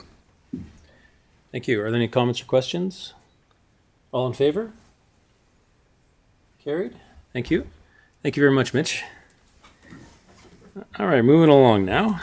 Okay, moving on to item 6.5, which is the bylaw 023-23 Lakeside Golf Course MDP Amendment Bylaw, which is the first reading, being presented today by Mitch Braun again, Senior Planner for the City of Chestermere. Good afternoon again. Afternoon, Mayor and Council. So, as noted, the next item is bylaw 2323, which proposes amendments to the municipal development plan. So the intention of this presentation is to provide council with details on the proposed amendment to the MDP, which is specifically directed at the land use concept within the MDP, which is figure 8. The motion's being requested today. So I'm going to look to Callan for some advice on how we handle one aspect of what we're going forward with today, which is the fact that we had a map that the applicant made a slight correction to. It was updated in the bylaw before you. I can speak to what specifically changed, but just to note that there was a slight adjustment to what was pictured from what was originally included in council's package.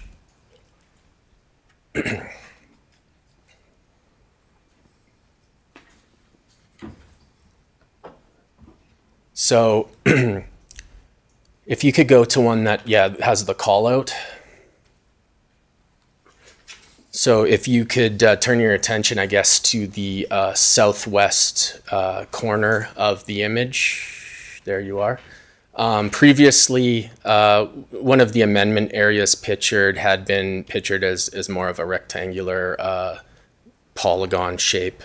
And there was a bit of an extension you can see along McGanser Drive, which extended the footprint of that amendment area slightly into the L shape you see before you now. And that is included in the updated Exhibit A bylaw before you for consideration. So I'll go back to the start. So the motions being requested today with that knowledge in mind is that firstly, that we're asking that council provide administration with direction regarding whether an area redevelopment plan will be required prior to first reading of the bylaw. The second motion would be that council give first reading to the bylaw 2323 as presented.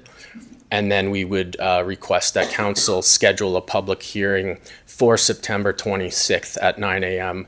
so that the city can obtain feedback from the public. So, as an overview, the applicant for this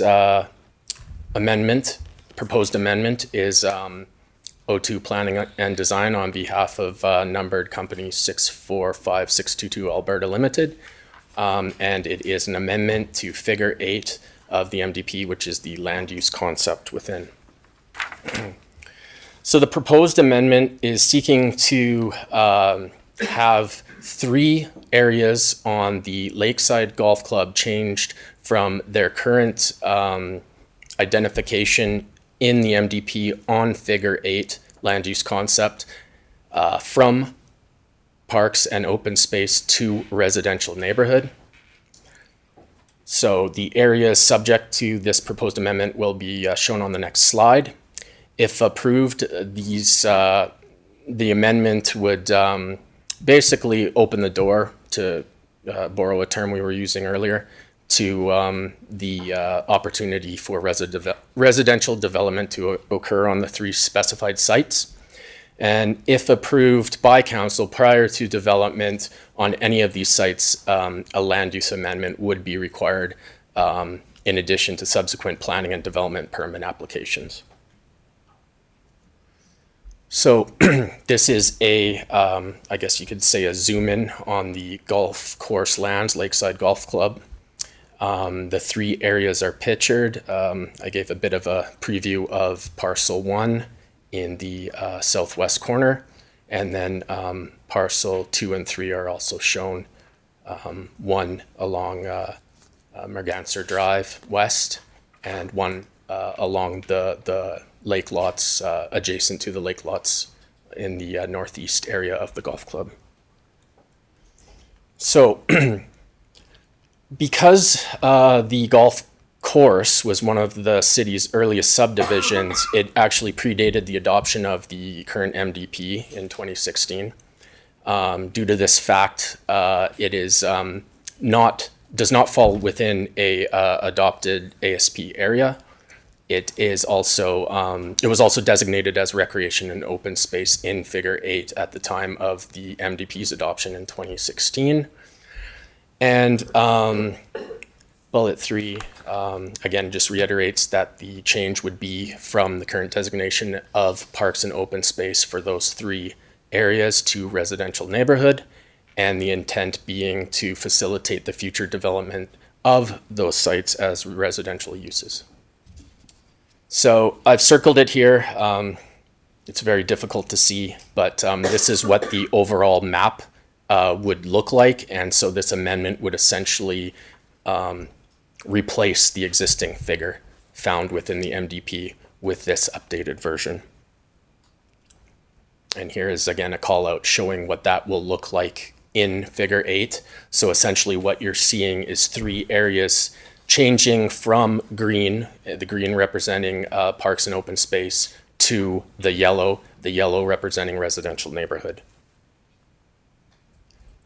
So part of the rationale that the applicant provided for seeking these amendments to the MDP is the fact that due to some of the economic factors relating to the operation and maintenance of the golf course, that residential development in these targeted sites would provide needed revenue to continue its operation, and also for specific upgrades to certain course facilities and features.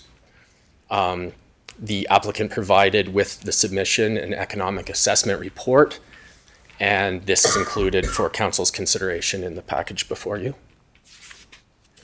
The existing land use of the golf club lands is SPR, Special Recreation District, which accommodates commercial recreational facilities on public or private lands. And again, a land use amendment will be required for each site prior to any subdivision or development permits being being evaluated or, of course, approved. So the MDP amendment does not currently specify any specific land use or density numbers for the anticipated residential developments, but at this stage that information is not required. Additional applications for subdivision and development permits will be required, and those details it will be required to include these details should the amendment be approved. Details about density and land use. Each subsequent application will be required to meet specific application requirements and undergo the required administrative review process. So the proposed amendment areas are located to existing residential development consisting primarily of R1 single detached and R1L lakeshore residential lots. And the proposed amendment is in line with several of the goals and policies contained within Section 3.4, and actually I believe other sections as well within the MDP that look to promote future growth in areas where the efficient use of land and existing infrastructure can be capitalized upon, and add housing options in developed areas. Though being an established developed area, the golf course, again, is currently not subject to any approved area structure or outline plan. So this is where the first motion I mentioned comes into play, that being the fact that typically for a redevelopment scenario, administration would be considering an area redevelopment plan. However, the MDP does allow for the consideration of redevelopment through the outline plan process. Administration is comfortable with having this done through an outline plan submission in concert with the eventual land use redesignations as required. However, if we are to proceed and not do an ARP, we would like council to pass a motion just making that clear. The MDP states that at the discretion of council, an ARP may be prepared for an area that is under pressure for extensive redevelopment or intensification. As the application is currently presented without an ARP, we are looking for administration to provide direction on whether or not you feel an ARP is required, or whether or not we can handle it through the outline planning process. And we would ask that that motion be passed prior to first reading. So in terms of the bylaw review process, obviously today we are at first reading. We would like to have a public hearing scheduled for the 26th of September to hear from the public. And then we would anticipate that we would not be scheduling second and third on that same council session, but rather that we would possibly take the information we obtain that day away and schedule second and third for a subsequent session. Did my clicker die on me? Oh, there we go. So in terms of public engagement, public input, on the 24th of August, the applicant held a open house community engagement session on behalf of Course Ownership. Members from the CGI team attended in primarily an observatory role. We fielded questions on the legislative process required for the application. And we recognize the importance of public input in evaluating this proposal. So, we encourage that outreach on behalf of the applicant. And of course, we look forward to hearing from the public at public hearing.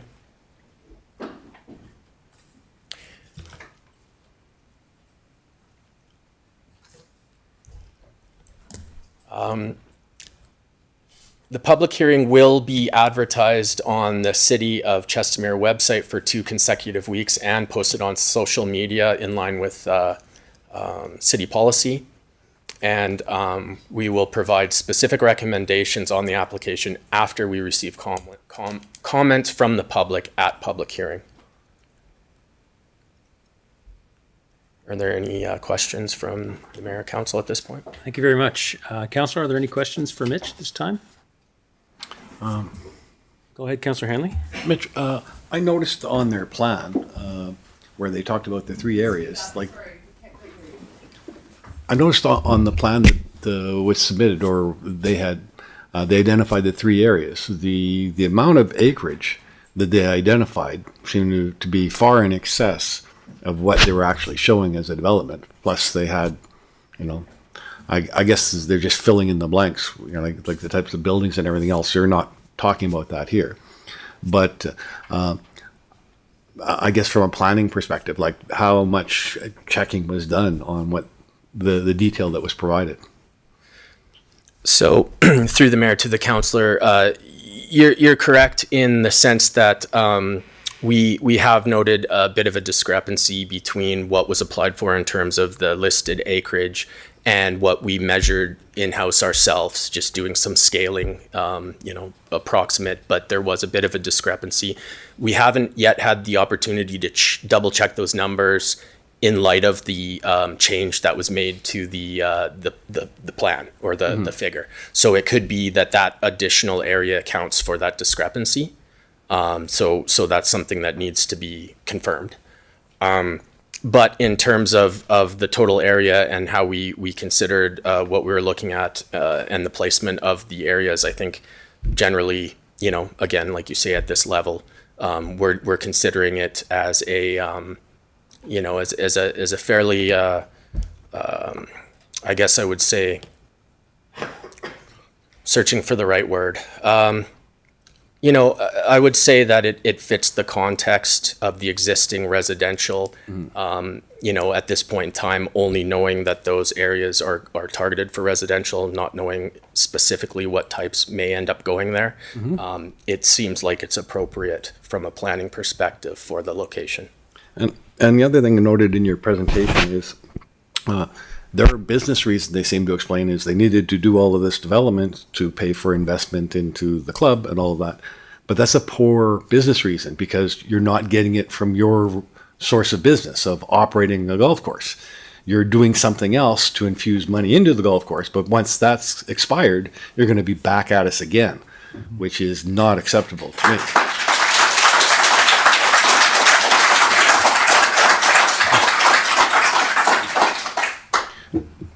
So, and I guess the other point I have is, as Liz had indicated this morning, everyone has the right to apply or to submit something.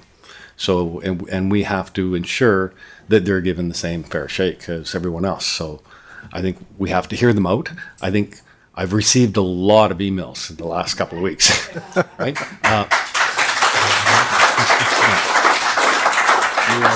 But unfortunately, I think the problem is we have sort of the cart before the horse. I think we have to schedule a public hearing, and then everyone who submitted things have to actually supply that.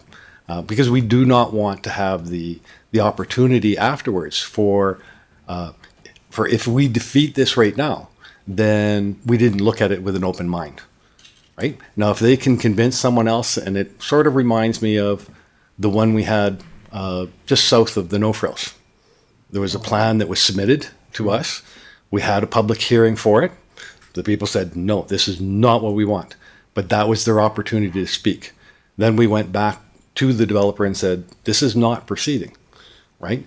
If you need to have the public on your side if you want to actually achieve something. If you don't have your public on their side, because our role is to do what's best for our community and for our residents.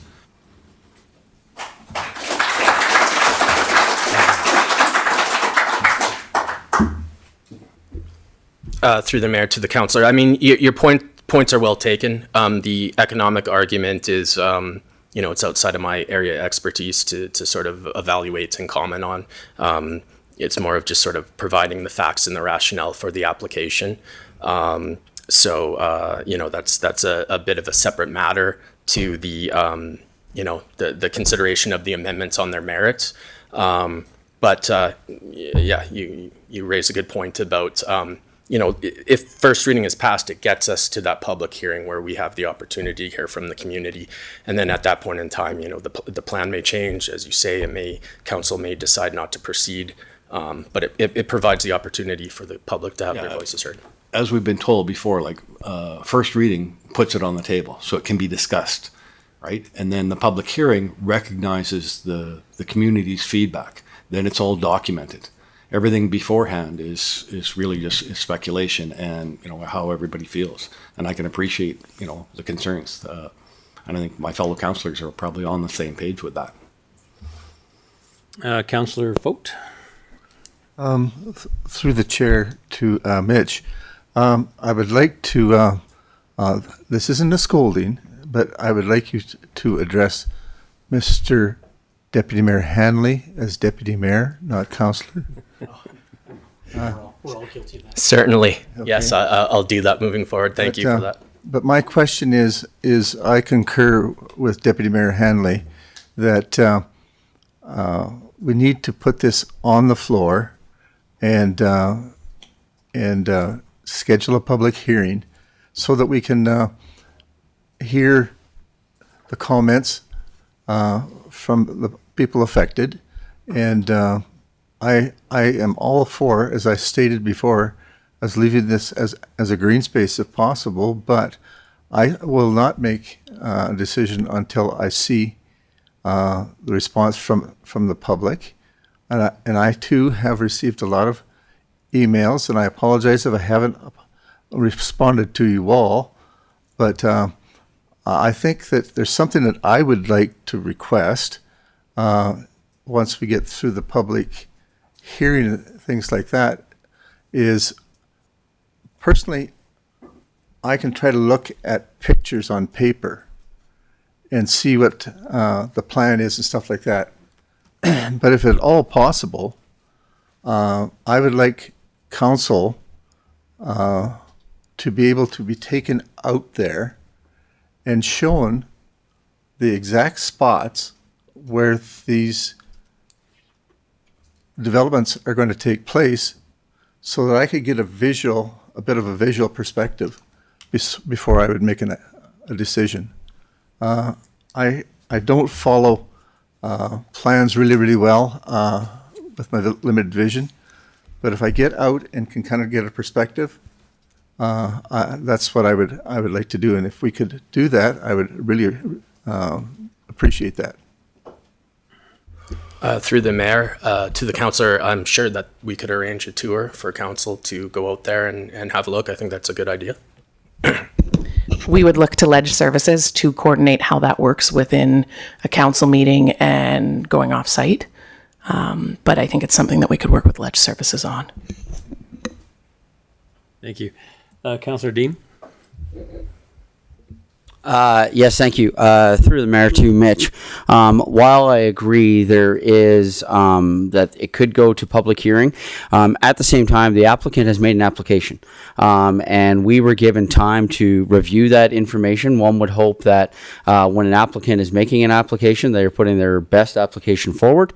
And then I'm basing my decision with an open mind based on what is in the application. I for sure want to hear from public, but it also comes down to, for myself, I want to see more recreation in Chestermere, not less recreation in Chestermere. And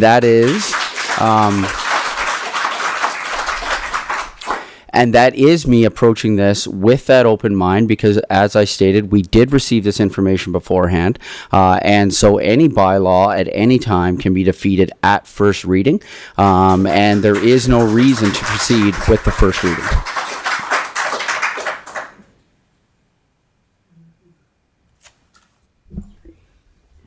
Through the mayor, that was a comment or a question to me, or? That's a comment, Okay. To confirm, right, that we get an application. We do not, there's nothing in legislation that says you have to do a first reading, because we have the application. We had opportunity to review the application, through the mayor to count. We can defeat it right at first reading, correct? Through the mayor to Councillor Dean, first reading is simply just that. It's a first reading. Yeah. You can't have a debate on something you haven't read yet, so you have to allow a first reading. Technically, we have to have a first. Yes, that is technically true. That is parliamentary. Gore is shaking his head.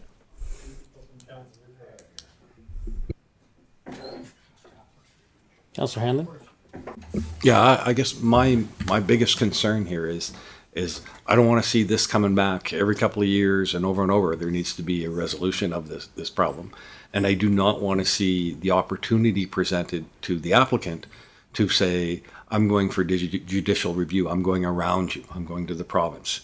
Because as long as they're in front of the municipality and we've given them their fair opportunity, you have to convince the public of, if the public thinks that this is not acceptable and is clear to everyone, then why would council do something against everyone's wishes, right? But if we were to defeat it immediately, then the argument exists for not getting a fair shake by the municipality, and then opening the opportunity for the applicant to go around us and go to the government or to the courts, right? And if they decide that it's acceptable and we treated them unfairly, then they could actually get permission to proceed through, and we wouldn't have a leg to stand on. Through the mayor to the deputy mayor, correct. Like, you know, we take in applications, we're obligated to, and we consider them on their merits. You know, we don't champion them as advocates, nor do we disregard them because, you know, they may not be popular.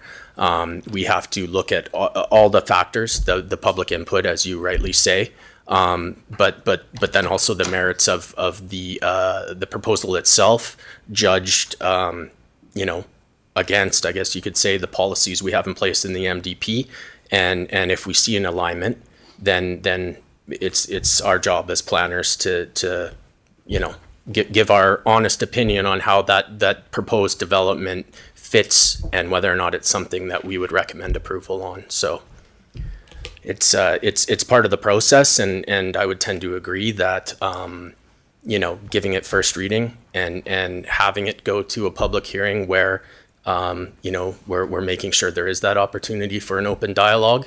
I think that you're correct in saying that that's probably the procedure that we'd want to follow. However, it's of course at council's discretion. Thank you. Councillor Watt? Thank you, through the chair.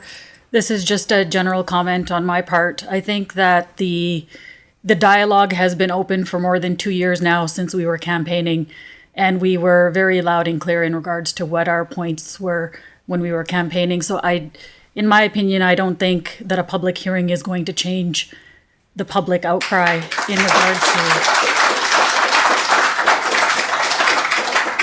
As Councillor Dean mentioned, the applicant had the full opportunity to provide council with documentation beforehand. What I would have liked to have seen was financial statements indicating the viability of the golf course, but that wasn't included. But with that being said, I think that we all know which way where each of us is going to go on this contentious issue, and I'd like to put it to bed. Thank you.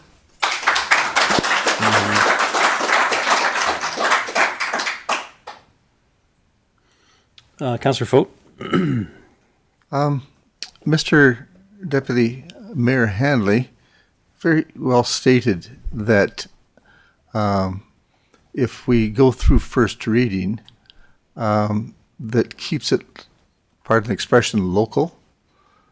But I have been around enough that I have saw some things that have not been handled in the proper way, and municipalities have been gone around, and in some cases the residents have lost, and I would hate to see that happen. I'm all about recreation, trust me. I'm all about this great green space we have in the city. But I think we need to take a real serious look here. And I am all about this, looking at this thing both from an economical reason, but also as a business. But I'm also prepared to make sure that it does not come back to us down the road in 2 or 3 years when they want to expand and make some more money. Because this is a pristine area, and we need to keep it that way if we can. And what we're going to do is, I would like to suggest that we move to a vote whether or not we are going to have first reading on this. By doing that, we are not, as council, are not condoning the developer and the golf course to move ahead with this. It's got 2 other readings to go through yet. And we need, if it's going to happen, Otherwise, they'll take it to court and we'll get it hosed.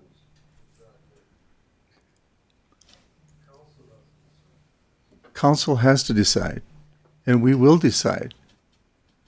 But we are not wanting to move forward on this without some proper process.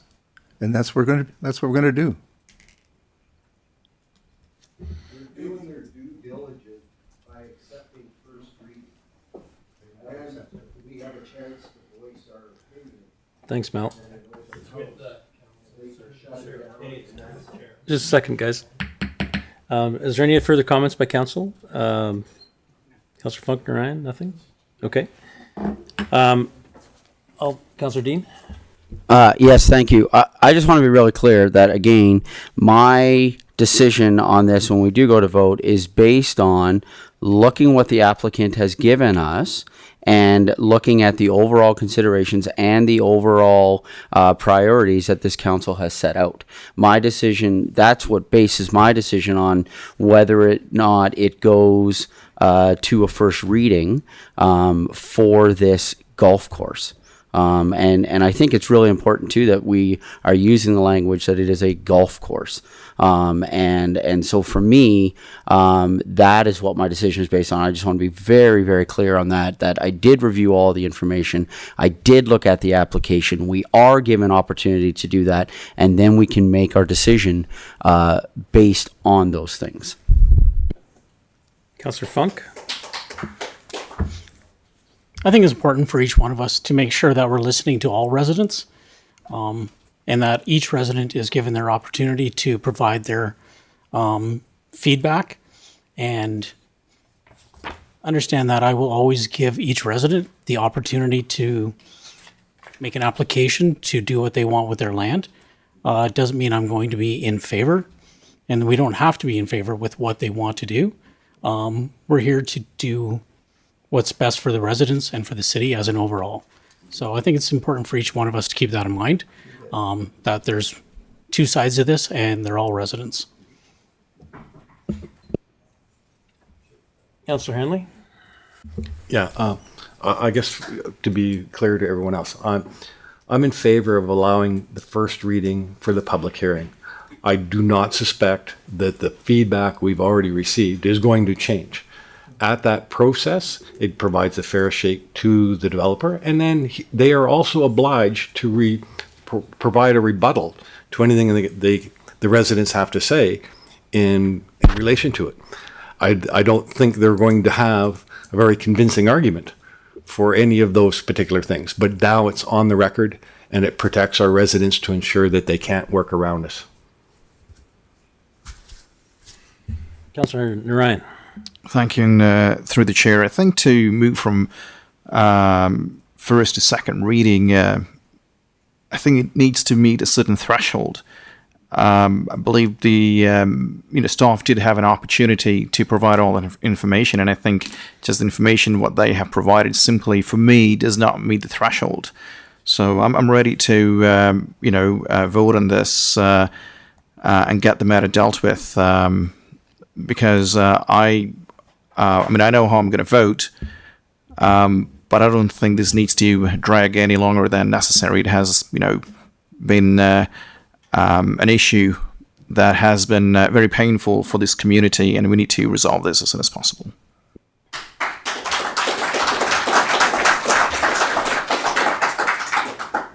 I think just in closing, I'd like to say that I appreciate all of the time everybody's come today to speak to this issue and show up. We've also received, as mentioned by the councillors, tons of emails from residents that are concerned about this, and which is, it's very clear in the way that the residents are speaking. I think the point is not lost on me, though, about following our official procedures and ensuring that we get a legal record of support or opposition. Because once we get, I know that everybody sent me emails, but that's not legal record. So once we actually file that with the public hearing, then it becomes legal record. And that's something that, anybody can pull up. It's now, public information. And it'll demonstrate the level of support or opposition to the situation, which I think is important because, I think it's important that the developer and the public hear what the support or opposition is, and specifically so that there is enough enough of a voice so that it may start changing minds. And that really needs to, happen, because this keeps happening every 3 years or every 4 years, and it seems to be a certain message is not being heard, and it keeps coming back to the citizens, and stress, continues to come. And I think that the main point I'm trying to make is that the issue needs resolution, and it needs to have a forever solution, and not to just continue every 3 years.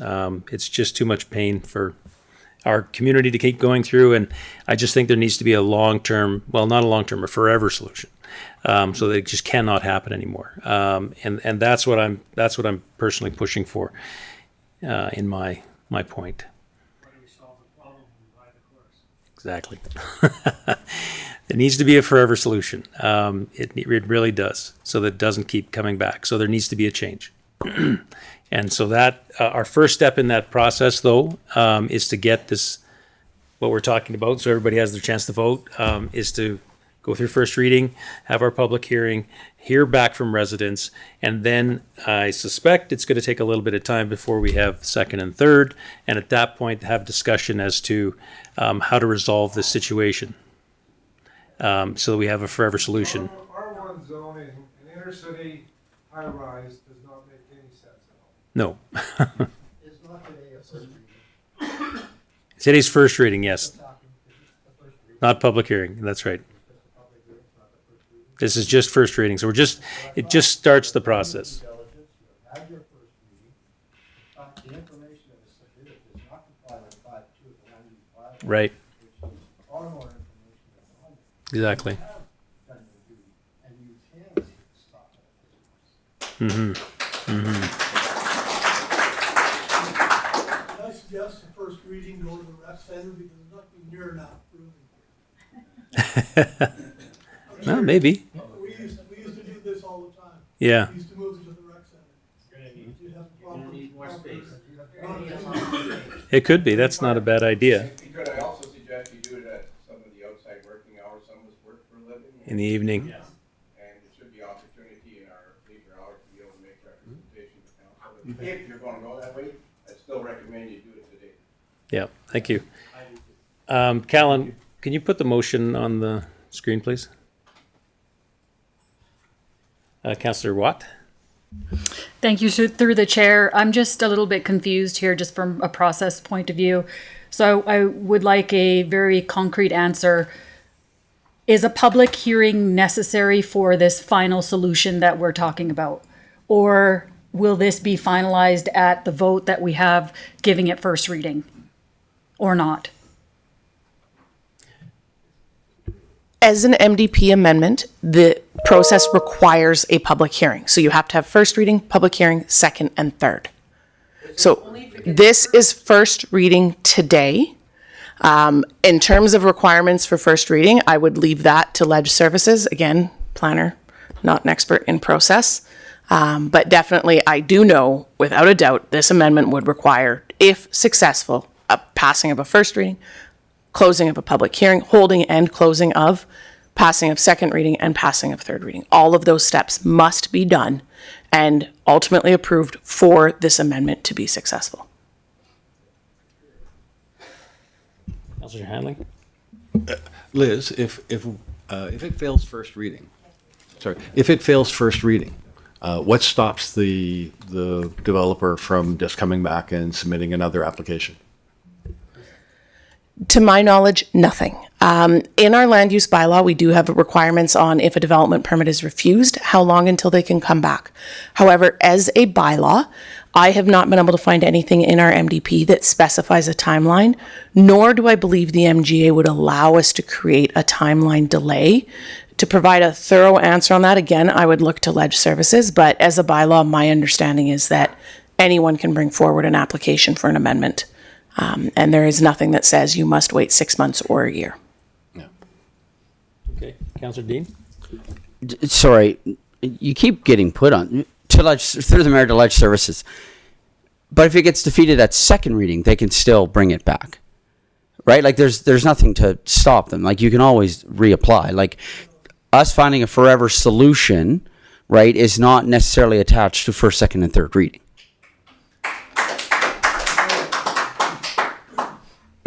That is correct. As Liz pointed out, the only thing stopping an applicant or any motion for that matter being defeated is time. It's about, I think, 12 months. And it can be brought back in 12 months. Also, this council cannot restrict the actions of future councils if they so choose to bring it up. So, As well, once first reading is passed, I believe you have 2 years to finish the process or it dies on the table. Can I ask a question? Sure, please go ahead. So when the houses were approved on the driving range, there was a conversation amongst council at that time that they would put a covenant or a caveat on the land saying that there would be no future development. And that was something that was promised to the homeowners in the area at that time, and that never happened.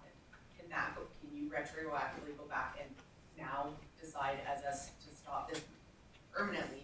Can you say that was can you look back and see that that was part of the deal before and that should be done now? That's new information, and that should be looked into. For sure. Just as a point of order, this is not a public hearing nor a question period, and I'm just concerned that should we continue like this, that we could open ourselves up now to having any decision that we make overturned by the official administrator. So as I love your passion, thank you so much. I think we're a little out of order on taking the questions from the gallery right now. Sorry. It is allowed by the chair to recognize if chosen. That motion can be passed because it is first reading. We pass the motion, we finish first reading. Assume the next motion is, should we have a second reading, that would only happen if, at this point, we say, no, that's, take your pick. Right. No, right now, and you know where it's gonna end up. Either that, or perhaps the council we're looking at would never be reelected in this community. But I take that away because that's something.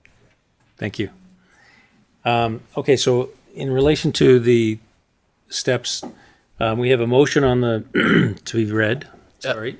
Mayor, the motion regarding the area redevelopment plan decision should precede the motion for first reading. And this is because we want to have a process in place, should approvals go forward on the MDP amendment as to how the planning would proceed from therein. So how does an area redevelopment plan, when you do an MDP change, they still have to come forward with an outline plan, then a subdivision plan, and then that's just the beginning. Then they got to come forward with development permit. Then they got to come forward with building permit. So how does the ARP? So the MDP gives administration tools for how to handle the planning of redevelopments, and those include ARPs, ASPs, and OPs. So for everybody's knowledge, that's area redevelopment plans, area structure plans, and outline plans. As noted, the golf course was never subject to an ASP originally. Typically, an MDP, you'd have your MDP conceptual land use in place for an area, a greenfield, and then you'd ask for an OP, outline plan, to be produced, and then you'd go and you'd do land use, and then you'd go to what you're talking about, subdivision development permits. Because there was no ARP in place and there's no ARP submitted in conjunction with this application, we are considering internally the best way to have a planning structure in place for if the MDP amendments were to be approved, for how we have something in place to structure the planning of those sites. An ARP, area redevelopment plan, for the size and scale of those sites and being non-contiguous, we as administration did not feel that an ARP was necessary, that this could be handled as the MDP allows for through an outline plan process. So in order for us to proceed with that, we just want council to direct us and clarify that an ARP is not going to be required down the road. And if I can, I will add, sorry, I just interrupted you. You go first. Is it not somewhat predisposing the decision of the MDP? Could we not have this decision after and if an MDP is ever changed or approved? There's a clause in our MDP that specifies that at council's discretion, so not our discretion as administration, an ARP may be required for redevelopment of an area. So prior to proceeding on a decision related to redevelopment, which is what we are looking at, it is administration's recommendation that you guys provide that advice, direction, not to prepare an area redevelopment plan in advance of this. So administration, myself, I believe you need to provide that in advance before we can consider this, because the way it reads is that it's at council's discretion. So council needs to determine if an ARP is required or not. And as Mitch has mentioned, we believe an outline plan, administration believes an outline plan will be sufficient, and therefore the ARP is not required. But we do require, because the MDP states this, we require a motion from council, because only at council's discretion is an ARP required, and therefore also not required. But does it still have to be done before third reading? I believe it does, yes. That's my interpretation. Because you would do an ARP before you amend the MDP and work with that. I feel like we're a long ways away from that. I don't think that's happening anytime soon. And deciding if this is needed, it's not really our focus right now. I guess that's our recommendation, but ultimately, as with everything, It could be done though between 2 and 3 though, for example. You don't think it can be done after 3, Potentially. but between 2 and 3? Potentially, I guess you could do that. I think it's cleaner to let the applicant know if they're going to need to prepare one, because they take time and money to let them know that. But only if approved. Yes, absolutely. Which we've got lots of time between that and now. Okay. I'll ask council what their thoughts are on this.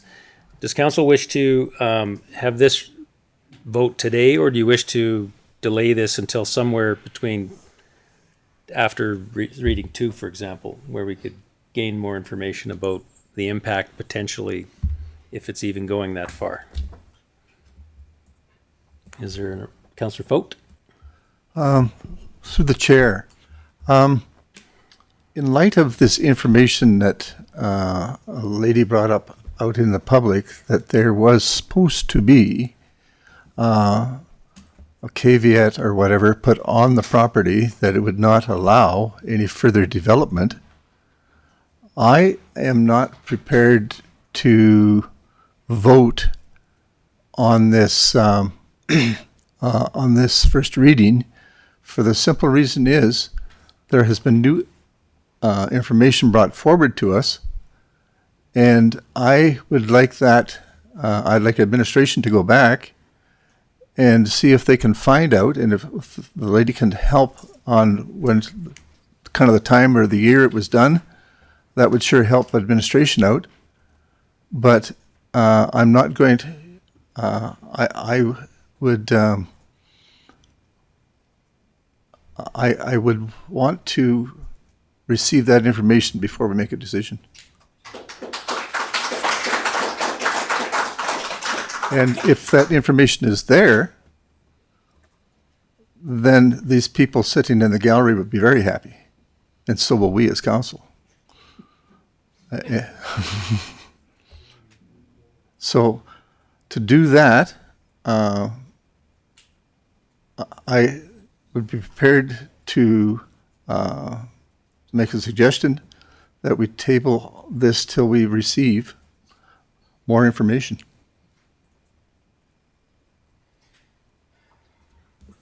We can. I'm not saying I'm going to make that motion, but I want to see what the rest of the council thinks. Okay. All right, we'll ask council what they think. Council, are there comments and thoughts in relation to that matter? Councillor Watt? Through the chair, my comment is I stand by my original comment that I think we've heard enough from the public. We've been hearing it for 2 years now. I think that the applicant was given ample opportunity to provide their point of view, and I just would like nothing more than to put this issue to bed today and not have people take more time off work and prolong this issue. Okay. Councillor Hanley? Yeah, I go back to my original comment. I believe in order to protect the community from having this come back again or them going around us, we need to give it first record. I believe that we need to give this first reading to protect this community, to prevent them from being able to go around us. We have to have a public hearing. We have to have all of that information documented. We have to have it very clearly defined, that then the applicant hears firsthand that this is not acceptable to the community. Perhaps the applicant changes his mind about selling the golf course, about something else, right? But we need a long-term solution for this. And we don't want it to come out of our hands, because if we're too rash right now, and 2 weeks is not a big deal. And 2 weeks from now, if they come back, I strongly doubt that public sentiment is going to change, right? Then we've had the time, we've heard the complaints, we've heard the issues, the applicants had a chance to respond, right? And as Liz had indicated, like once it's on the table, right, then we can go, hey, we don't have to give it second or third reading. We can say, hey, you better come up with a solution that works for this entire community. Otherwise, it's just, it runs the clock. It's going to take 2 years. And at least then there's time to resolve that issue and come up with a permanent solution. But the developer or the applicant's not going anywhere. Mm-hmm. Yeah, and I don't know if we can really consider new information in our council meeting today. What we should do is proceed with the vote and then go from there and see if we can get to the public hearing as well as the trying to figure out a forever solution. So I'd like to ask Councillor to read the motion into the record. Mr. Mayor? Councillor Fote.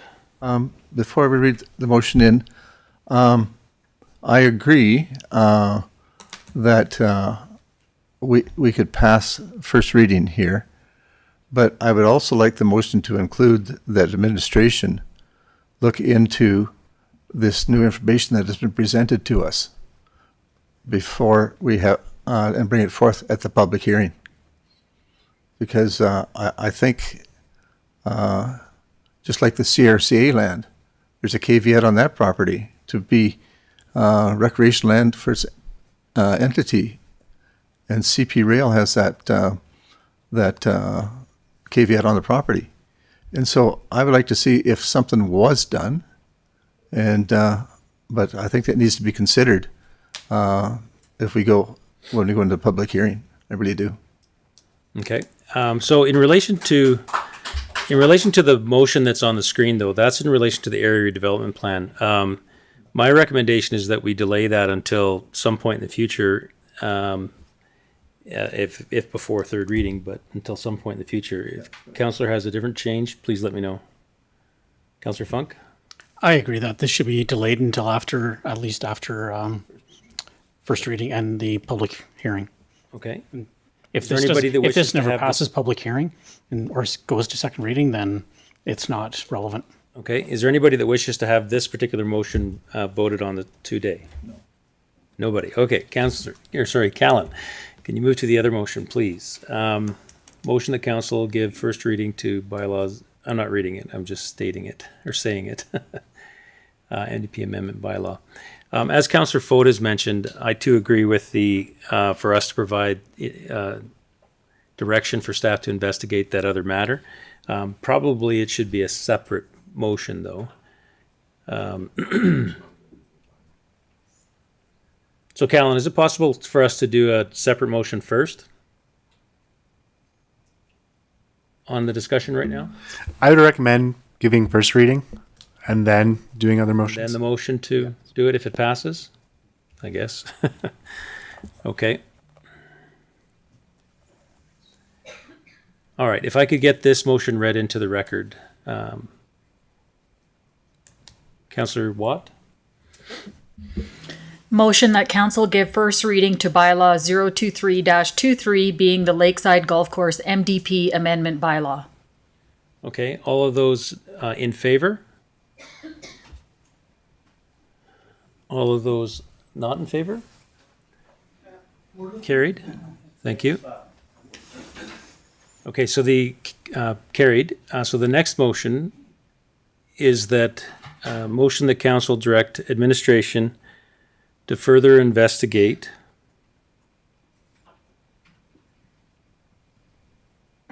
the claim of a caveat that would not allow any further development on the golf course. Caveat restricting development, further development of the golf course was previously agreed to. Claim of a caveat of restricting further development of the Lakeside Greens golf course. Okay, council, does that wordsmith appropriately? EAT. Does that make sense, that motion, everyone? I'll read it. Okay, if I can get that read into the record. Councillor Fote? Motion that council direct administration to further investigate the claim of a caveat of the restricting further development of Lakeside Greens golf course. Thank you. Are there any comments or questions in relation to the motion? All in favor? Carried. Thank you, everyone.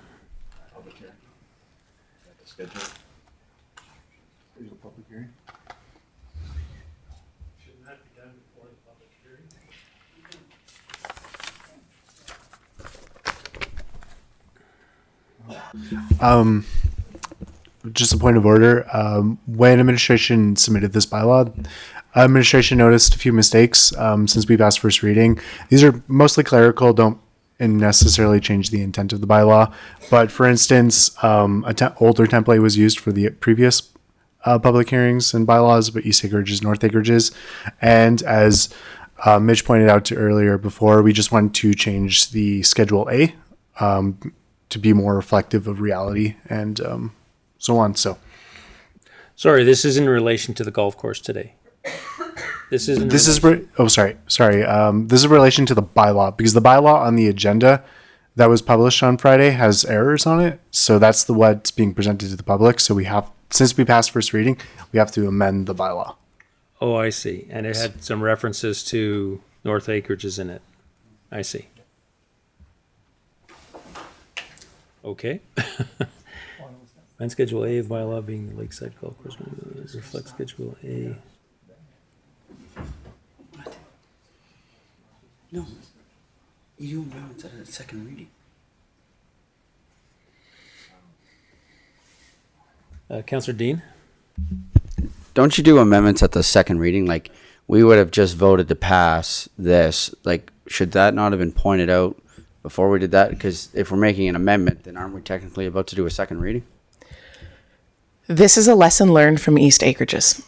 When it got disallowed, the motions for amending were not done. We had to approve. Man, I'm really on fire with ledge services today.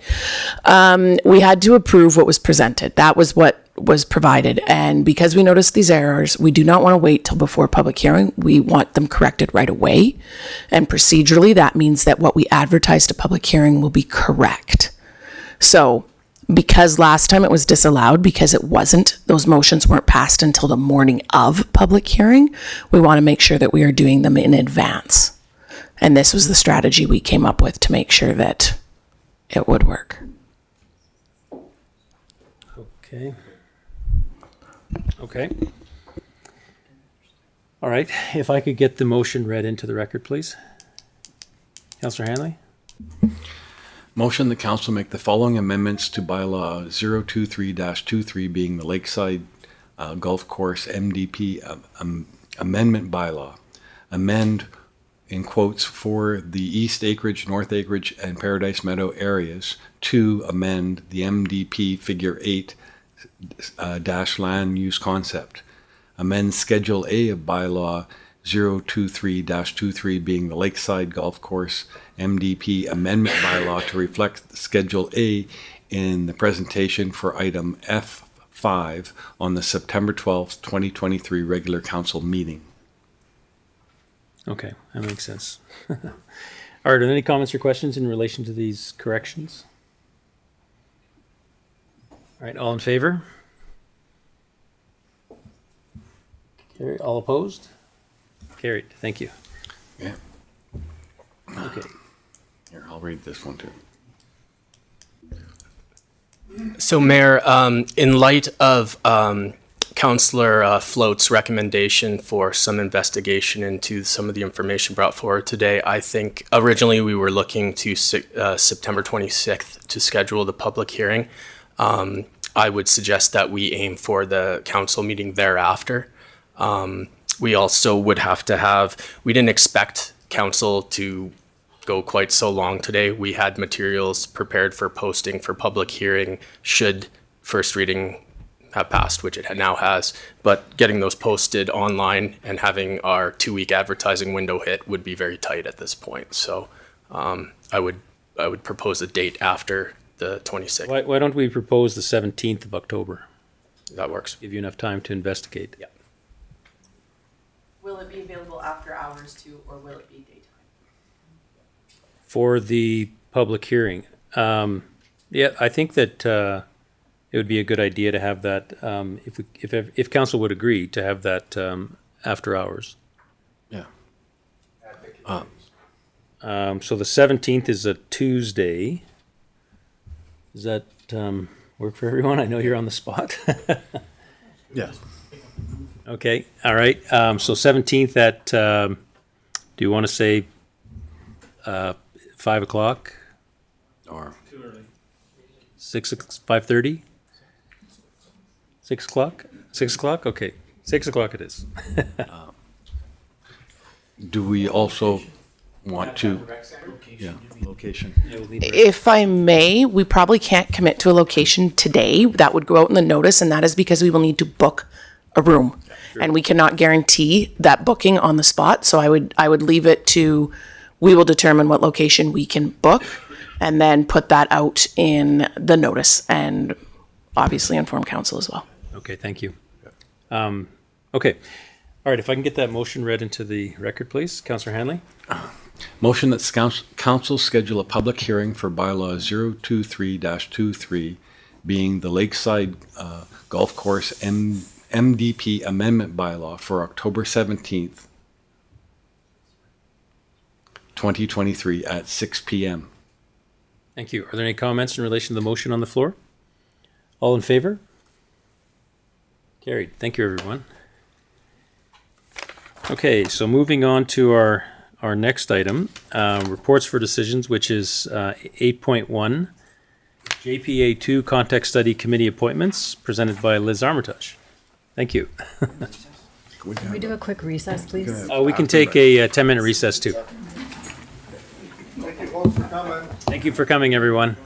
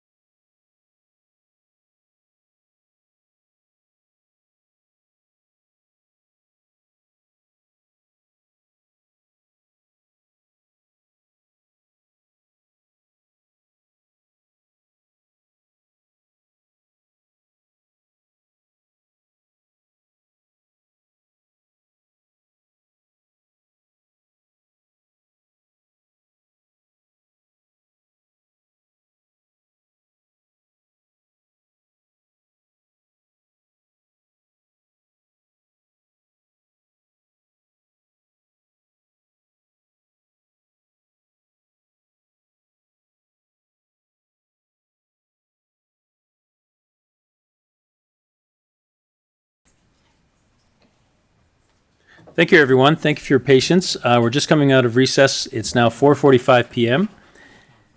We're just going to jump back into our agenda today, which is section 8.1, pages 230 to 258, which is our report for decision on JPA 2, or Context Study Committee appointments, presented by Elizabeth Armitage, Senior Planner with City of Chestermere.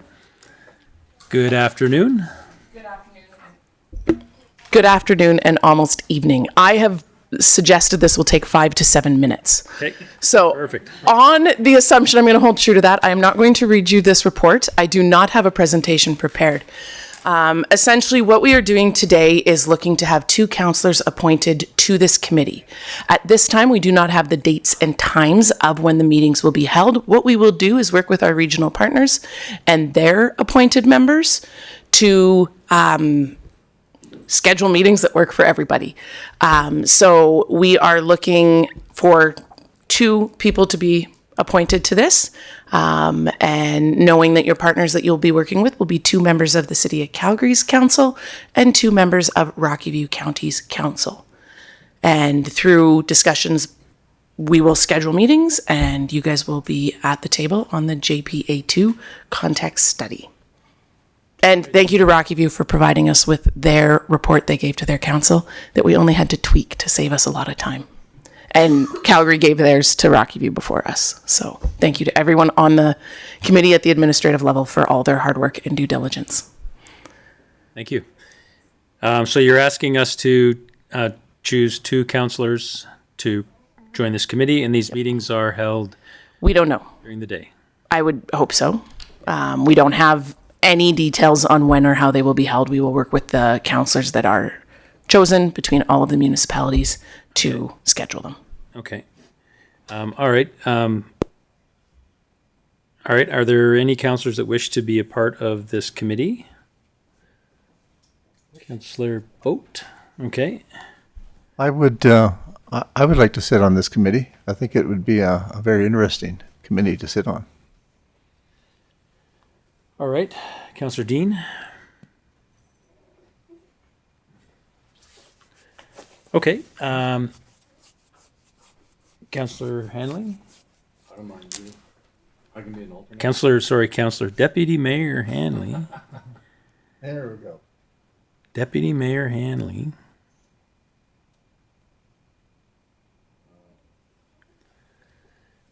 Shannon wanted to be part of it too. Is there opportunity for us to have more than 2? It's on. The way it is structured is that each municipality will have 2. We can have 2 and an alternate, I guess, but you're saying 2 go to a meeting. Yeah, 2 would be at the meeting.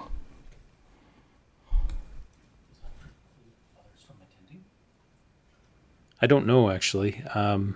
I believe so. I believe it would be the 2 that are appointed would be the 2 that would join that meeting and then be able to report back to council as administration would be doing as well. Okay. Yeah, I think it's important that Deputy Mayor be there. And then it's just between, I guess, Councillor Fote and Councillor Dean.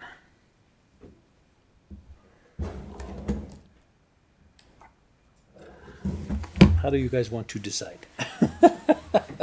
Who can go? And who's the alternate? Anybody have a coin? No. Seriously, anybody have a coin? Flip a coin? I don't have any freaking coins. I got a thumb drive. It's got a dot on one side. Here's the other. Okay. Shannon. Shannon won. So Councillor Fote's the alternate. So we should make most of our decisions. We're done now, right? That is that. So we have to read. Do we have to motion? Yes, we have to motion this. Okay. So, all right. If I can get that motion read into the record, Councillor Watt. Motion that council appoint Councillor Dean and Deputy Mayor Hanley to the Joint Planning Area Trilateral Committee with Councillor Fote as an alternate. Thank you. Any comments or questions? All in favor? Carried. Thank you, everyone. Thank you, Liz. Is that it? You're under your. We're under 7 minutes, I think. The flip made it quick. That's right. Have a wonderful evening. I'm going to go home. Yes, thank you. So we are at 4:50 p.m. I know we're trying to get out of here soon. So the only items left is our procedural bylaw and our closed session. Is there a preference on either one first? By council? Closed session, we have AHS ambulance, staff matter. Oh, okay. So you're delaying which one to a different day? Okay. HS is delayed. Do we have to table that? So we have to table that, okay.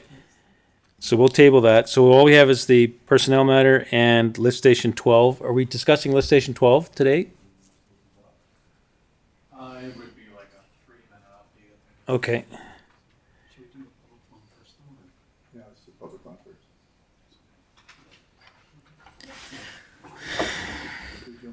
Okay. Procedural bylaw first. Okay.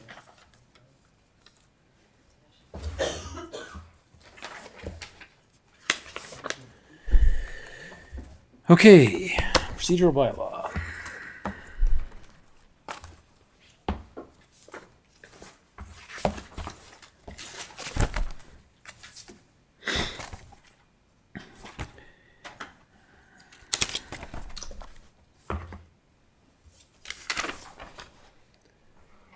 Procedural bylaw, which is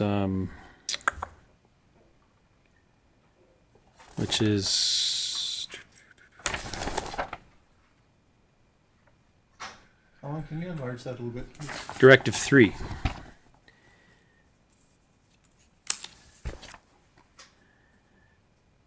Okay, so Directive 3, A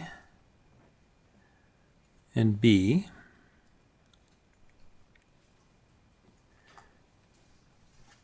Three A is essentially been done, but 3B is the direction of the action plan, which has been discussed in open council and approved by council resolution on the city's plan for implementing any changes to the procedural bylaw or an explanation why no action will be taken.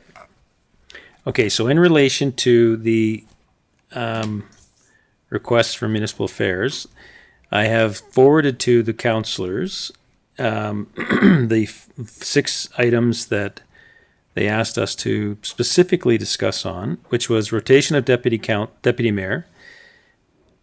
2, which was protocols for council meeting agenda development. 3, use of requests for decisions. 4, ensuring equal and concurrent access to information for all members of council. 5, protocols for posting council meeting minutes and live recordings on the city website. And 6, council roles and responsibilities.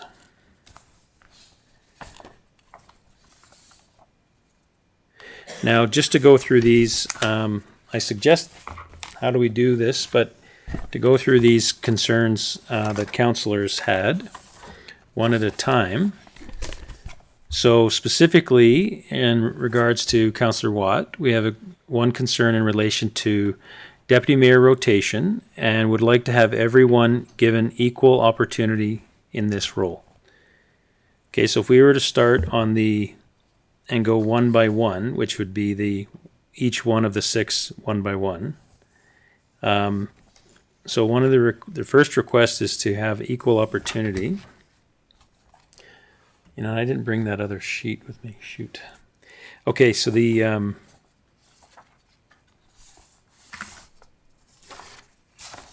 and Councillor Funk indicated that the bylaw has been reviewed by legal and outside party for compliance, and each review has stated it meets the MGA requirements. I would like to put this topic to rest so that we can move forward with other matters.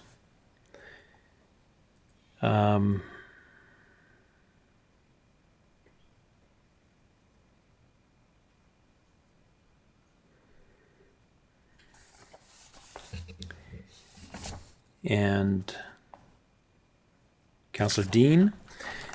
His response was, I would like to see everyone have the opportunity to serve this role. So the same as Councillor Watts. Councillor Ritesh's response is each member of council be given an equal opportunity to serve as deputy mayor.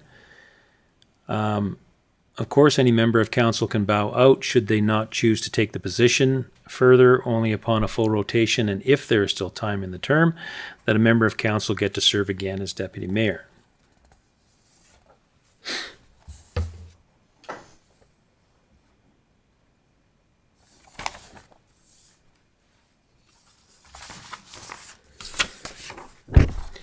From Councillor Hanley. I'm in agreement with Councillor Funk. This bylaw has been reviewed by legal and outside party for compliance, and in each review has stated it meets the MJA requirements. As stated during last week's special meeting, I've compared our bylaws with Rocky-View counties and found no significant differences. Examples of the slight difference on deputy mayor's terms is Chestermere has 8 months versus Rocky-View's has 12 months. In my opinion, Directive 3 appears to simply be a make-work project to force council to review and verify its procedures, as it's likely Municipal Affairs has already done this comparative analysis. If there were specific issues or concerns identified, they would have indicated them. And that, again, this has only been already been reviewed by legal counsel and confirmed that it follows the MGA. My response, specifically as it relates to rotation of deputy mayor. As it relates to operations following other municipalities such as RVC and others, they vote annually or is determined by the mayor. Additionally, they often vote the deputy mayor to continue for continuity. As mentioned in council, it does take a long time to develop relationships with various parties that the deputy mayor meets with, and the progress is important to ensure that it's not interrupted. I prefer a model closer to a business model. In my opinion, the roles of council are only for the betterment of the city and residents. The deputy mayor must be available for daily meetings, which are often. Intermunicipal meetings such as CMRB, which are usually most of a day. Continuity of operations should take priority, plus the best people for the job is voted on by our council. This is not just a participation award. This is serious work. This is a serious work commitment. Following provincial, federal, and even USA models, the chief elected official chooses their right-hand persons. Whether it's the premier or the prime minister, they choose who is their deputy or vice president. Okay, so currently, as indicated, our procedural bylaw in this regard is in form with the MGA. It's also in comparison with other municipalities similar in this specific item of rotation of deputy mayor. So the question is that I guess the question, should we, it's not a vote, it's not a motion really, it's just a vote that we do as to whether we want to change something? Because it's not really a motion. What was your thoughts on that? Legislative Services? Ledge Services recommends that it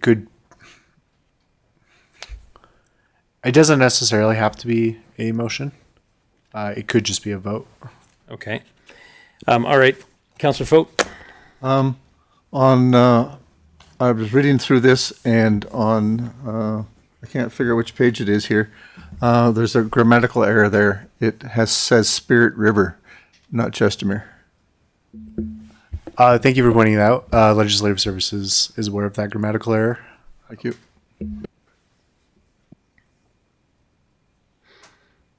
All right, so I'd like to propose, for simplicity, is do councillors wish the procedural bylaw to change in relation to the rotation of deputy mayor?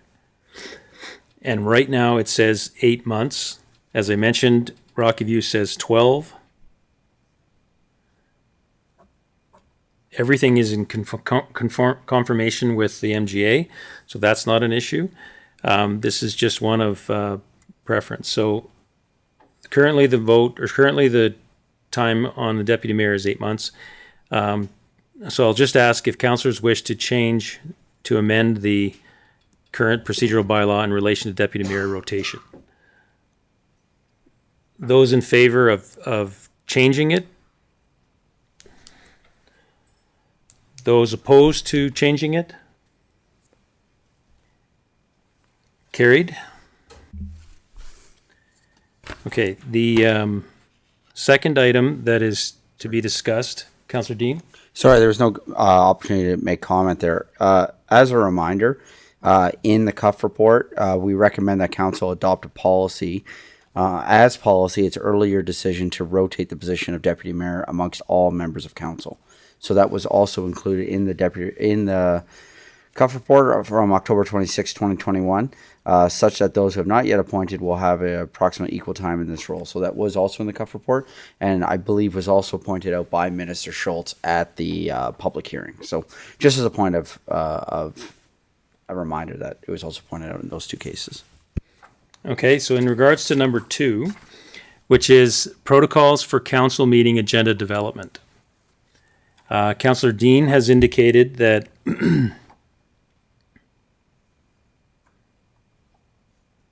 I would like to see it made easier for items to end up on the agenda.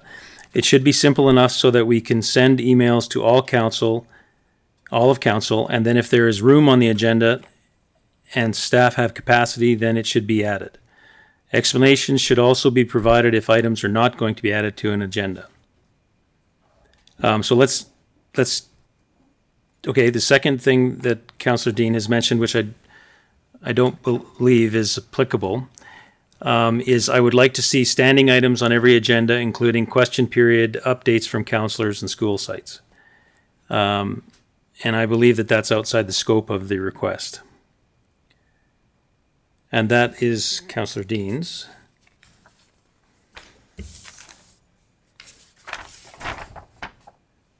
Councillor Hanley again indicates that I'm in agreement with Councillor Funk. This bylaw has been reviewed by legal and outside party for compliance, and each review has stated it meets the MGA requirements. As stated during last week's special meeting, I have compared our bylaw with Rocky View counties and found no significant differences.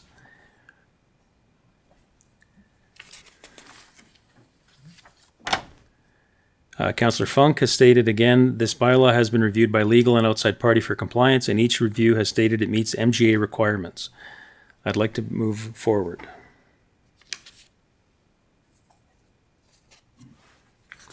Councillor Sandy made no comment. Sandy Ritesh, or sorry, Watt.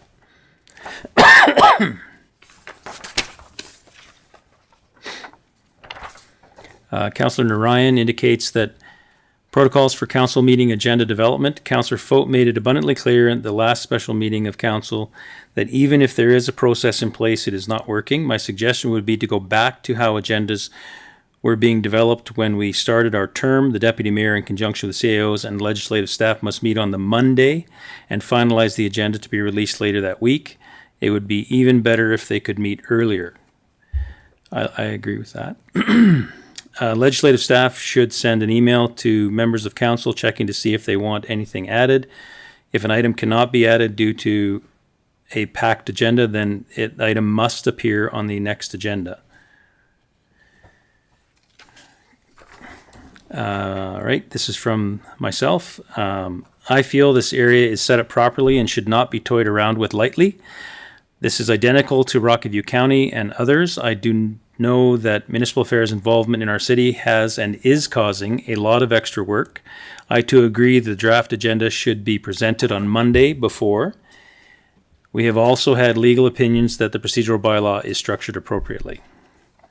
Okay, so I'd just like to encourage some conversation.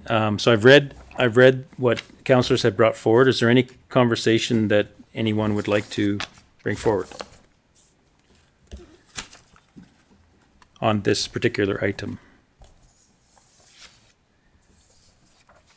Now, specifically, I'd like to ask if Councillor Dean, in relation to the protocols of council meeting agenda development.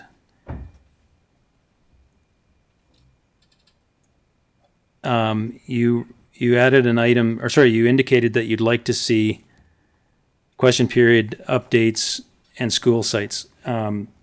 My perspective is that doesn't apply to an agenda development. To clarify, what I'm saying is that those 3 items should be standing items on every agenda. So they're just there. They're just a standing item that's on every single agenda. Okay. So you're saying from the perspective, it's not necessarily how you're developing what's being discussed at the meeting for the agenda development. You're saying that the agenda should just include it. Yeah, so similar to how on every agenda you have, you accept the minutes from the last meeting, you approve the agenda, you adjourn the meeting. Those are standing items. I would suggest that these would be 3 standing items that I would like to see on our agendas for the foreseeable future. Okay. Okay, and then other than that, do you have anything that you'd like to add in relation to your first item? Yeah, thank you. Through the mayor to all of council, I think we saw a good example of it this week. There was a councillor who through an email asked for something to be added, and then it was on this week's agenda. And I just think that we should all be provided that same opportunity. Because that councillor followed the exact process that I said at last week's meeting, and we had that presentation today. And so I think that was great. I thought that it was a good opportunity for that councillor to be able to do it, and I think that we should all have equal opportunity for that. Okay. Are there any other comments in relation to the protocols of council meeting agenda development that any councillor wishes to mention? Other than what's already been mentioned. Councillor Funk? So there is a process that's laid out through a notice of motion, which has been followed in the past, but everybody's not utilizing it, and there's a lot of just email suggestions and everything. Process is a process, right? Set the process and follow it. If you want a different process, we can look at it. But currently, the approved process is through a notice of motion. It's not, can it be improved on? Maybe. But what is the difference between that and an email other than there's a format that you have to follow? Follow the format and do it. It's pretty simple. Well, I do notice your point there, and I do notice Councillor Ryan's point where he indicated that there is a process, but we have to ensure that we follow it. And I agree that I'm nervous about making quick changes to established protocol that can affect other things. And I'm nervous about that, and I prefer to keep it as is. But it's not lost on me that we want to make sure that the process is being followed. And how do you make sure things are being followed is that you specifically check up on them. And so, I think that our council has to do a better job because it's supposed to come through, the notice of motion is supposed to come through council. Yes. And so when we have the notice of motion, then we know we have to move forward with something. Okay. Councillor Dean? Through the mayor to Councillor Funk, it is a simple process, you're right. But when one councillor is able to send an email and get it on within days, and other councillors have been asking for items for weeks and can't get it on there, I don't think that, quite frankly, that's fair. And so What I am suggesting is that, and I agree with you, Mr. Mayor, this is not something you want to toy with lightly, because agendas are also legal documents that we are using, that we are working under legislation. What I'm saying is that I believe Municipal Affairs has made it clear that we should have equal opportunity, or we all have to follow the same thing. And that's all I'm asking for. If we're going to do it through the notice of motion, then everybody has to do it through notice of motion. If we're going to do it through email, then do it through email. If we're going to have two different ways, let's have two different ways. But I believe all of council is aware that I have asked on several different occasions for us to develop these policies so that we're all just following the same thing, so that we all have the same expectation. That's all I'm asking. Again, just to remind, Municipal Affairs specific instructions are protocols for council meeting agenda development and use of requests for decisions. Well, sorry, that last part was this next topic we're going to talk about. Protocols for council meeting agenda development. And so we do have processes in place. And Councillor Dean is mentioning that sometimes they're followed, sometimes they're not. And so, okay. So in relation to let's have a vote in relation to protocols for council meeting agenda development. Do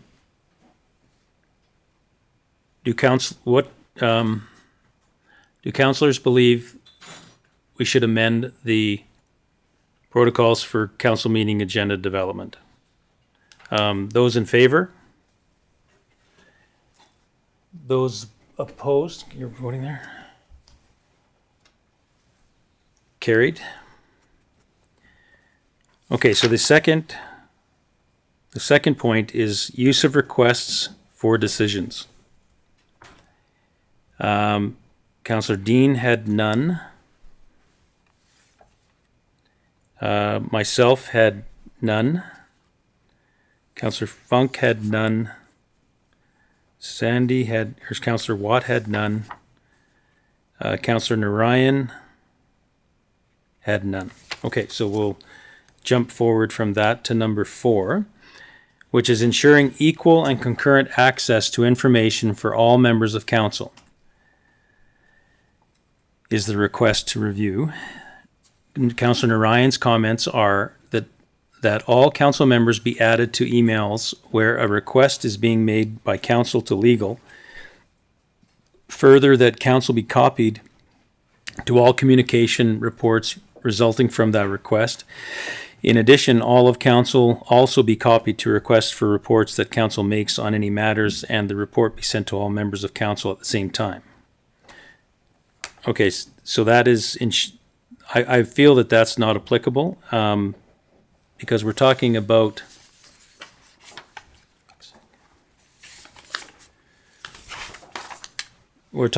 ensuring equal and concurrent access to information for all members of council as it relates to agendas, as it relates to our meetings, which is the agenda, which is how we get information. Obviously, every council member is sitting here in front of the staff who's telling us, so we're getting it at the same time in council. So it's related to how, the information that we would get on our agenda, prepare for a council meeting. Councillor Dean indicates for number 4 is that our CAOs need to be updating all of us on a far more consistent basis. This was covered in roles and responsibilities workshop from MA. We should be updated when there are significant changes in staffing, as we saw with City Director Filliard. All of council should be being briefed on meetings and receiving copies of reports. I'm curious as to what would be privileged information for the mayor or council members to expense meetings with legal and the information not being available to all of council.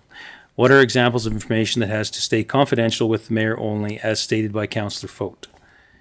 Okay, so these 3 items are not items that relate to how councillors get ensuring equal and concurrent access to information of all members of council as it relates to agendas. These speak to ongoing operations of the city as it relates to possibly roles and responsibilities. I'll just let Councillor Dean speak to that, though.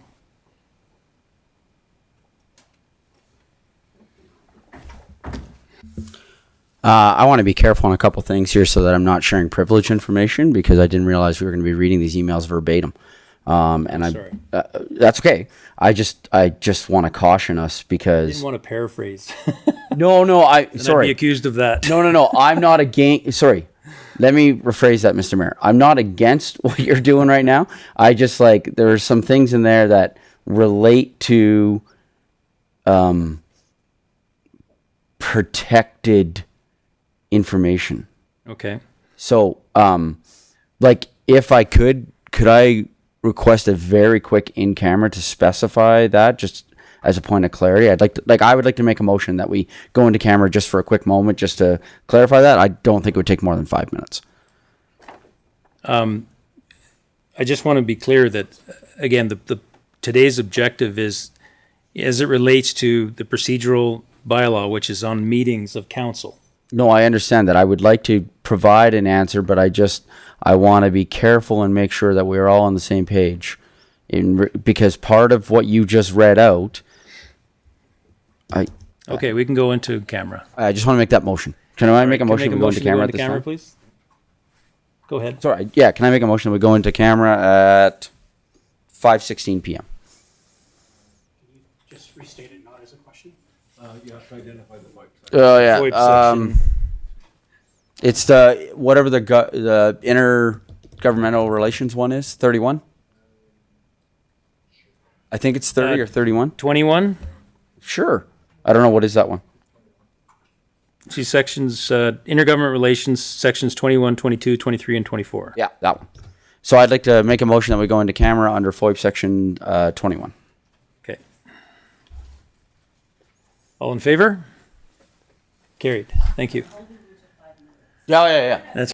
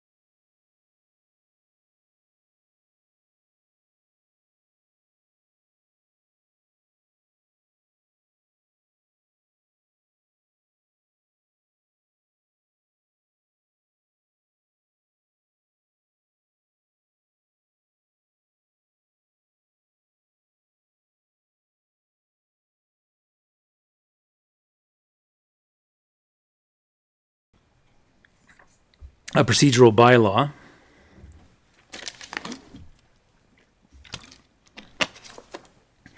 And we have, again, Councillor Hanley, which indicates that he's compared our bylaw to Rockview County and found no significant differences, and that with our third-party legal and outside party for compliance and review has stated that it meets the MGA requirements. Councillor Funk essentially says the same thing, that legal party compliance and review, and stated that it meets MGA requirements. And my own statement was that I've noticed councillors are misunderstanding this, as the procedural bylaw only applies to council meetings and the agenda. All councillors receive meeting agenda information at the same time, thus this is being done appropriately. Is there any other conversation that council wishes to have about item number 4 from the directive, which is ensuring equal and concurrent access to information for all members of council as it relates to the procedural bylaw? Councillor Ryan. Thank you, and through the chair. And to your point about getting concurrent information, what we used to get was, two different packages. One was the public package that the entire public had the agenda, and attached with it would be all the documentation. But then there would also be a separate PDF agenda on in-camera materials that would be sent. So this way, whether they were legal advice or reports, would have the opportunity to go through those and prepare for the meetings. Now, we don't get that. Also, we do hear staff making reference to reports or that they have gotten legal advice, but we never quite see the advice, what was actually said.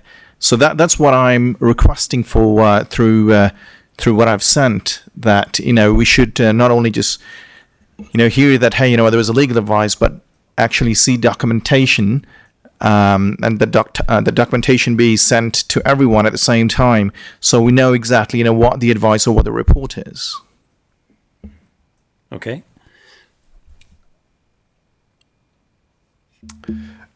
Through the mayor, may I make a point to Councillor Ryan? Administration still does provide closed camera material that is secure from the public. You just have to log into iCompass, and then it will be available there. So. Okay, thank you. Yeah, I think it's a great idea to have make sure that the in-camera information is given to us earlier so we can review it, for sure, ahead of council meetings. And I like Councillor Ryan's idea that he had presented, which I think he had mentioned was what was being done initially, was ensuring that our agenda meetings are on Monday for the following Monday, even though we have council on Tuesday for that week. But still, it's definitely hard to push it all forward, given all the work that everybody gets into. But I believe, Ritesh, if you could, I believe that's part of our current process. So it's, again, I think, a question of us following through with what has been the process, the agreed to process. Okay, so moving forward, given that the comments that I've just had conversation with Ritesh, in my opinion, are definitely valid, but don't require a change to the procedural bylaw. I'd like to ask, does council, the same question as before, does council wish to change the procedural bylaw as it relates to number 4, ensuring equal and concurrent access to information for all council members, for the procedural bylaw, period. So all in favor? For changing it? No. Okay, all opposed? Carried. Okay, number 5, which is protocols for posting council meeting minutes and live recordings on the city website. My comments was that this is done appropriately as described. Councillor Funk did not have comments on that. Councillor Hanley indicated that it's done, ours are the same as Rocky View County's and are concurrent with the MGA. Councillor Dean indicated that he requested that for staff to provide a presentation on the current process. And I guess the response to that is that it's defined under the current procedural bylaw, section 16 and section 17. Which is how meeting minutes are described in section 16 and then are handled rather, and how recordings and live stream meetings are handled in section 17. And Councillor Watt did not have any response to that. Councillor Narayan did not have any response to that. So there was no request for a change by anyone. Does anyone feel that there needs to be any more information in relation to that, or a motion or vote occurring? No? Okay. All right, moving on to item number 6, which is under the directive, is council roles and responsibilities. From Councillor Dean, there was no comment. From Councillor Sandy Watt, there was no comment. From Deputy Hanley, indicated that it matches Rocky View County and in compliance with the MGA. Councillor Funk, in compliance with the MGA. Councillor Vogt, no comment. And myself, my comment was that it was explained clearly in the procedural bylaws as it relates to the procedural bylaw. Councillor Ritesh Narayan indicated that staff should answer questions posted by members of council, not other council members, unless the matter deals with a committee which a member of council is serving on. Staff should be explaining things, not members of council. I don't know if that's particularly covered in here. So I think, Councillor Ritesh, just if you wanted to, if that was properly explained, or if you wanted to add anything to that. Through the chair, no, I think that kind of captures my concern because I mean, I think sometimes we do get a little passionate about our topics and could start when a council member asks a question and then I find another council member explaining things while the staff presenting is would be standing right there. So, just out of respect for staff as well, I mean, they're the qualified ones and they're the ones, it's their presentation and they should be in a position to be answering the questions. And if they can't, then of course, we've got the CEOs to answer these questions. Mm-hmm. And you also commented of those that are also part of committees, which might be part of the conversation. Yes, so through the chair. So, for example, if it has to do with, say, a police communications issue, and I'm on the committee, then I guess it's understandable that I'm explaining, answering some of these questions, just because I'm on that committee. So I think situations like that, it does make sense. But if you're not on that committee, and if it's not your presentation, then I think we should just leave it to staff to answer questions and explain things. Okay. Councillor Funk. I don't think we can use that as an absolute, though. There are some people that are on council that have some very specific and very knowledgeable in areas that can add. Like Shannon's extremely knowledgeable in the processes of grant applications and nonprofits. Mm-hmm. So there are people I think that are very knowledgeable that should be allowed in certain instances to be able to provide some clarity. So I'm just trying to say everything can't be an absolute.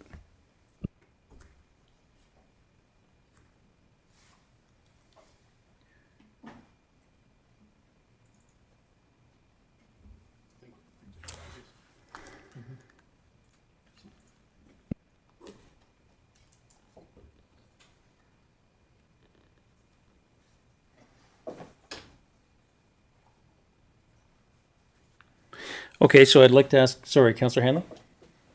Yeah, I guess what I'd like to say in reviewing this whole thing and the directives, what I found is, as we've indicated, like the procedural bylaw is how we conduct our meetings, how we behave at our meetings, how the information is obtained, how it's distributed, how it's published to the community as whole. It deals with the transparency. But I think part of the responses back seem to me to imply there's a mixture, a crossover. There's two things that really govern us, is the procedural bylaw of how meetings are conducted and how things happen, and our code of conduct, right? There's lots of things that could be better or whatever, but there seemed to be a crossover, trying to think of and saying, like, there has been, a level of, distrust or whatever amongst council that people make assumptions, right?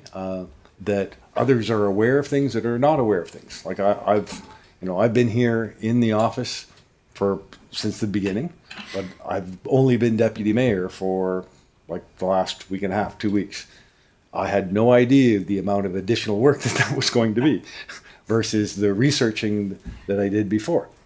But there's an assumption that others are aware of things that they're not. You have to be very clear, and if you're not sure, then ask one another. Don't just jump to the conclusion. I think the procedural bylaw, I think municipal affairs would have looked at it. If there was specific things that were wrong in it, they would have identified exactly what they were, right? There's nothing fundamentally wrong with our procedural bylaw. There's other things that are nice to haves and stuff, but there's nothing that's there. Putting more standing items, all it does is give us less time for all of the other things. We have a huge agenda today, right? That was one of the first agenda meetings that I was involved in, right?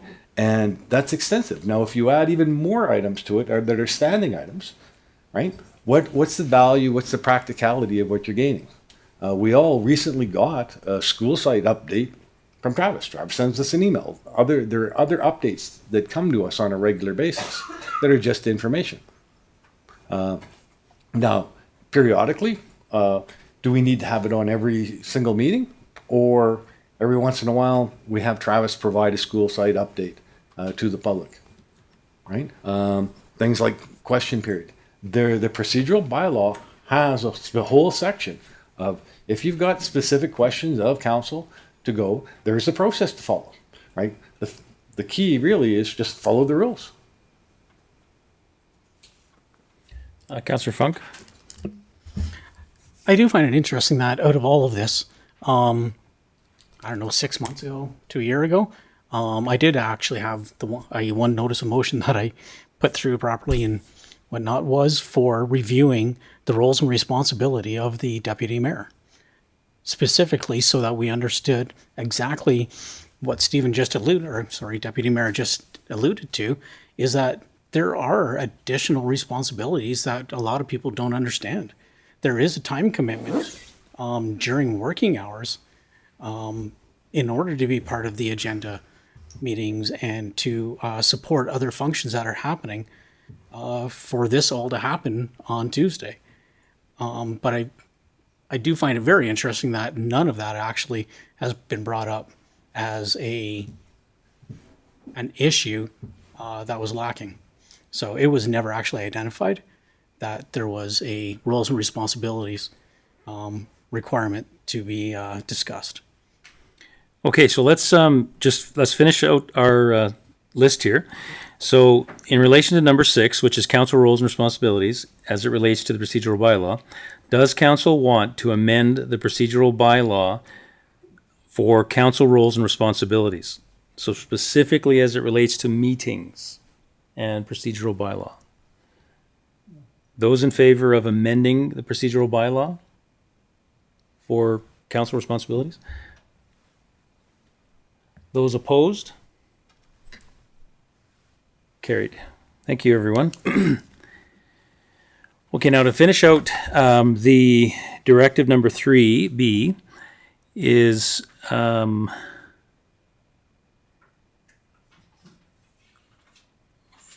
which I think can be finished off by CAOs. Okay, so an explanation, so implementing any changes to the procedural bylaw or an explanation why no action will be taken. And so as voted on today, there's no action that'll be taken. And I think the main discussion points that came out is that these, number one, have already been legally approved, reviewed by our legal counsel. Number two, the comparison with other municipalities, for example, Rocky View counties, was that they are close to identical.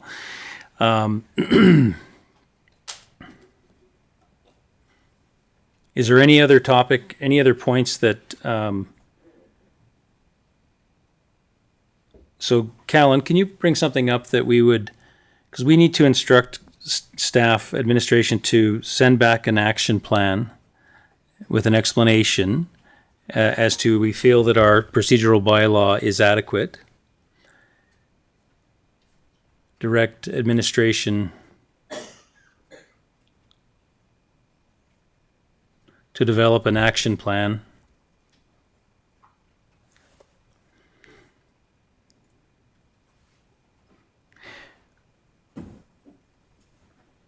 as to why the city's procedural bylaw is adequate.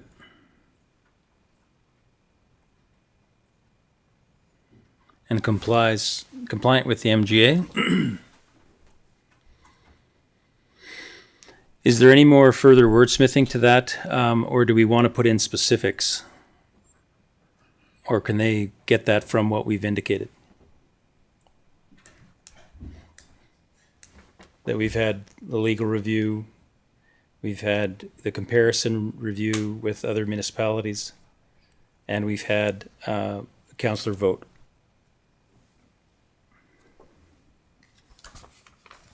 Councillor Hanley? Yeah, I think, I think I said in my note too, I think the whole point of that was to have all members of council go through a detailed review of the procedural bylaw, right? And understand what the rules are and follow them, right? There was nothing wrong with the procedural bylaw. It's just, you got to make sure you're following those rules, right? And I think where things went astray was people confusing what's in the procedural bylaw versus what should be, or what's in the code of conduct bylaw. Now, the code of conduct bylaw, we amended as per the municipal affair directive, right? And apart from that, that's fine. But we have to oblige, we have to live within the rules and with the regulations. The MGA is the act, the regulations are out there, and we have to understand what those are and live by those rules. Okay, so you're comfortable with the motion? Mm-hmm. Okay. Are there any changes to the motion? Just procedural is spelled wrong. Sorry. Good catch.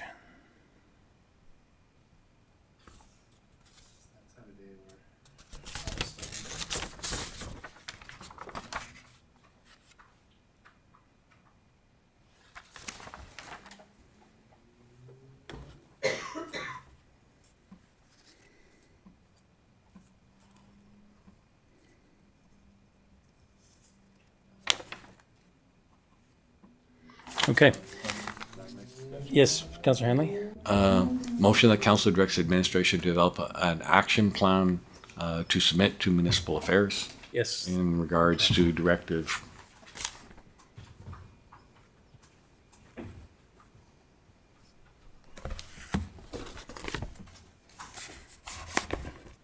What's the directive? 3E or? Oh, 3A and B, I guess.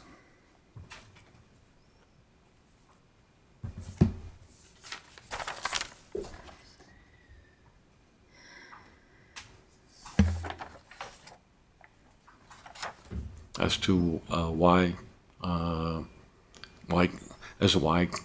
council feels that the city's procedural bylaw is adequate and compliant with the MGA.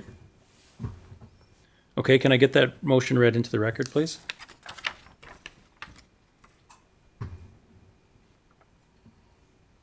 Councillor Hanley? Yeah.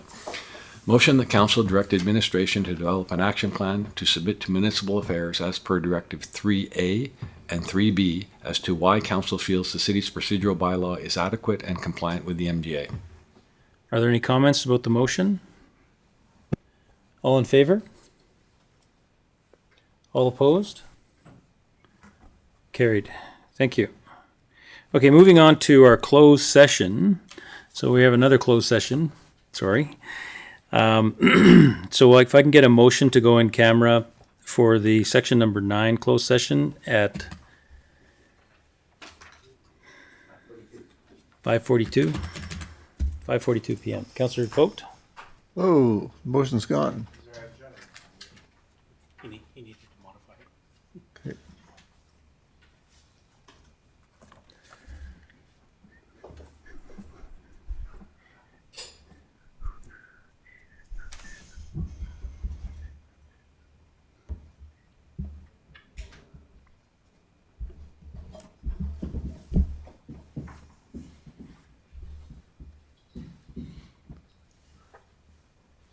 Motion of council, oh. Okay. Okay. Motion of council, move into closed session at 5:43 PM to discuss the following. FOIP, section 17, and FOIP, section 16. I wonder if we should say FOIP section 17 in regarding to staff matter and FOIP section 16 regarding lift station 12. Councillor Hanley? Yeah, I was going to refer to the agenda items because it's 9.2 and 9.3. Oh, so like not section. Well, the VoIP section 17, item 9.2 is the first one. That's 17, and item 9.3.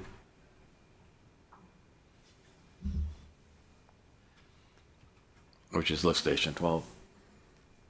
So at least you can refer back Sure. to the agenda and you can recognize which ones are talking about. Councillor Vogt, can you read that into again? Betcha. Motion of council moved into closed session at 5:45 PM to discuss the following FOIP section 17, agenda item 9.2, FOIP section 16, agenda item 9.3. Thank you. All in favor? Carried. Thank you.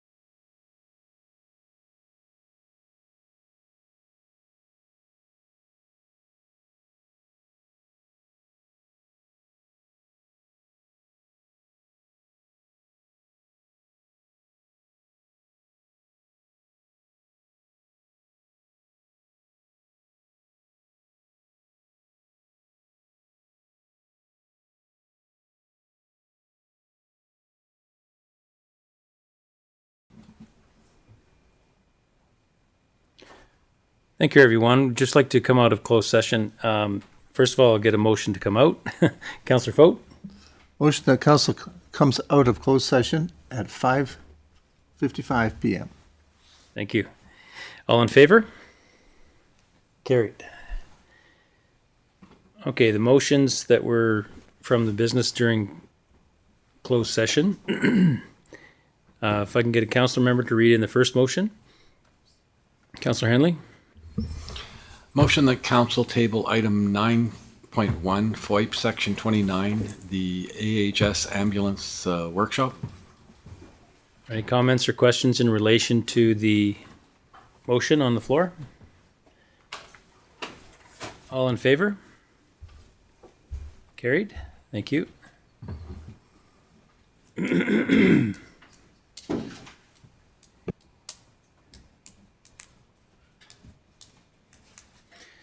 All right, the second motion. Councillor Watt? Motion that council approve the severance amount for $77,500 for employee termination based on the severance identified in the employment contract from the unrestricted surplus account as identified in agenda item 9.2 of the September 12th, 2023 regular council meeting. Thank you. Councillor, are there any comments or questions in relation to the motion? All in favor? Carried. Thank you.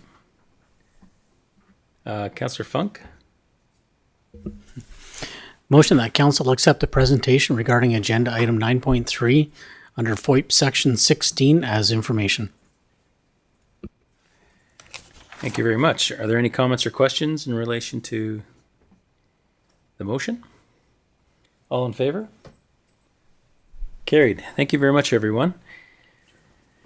Could I get a motion to adjourn, please? It's coming, I think. Councillor Foat. Just a second, it's not there yet.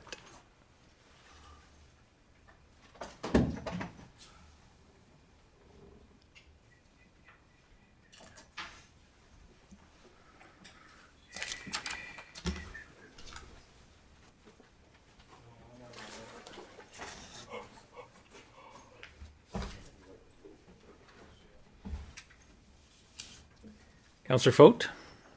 Make the motion that council adjourn at 5:58 p.m. Thank you. All in favor? Carried. Thank you, everyone. Oh, that's a long day.